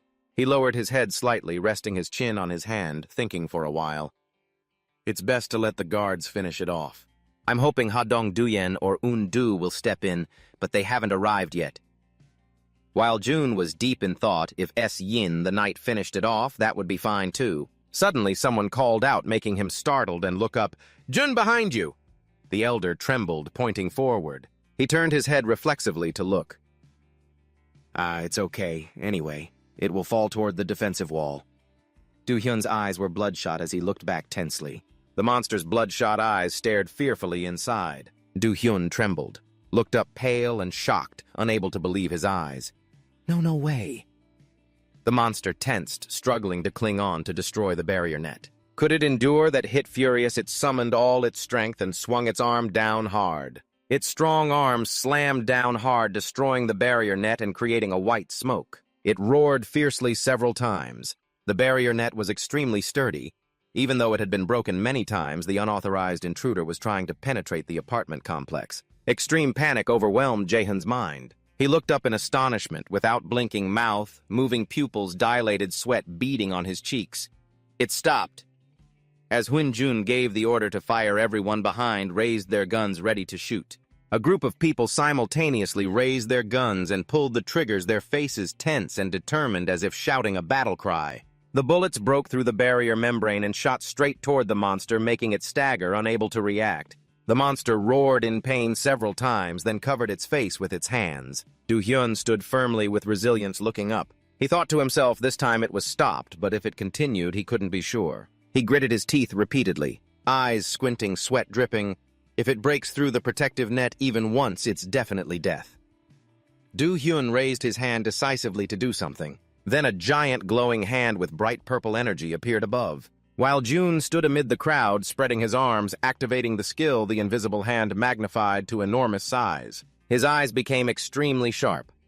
This function was acquired by investing skill points specifically reserved to handle very different situations. The monster continued to rage, moreover, swinging its large, muscular arm forcefully against the linked net. Everyone immediately stepped back in fear. A young man trembled and shouted loudly, "It's coming again!" The monster slammed its hand repeatedly on the linked net without pause. The system panel immediately displayed a notification, unauthorized entity attempting to infiltrate the apartment complex.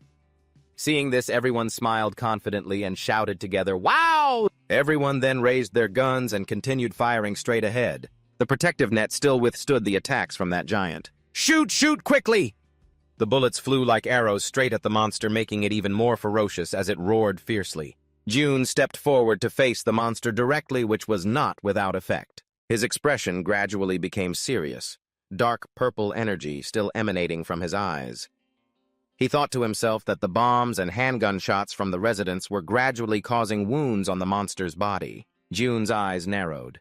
If this continued, it seemed like they could take it down. Suddenly, a sharp stake appeared, shooting forward like an arrow, requiring a vehicle that could deliver a decisive blow. The sharp stake stabbed straight into the monster, causing a violent explosion that splattered blood, showing overwhelming power. The monster couldn't resist, making it cry out a few times. Dong-jun slightly bowed.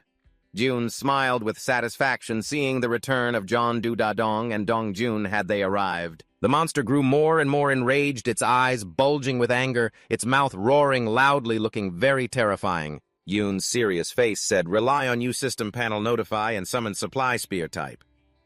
Dong-jun firmly held his weapon, staring straight ahead with unwavering determination. Ha-dong-jong-jun glared tensely, his face hardening with fiery eyes showing extreme anger. He charged forward, throwing his weapon ahead, shouting as he ran. Dong-jun rushed forward, unleashing a series of thunder strikes, stunning the monster and leaving it unable to react. Weapons glowing bright blue shot swiftly forward. They aimed straight at the monster. The monster raised its hand to block them and roared loudly in despair. Ga-young raised her bow, ready to shoot. This sharp bow would also lend a hand. At the same time, from multiple directions, continuous blue beams combined with arrows relentlessly attacked the monster. June suddenly noticed the system panel announcing that Gammy had leveled up. Solar generator efficiency increased by 100%. The solar generator has reached maximum efficiency. Gammy unleashed part of the solar power, inheriting part of the power of the primary fire attribute magic Phantom Beast, evolving into mid-level fire attribute magic. Gammy detected an enemy infiltrating the territory. Gamey requested permission to unleash power. Do you allow or refuse? A flicker of worry crossed June's face. He wondered about unleashing power. June was lost in thought. If there's an enemy infiltrating, it must be referring to that Cyclops. What can that tiny girl do anyway? Just let's see. The system panel announced a consumption of 300 million as a beam of light spread everywhere. June was shocked, unable to close his mouth. What 300 million? The rays of light grew increasingly stronger. June looked up confused. Looking at those beams of light, he still couldn't accept the fact that his family's money was gone. The fire beam shot straight into an apartment building. Do-hyun turned his head in surprise. There appeared a giant eagle with a long, shiny, sharp beak. It spread its large wings to the sides. The giant eagle had glossy black feathers sparkling like garnets with 3 blazing eyes. It had 3 sharp spurs. Its beak opened wide to reveal a blazing fireball. Then it flew straight towards the monster, catching its attention. The monster turned to look at the scattering crowd. June bowed his head, making way for Gami's spark to shoot out. The giant spark attacked the monster's back directly. The impact made the monster unable to stand, collapsing to the ground. Blood gushed from its mouth, its eyes wide open and staring. Then it let out several terrifying roars. While Dong-jun was still stunned, a brown figure suddenly lunged from behind. It turned out to be a black bear which sprang up and headed straight for the monster. The monster's eyes widened helplessly as it saw the bear's claws hurtling toward it. And in a flash, everything blurred and then gradually came to an end. The system notification announced that you have hunted Cyclopes level 50. You received a huge amount of experience points. 31, 925, 374, 089. World currency has been transferred to the Absolute Family Estate wallet. Skill level has increased. June suddenly jerked in surprise and let out a shout. A powerful purple lightning energy radiated strongly. Do-hyun hugged him in pain and shouted loudly. The purple gem spread its glow to all the neighboring houses. The system notification. Congratulations, you have declared ownership of the family estate territory across the entire #1 apartment complex. Construction support funds of 10 billion currency have been transferred. His knees buckled and slammed hard on the hard ground. Just as the kami landed, Jiun clutched his stomach and cried out in pain. He raised his hand in a friendly gesture. Beep, beep. Jiun was speechless, his face pale. You. He was so angry he trembled, constantly scolding. Spending 300 million just like that. Gami shrank back in fear. Beep, beep, beep. But then Jiun turned and smiled. But one strike from Gami was truly decisive. He gently rubbed its head in praise. Well done. It cried out as if in thanks. Beep, beep. Suddenly, Jiun's face grew serious. Summoning illusions, though seemingly limited within the family estate territory, was incredibly cost-effective. Spending 300 million to earn 30 billion. He opened the system panel, thinking maybe I should just summon enough illusion beasts. With this efficiency, there's no need to hesitate. Summoning illusion beasts, 10 billion not activated. Yoon froze for a moment. 10 billion. Why did the amount increase again? It seemed he suddenly realized something, his expression becoming extremely tense. He looked up and called out to Sister Yeonju. At that moment, Yeondu stood bathed in a radiant halo of light on the monster. Just a brief short audio alert from the status window. System notification. Citizen Unju has completed the mission. Mission cost of 324,576,089 has been deducted. Yeonju's tears welled up. She screamed in pain, her cries becoming the sound of Yeonju's wish being fulfilled. In the damp room with rusty pipes, a sound echoed throughout the space. Next, Junhai, okay. Using her power to fill the water bottle, Hyren held the bottle tightly, her eyes full of affection, thankful that Jun Hyuk kept producing the water. Next person. The situation is truly bad. Food supplies are depleted. I can still create water myself, but the food gained from fighting monsters around here is all gone. He tried to condense the drops of water, thinking to himself that now he's really reached the limit. His face twisted in pain, lips tightly pressed, he finally had to leave this place. Suddenly, a violent shaking came. Everyone in the room lost balance and almost fell. All were startled. He shouted, "Girl, what's that, an earthquake?" Loud noises kept coming, screams echoed. Junhee-ok-Hyun ran in fear, shouting, "Get upstairs right now!" Junhee-ok froze too, her expression darkened, surrounded by screams. "Something's wrong, it's a monster, that monster." The crowd rushed to flee Runhye-ok, and everyone managed to get outside. But the scene before them made him scared. In front of everyone was a giant Cyclopes roaring. The sounds were terrifying. He scolded sharply, actually reminding everyone to hide well in the basement and not go anywhere. Next to Hyon, his body trembled in rhythm. "Run, Hyuk, what do we do now?" Hearing this, he clenched his head, face flushed with frustration. "What do you mean, what do we do with that thing?" But while arguing from afar, a sparkling light shone in the sky. "I don't understand why we can't get anything done." That beam of light came so suddenly. The giant monster that was standing firm just now is now pierced through by that beam of light, and huge explosions are starting to appear. Junhee-ok still didn't pay attention to that light, continuing. "We can only hope it doesn't come this way, that's the best case." Only now do both of them realize the huge beam of light just now, both stunned with eyes wide open. "So what can we do?" He went silent, a hint of fear flashing across his face. "What?" "As soon as I saw it, I knew it was someone who just awakened, and their level far surpasses mine." He asked Hyon, "Right, Chan?" His face stiffened. "I'm sure now." He said, "Gather everyone." Not knowing who it was, Hyon felt confused. "Don't tell me you're planning to go there." Wanting to survive in this damn world, he answered quietly, "Yes, we have to follow that person." Arguments began to rise non-stop. "Run, Hyuk, are you really okay with this? What if they're a bad person? There's no other choice. Our food supplies are running out too. Staying here means death anyway."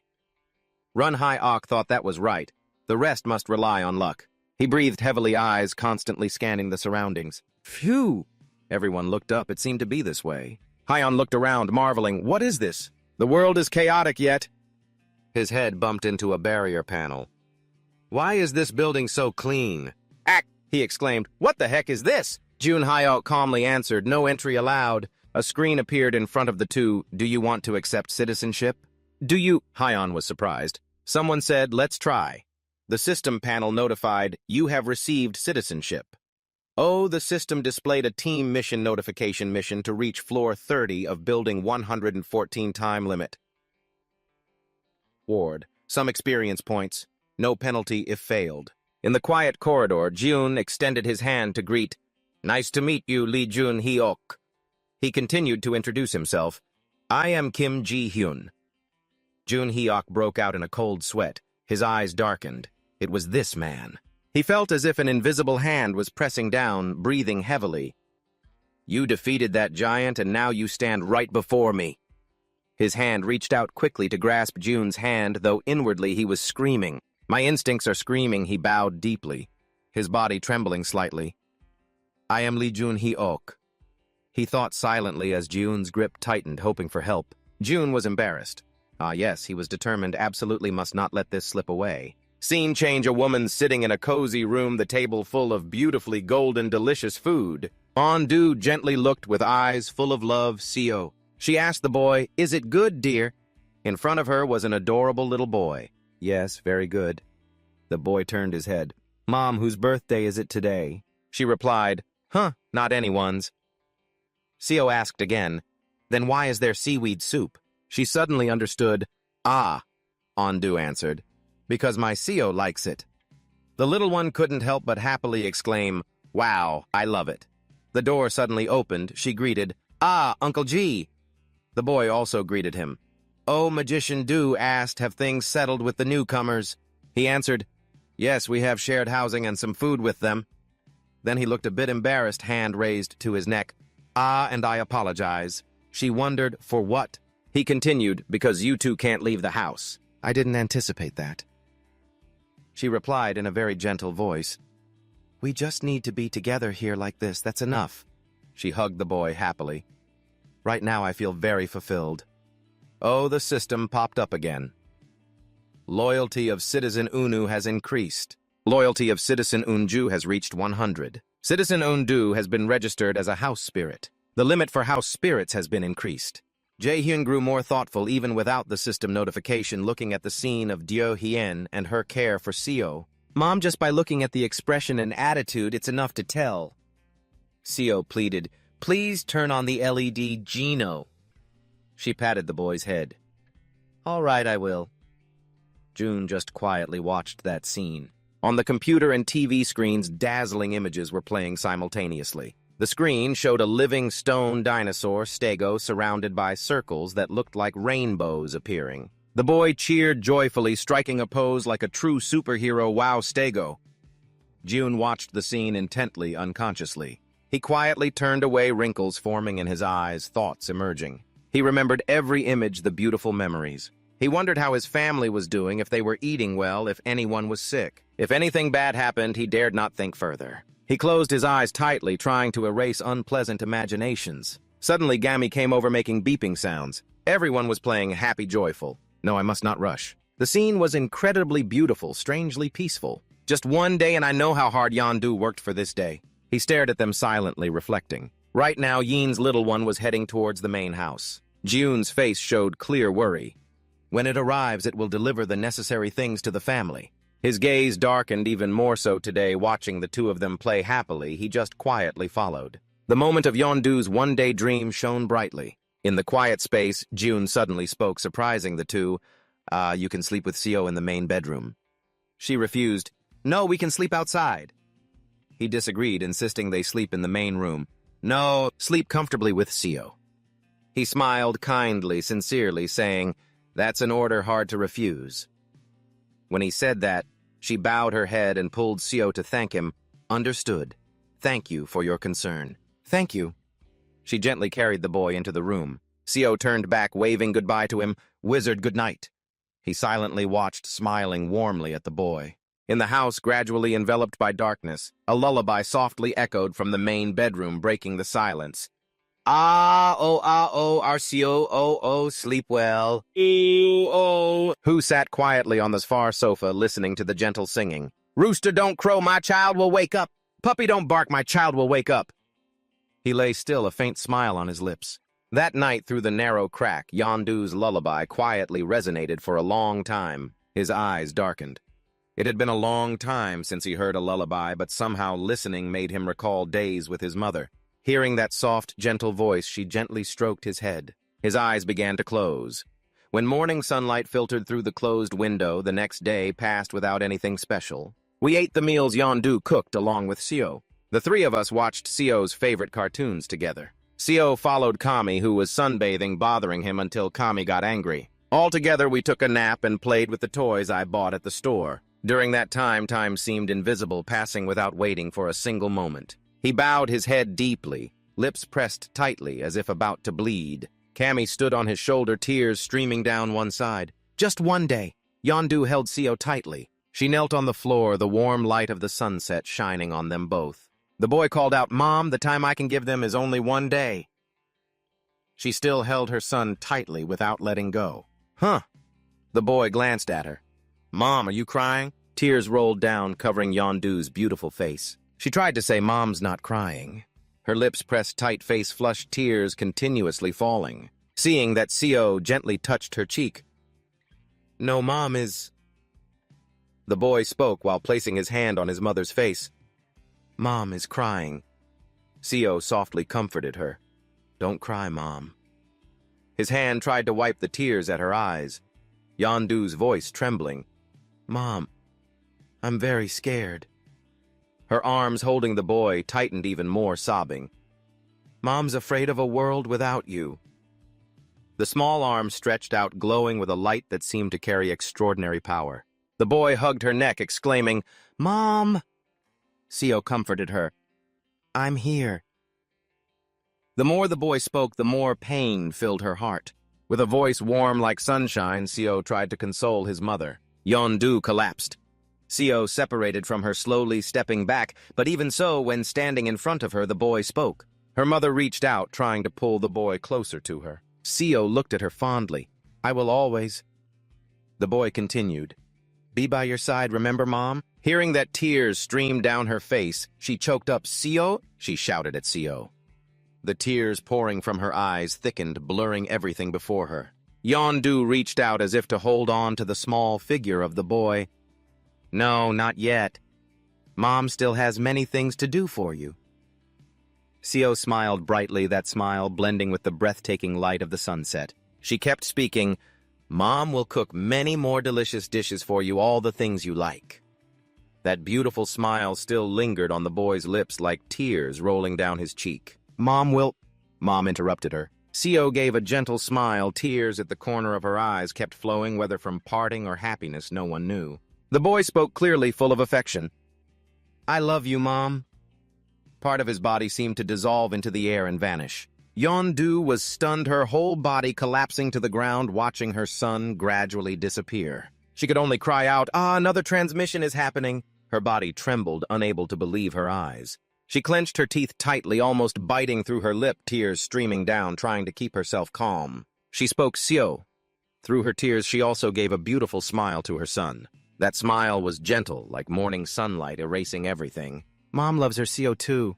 She smiled even though pain was tearing her apart. As the remaining parts of his body vanished, Seo happily replied to her, "Goodbye." She knelt down on the floor. Du Jiun stood behind, witnessing the entire farewell scene. He was heartbroken, but more so was she. Seo had completely dissolved into the air. In the space, only the boy's final word remained, "Mom." At that moment, Yondu did not lift her head even once, until all of Seo's final warmth faded away. He and Kami silently watched her. Hope is a flower that blooms only in despair. Therefore, those who hold hope must always stand in the middle of the abyss of despair. Cruelly, he reached out to comfort her. "Don't lose heart." His arms still hanging in the air, he continued, "Because this isn't the end, I will blow hope into her once more." Yondu turned her head in doubt and asked him, "Really?" "Bistard," he answered. If there's still a chance. His arm reached out to grasp her hand as if pulling her from a dark abyss so she could meet the boy as many times as she wanted. Facing the devil's temptation, Eon-du listened. Oh, the system appeared. The trust of Citizen Undu has increased. The trust of Citizen Undu reached 100, receiving primal vitality. Seo screamed super loudly, "Damn it!" In front of him were two others, one wearing a brown coat, the other in blue. He continued to shout loudly, "The standard spear, the orc spear, and all the money I had saved." He was furious, stomping hard on the floor. "Everything's gone. Everything's been taken." He paused, asking the one in the blue coat, "What about your stuff?" "All gone. I woke up, and everything disappeared." The one in the yellow coat spoke. "From what I've found out, quite a few people had the same issue, but do you know what we have in common with them?" "What?" The one in the yellow coat was angry, his face darkened. "It's that none of us were there when they gathered soldiers at the front gate. Even those who went there and did nothing when they returned seemed fine." Hearing that, the super poor guy's face turned pitch black. Another whispered, "We should have gone there at that time." Suddenly a hand grabbed his collar. Seo grabbed the other's collar tightly, yelling, "So you're saying it's my fault?" As the one in blue could only stammer, "No, that's not what I meant." He got angrier and fiercer, shouting loudly, "Damn it, you all agreed. You yourselves said following orders like that was stupid." He asked, "Right." The other grew more scared. Sorry." Suddenly he jerked his arm free, clicking his tongue. Inside, Superpoor thought he might get expelled from here. There had been such a case before. Rumor has it someone tried to do something bad to a miner who was caught and immediately expelled, and that criminal was later found dead on the street not long after. Even now, after the hunt against the giant, the survivors are gathering in our apartment complex, so everyone should still be here and safe. If I keep fighting against him, I'll be the next one kicked out. He gritted his teeth. Damn it, only that bastard Beach Sung-min benefits by going alone to the gathering, even getting a gun for self-defense. He helplessly rubbed his head. Why did it turn out like this? Bung job, you still don't get it. Everything you've been through so far is just the beginning. My punishment will determine how you'll be treated among the survivors here later on. And also the mission the system suddenly appeared right behind them. Mission objective. Sun Goblin, 0-20 time limit, 24. 0 seconds reward. A small amount of experience penalty for failure. 1 minute of extreme pain. He turned around, sweating coldly. What the hell is this? From now on, to survive in this safe zone, you'll have to do a lot of things. They looked at the system notification board, asking suspiciously, "Extreme pain, that's the responsibility you'll have to bear. Primal vitality, one of Undu's A-rank skills, greatly increases regeneration ability proportional to the level of damage." Jundam Chu looked at the system board, surprised that the 100 trust reward was actually one of the target's skills. "It seems it has no effect right now since I'm not going to the battlefield. And unless I leave the safe zone, there's very little chance I'll get injured. But receiving a skill as a 100 trust reward is definitely noteworthy. Moonbong Ho's trust level is almost at 100. If I get Moonbong Ho's awakening ability, Teleportation, a skill that allows teleporting to a visible location.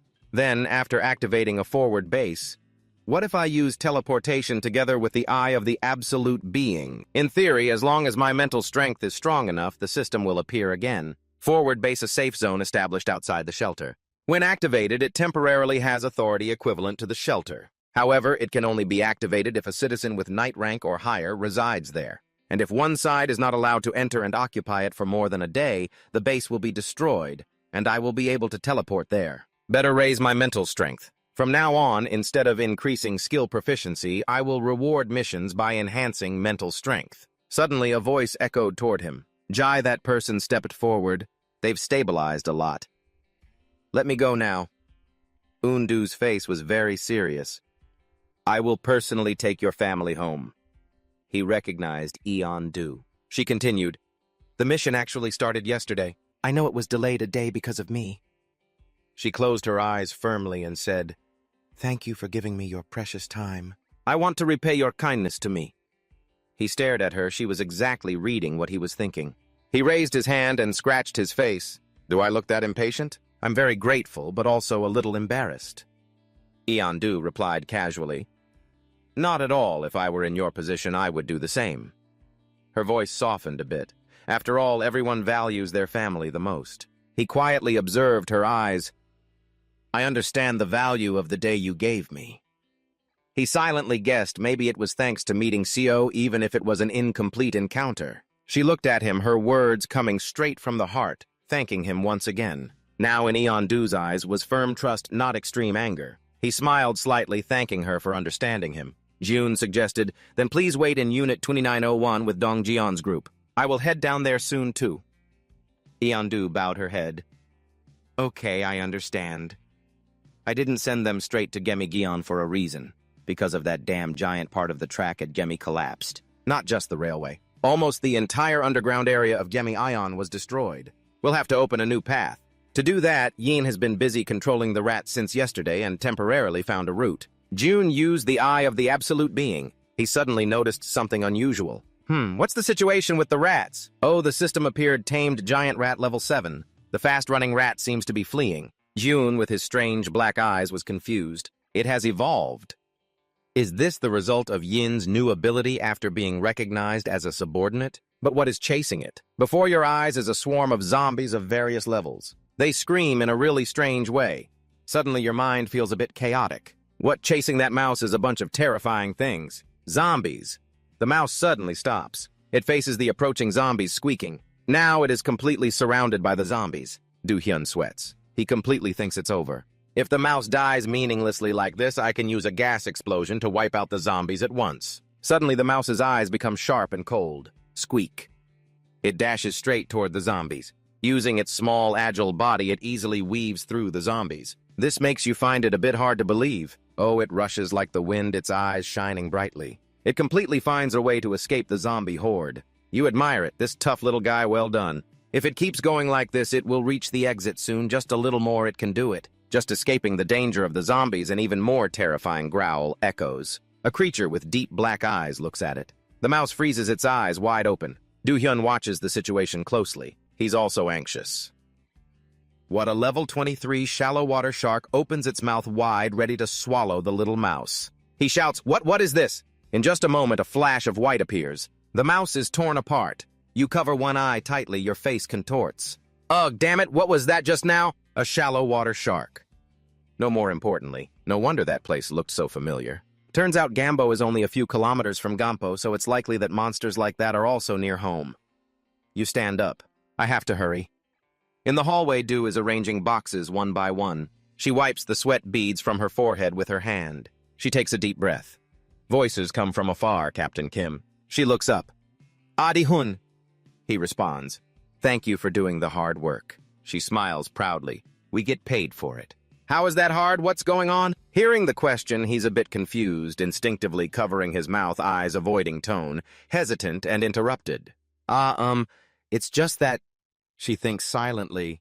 Is Dia-hun hesitating? Seeing that Do also becomes tense for him, a forced smile. Please just say it straight. Jae-hyun, this is serious. What do you want to ask? He coughs lightly. Just continue, he says. I want to borrow Hin for a bit. Hearing this, she goes silent. Huh? It's like a bolt from the blue. Her face clearly shows dissatisfaction, her smile more forced. From now on, I have to do everything alone. He smiles wryly. Then I'll give you 2 days. Captain Kim calls Di-yoon. She is very tense. Bargaining, he'll pay overtime, right? He smiles faintly, seeing the condition is very simple. Do-hyun replies generously, I'll pay double. Hearing that much money, she's delighted. Surrounded only by money in her mind, joy clearly shows on her face, except 35. The toxic smoke is gradually sucked in by the system it's hiring. She is creating deadly gas and releasing it inside. In an instant, her eyes slowly open. Something has shaken her. Everyone is present. They all look tense. A voice breaks the silence. Everyone is gathered, right? Yoon sits up straight, hands clasped on the table. Then let's start the operation meeting seriously. He lowers his voice. As everyone knows, due to the appearance of giants passing through Gemi-Yon has become very difficult. Pausing briefly, he continues. However, it's really a shame if we just give up the subway route like that. Yin heard her name. She startled and quickly grabbed the paper. Ah, yes. Then Yin looked up. From Belmagan Station to Choryang Station past Semyon Station is still intact. Currently, no monsters occupy it, so it can be used as a priority route. She placed the paper on the table. So our first goal is this roughly sketched but clear map of key routes leading to Gabel Magnal. Everyone's faces showed confusion, their eyes wide and dazed, staring at the plan being presented. Yin continued. The proposed route is to move along the main road axis like this. Deok Shu suddenly frowned. Wait a minute. The flatterer smiled, his eyes squinting with joy. In, you really draw beautifully, don't you? Yin happily replied. Thank you. Dion paused upon seeing something, his brow slightly furrowed. This is, Jane continued. Then I'll continue the explanation. She pointed to the area of concern. Before reaching Gabel Megan, there's a point to be very cautious about right here. Yin tensed. There is a BC group using a large supermarket as their base. Their numbers are estimated to be at least over 500. Dong Jian raised an eyebrow. Isn't it unnecessary to confront them? She frowned. That's right, after all, our goal is to get into Gab Belmago and use the subway route. As everyone listened attentively, she reassured. No need to worry. We have already checked the routes without orcs using mouse tests. Just handle the monsters encountered along the way and quickly get into the station. Jun was silent before starting the giant hunting campaign. He had invested money to upgrade the Zhongguan team members to the maximum level. His thoughts continued, so now everyone has reached level 30. At present, among the subordinates, only Hung Jun and Hzin have not reached level 30. He looked up at the goblins, who were no longer a match for Haong Jian's team. Meanwhile, Ian kept explaining attentively, just enter the subway route and you can reach Ji Choryang without any obstacles. But the problem is, from the station after that, Gab Busan is the real issue. Dedok-du heard that and suddenly panicked, leaning forward. You mean there are giants in Gabusan too? Yin hurriedly waved her hand. No. For now it seems not yet. He breathed a sigh of relief. Well, that's a relief then. Her expression suddenly became tense. The problem is not the giants, but the route inside the railway section connecting Ji Choryang to Gab Busan. She frowned slightly, her face showing unease. A huge number of zombies occupy the inside. Yin lowered her voice. If no ability can wipe out all the monsters in such a confined space, then this route will only make things worse. As she finished, everyone looked momentarily confused. Then, as if a glimmer of hope appeared, all eyes turned to Hiren, who gasped in panic. Hiren, scared, clasped her hands together. I'm sweating profusely, lips tightly pressed, too scared to speak.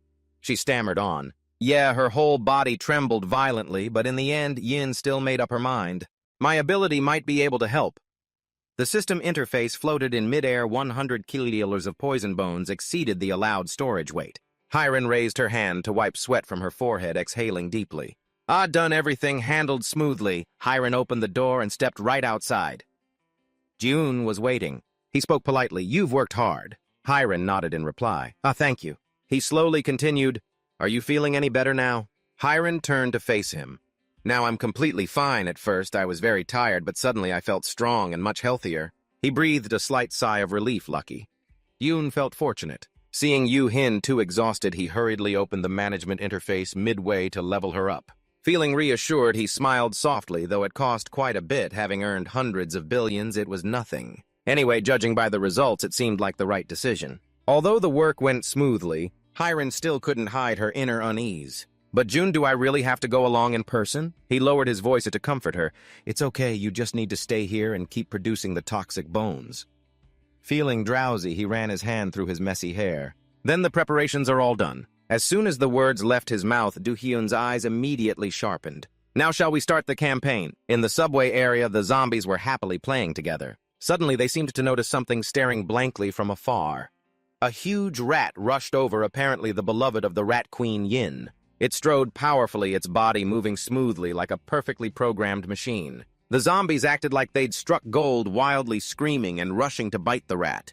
At that moment, Do-hyun was watching everything from afar and immediately commanded the system to open the warehouse. In an instant, the toxic gas stored inside poured out, surrounding the ugly zombies. They screamed in terror, some collapsing from exhaustion, but the rat still charged forward strongly, without hesitation. Wherever the rat went, the toxic bones spread there, filling the space and making the scene look like a fairyland. The zombies screamed in pain and madness, and it seemed everything was part of Jun's plan. The poison from Yu Heibane had a paralyzing effect.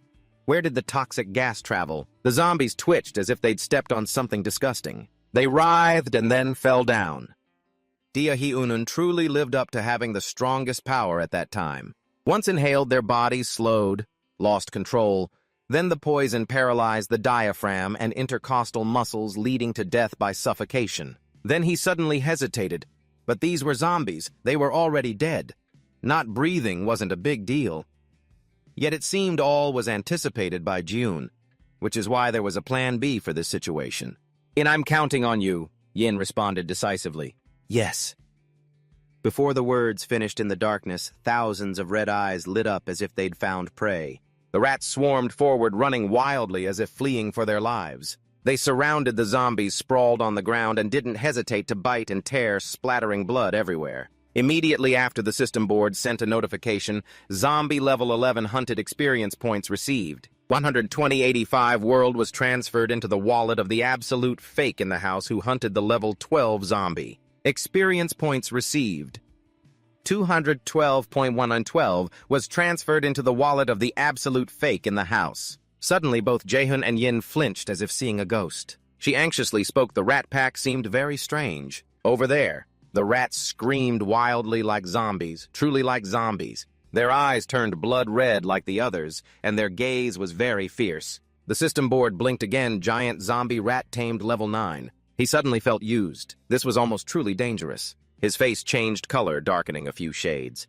If he got zombie blood on him, the transformation process would start. Do-hyun tiredly held his head but also breathed a sigh of relief. Just a small slip and a normal person rushing in to bite and attack with claws could have been infected. Luckily, the worst was avoided. Still, there was another worrying problem. The transformed rats still obeyed orders right. Yin hesitated. Ah, yes. She tried to reassure him and herself, but it seemed they had become a bit more irritable. June exhaled deeply. Thankfully, everything was going smoothly. If they safely reached Gajgachi like this time he could truly save his family. Lost in thought, suddenly the system board popped up again. An unauthorized entity is trying to infiltrate. Dia Hyunun flinched. He turned to look. Yeah, he was startled by 157 people. The system updated information detected individuals meeting conditions to be accepted as citizens are approaching the area near the house. Do you want to deny citizenship rights? June calmly tapped the screen. Grant it. It seemed that with these people, his authority grew a bit more. The number of citizens has reached 3,000. Because the population reached a certain level, the economic support skill for population was unlocked. Do-hyun stood still, facing the system in front of him. For a moment, he was a bit stunned, then smugly curled his lips. This is pretty good, huh?